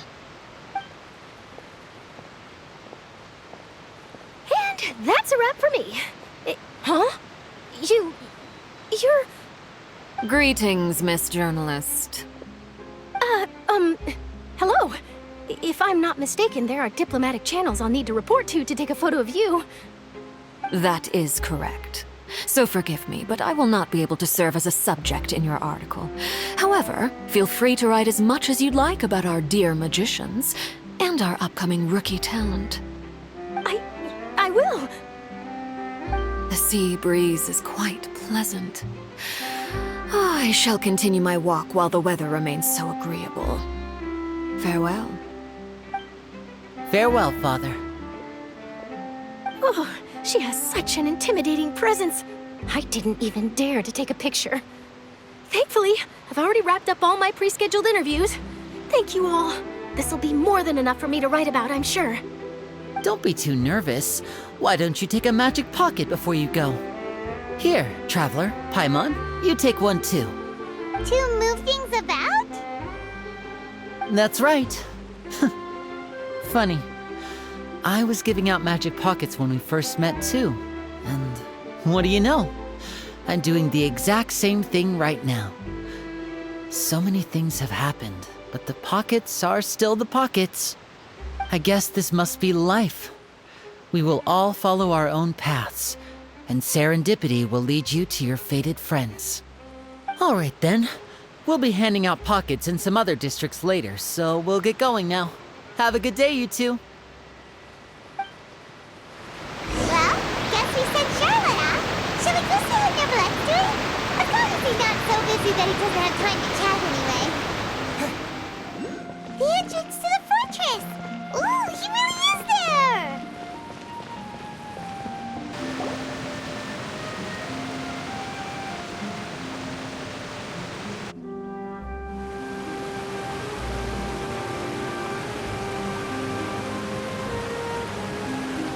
So, you really are here, Neverlette!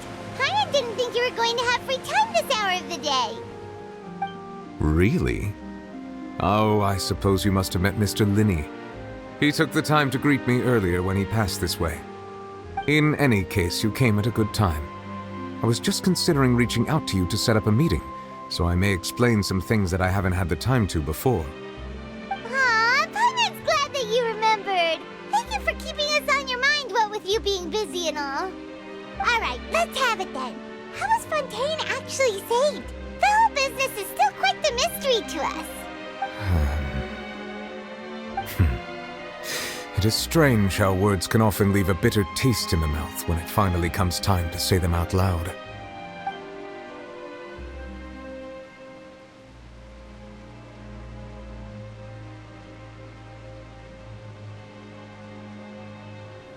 Whoa. So that's what happened?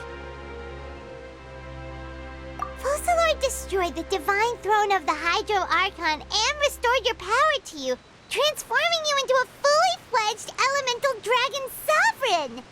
But Paimon still doesn't quite get what you did to save the Fontainians from dissolving. For me, the authority of the ancient dragons refers to absolute control over the hydro element. Fontainians were incomplete humans born of Egeria's use of the power of the primordial sea, with constitutions similar to that of mimics. But so long as those primordial energies remain within them, I could use the ancient dragon's authority to grant them true blood, after the fashion in which life was first brought into being on this planet. In other words, when I gave my verdict, Fontainians became true humans, and thus would naturally no longer be dissolved by water from the primordial sea. must have counted on you to make that decision as well. Your verdict was the key to making the prophecy appear to have come true while saving everyone. Yeah, and in a manner of speaking, Focalor finally managed to fulfill the original Hydro Archon's wish to turn Oceanids into real people too! It seems from your expressions that you still have more things you wish to ask. Ask away. I will tell you the truth as I know it. I have investigated his case along many avenues, and I have learned that he once fell into an unknown chasm when he was young. There, by chance, he awakened the all-devouring narwhal. But whether it be by sentiment or reason, that should not have been enough to consider him the root cause of the disaster. At most, he would have had tangential liability.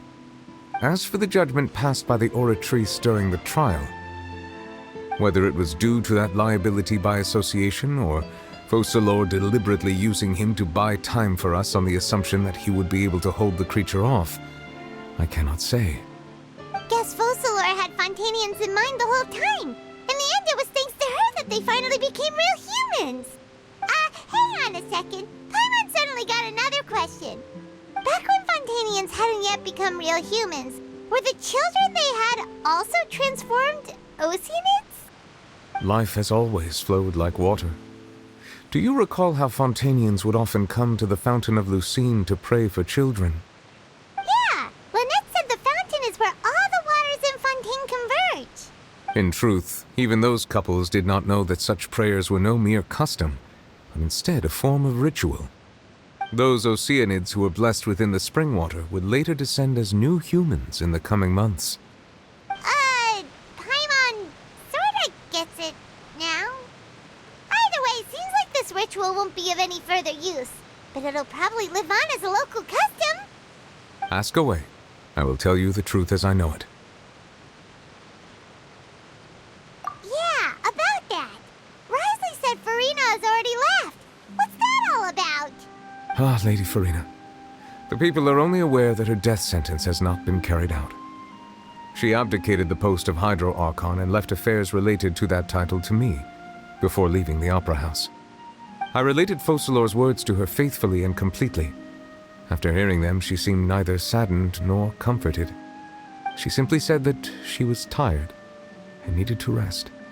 Having said that, she then packed her things and moved out of the Opera House, not unlike how an ordinary person might. But she's still got a place to stay, right? You need not worry. I will make arrangements to ensure that she will not want for food, clothing, board, or travel. In truth, I am somewhat happy for her.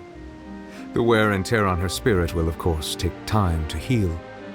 But now that she no longer has to play the role of Focalor the Hydro Archon, she can finally lay down her burdens and lead a normal life. What about you then? What are your plans now that you've regained your full powers as the Hydro Dragon? After Focalor passed on, the Oratrice also ceased to function.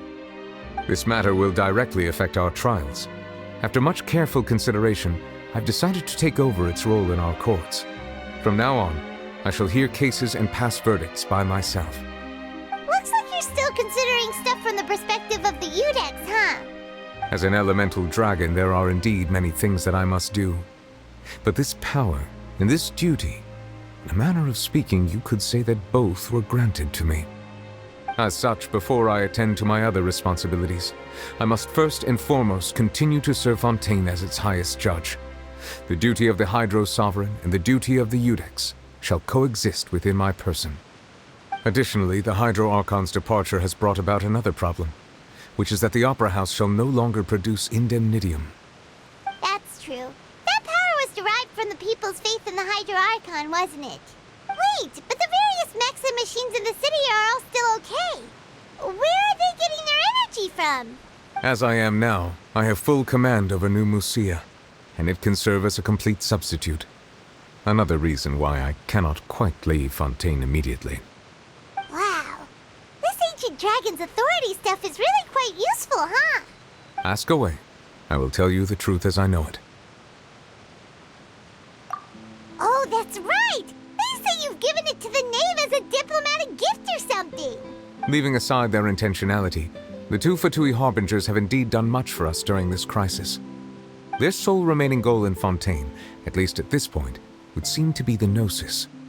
The Oratrice has ceased to function. The Hydro Archon's divine throne is now no more, and I do not need the Gnosis's power. As such, it has lost all meaning for Fontaine. If the Fatui have impure designs, then we might as well accede to their request now, and avoid unnecessary conflict. What complicated considerations? Paimon thought you were just giving it to them out of gratitude to the knave and as an apology to Child. Ask away. I will tell you the truth as I know it. You will soon be heading to Natlan, I presume. I'm afraid that I have little talent as a travel guide, so all I can do is tell you what I know about that land. As far as I'm aware, Natlan can be said to be a nation of dragons. A nation of dragons? You mean like you? No, I suspect that I would not find myself welcome there. Unlike ancient dragons such as myself, the dragons of Natlan have undergone long years of development and evolution. Large numbers of them have entered a form of coexistence with humanity. Natlan is also the nation of war. War ravages those lands like an undying flame.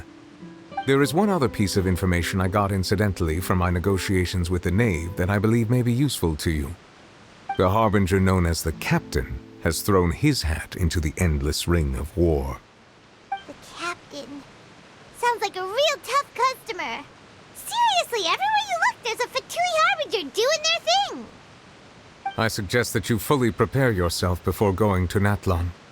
In the meantime, Fontaine's doors will always be open to you. Ask away. I will tell you the truth as I know it. Hang on a sec. Paimon's still got a question about the Gnosis.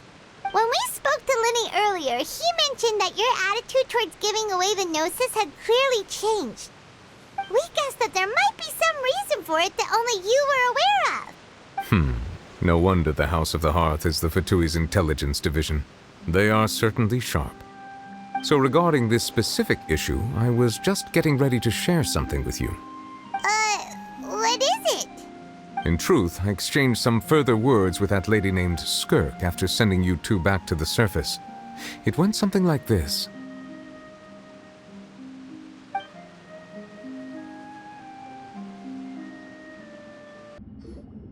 Well, we're going to head topside to see what's going on. You hurry over soon as well, all right, Nervalet? What next? The all-devouring narwhal isn't here, so I'm no longer getting any interference.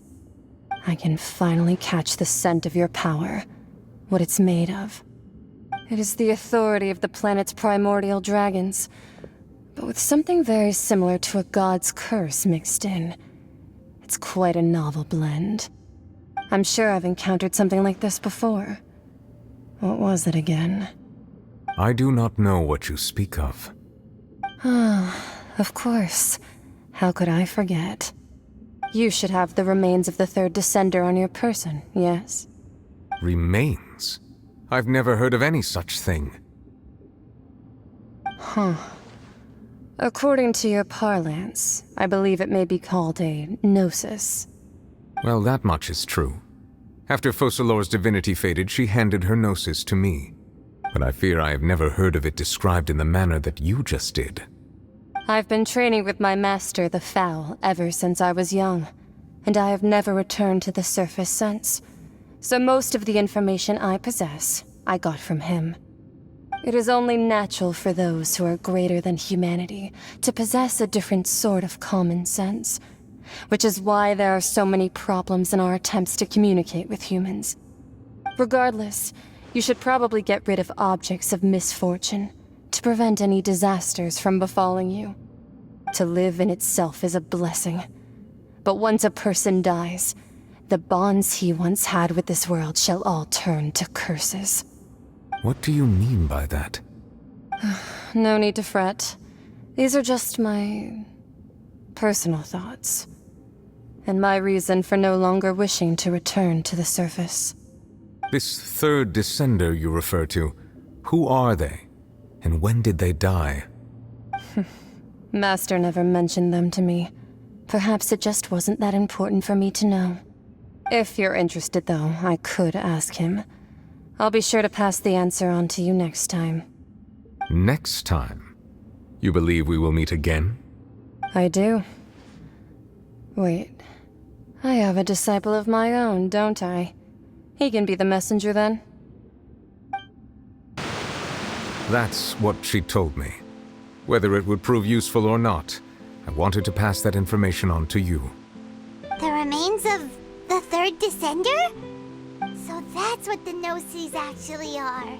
Paimon just thought they looked like chess pieces. How could they be a person's remains? All the same, assuming that there was no misunderstanding or special metaphor at play, that is what she meant to say. And she said that it would bring misfortune and that you should check it, which is why you gave it to the Fatui. If she speaks the truth, then I would simply be putting Fontaine at unnecessary risk by keeping it here.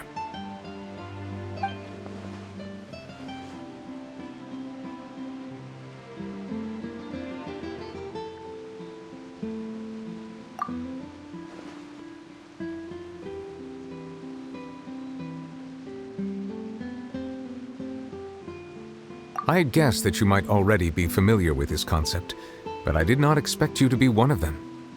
That means that the Gnosis, which are exceedingly element-compatible and can even enhance elemental abilities, do indeed come from the third descender. I wonder, does your body also possess similar properties? Like being able to use elemental powers without a vision! That does sort of count as special compatibility, right? No, let's not think about this stuff right now. It just feels creepy. Comparing the Traveler to the dead third descender and all. That's what you say, but this topic still feels like bad luck. Once Child recovers, let's get some more answers out of him. Or go look for his master and get the answers that way. I too believe it unwise to make too many blind guesses when information is lacking. The same is true of being at court. All right.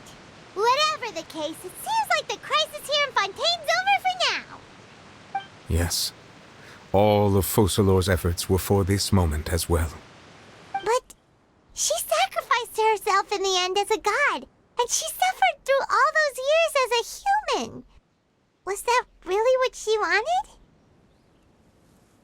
I suppose that would be the mystery of a god's will. I suspect not. But once in a while I too would guess that if wishes were like the clouds in the sky, they will one day return to the earth as raindrops. Life flows like water, and rain is the final answer. The water levels may sometimes tilt one way or another, but the rain falls fairly upon all. And what ultimately is the difference between the rains that fall upon all of us?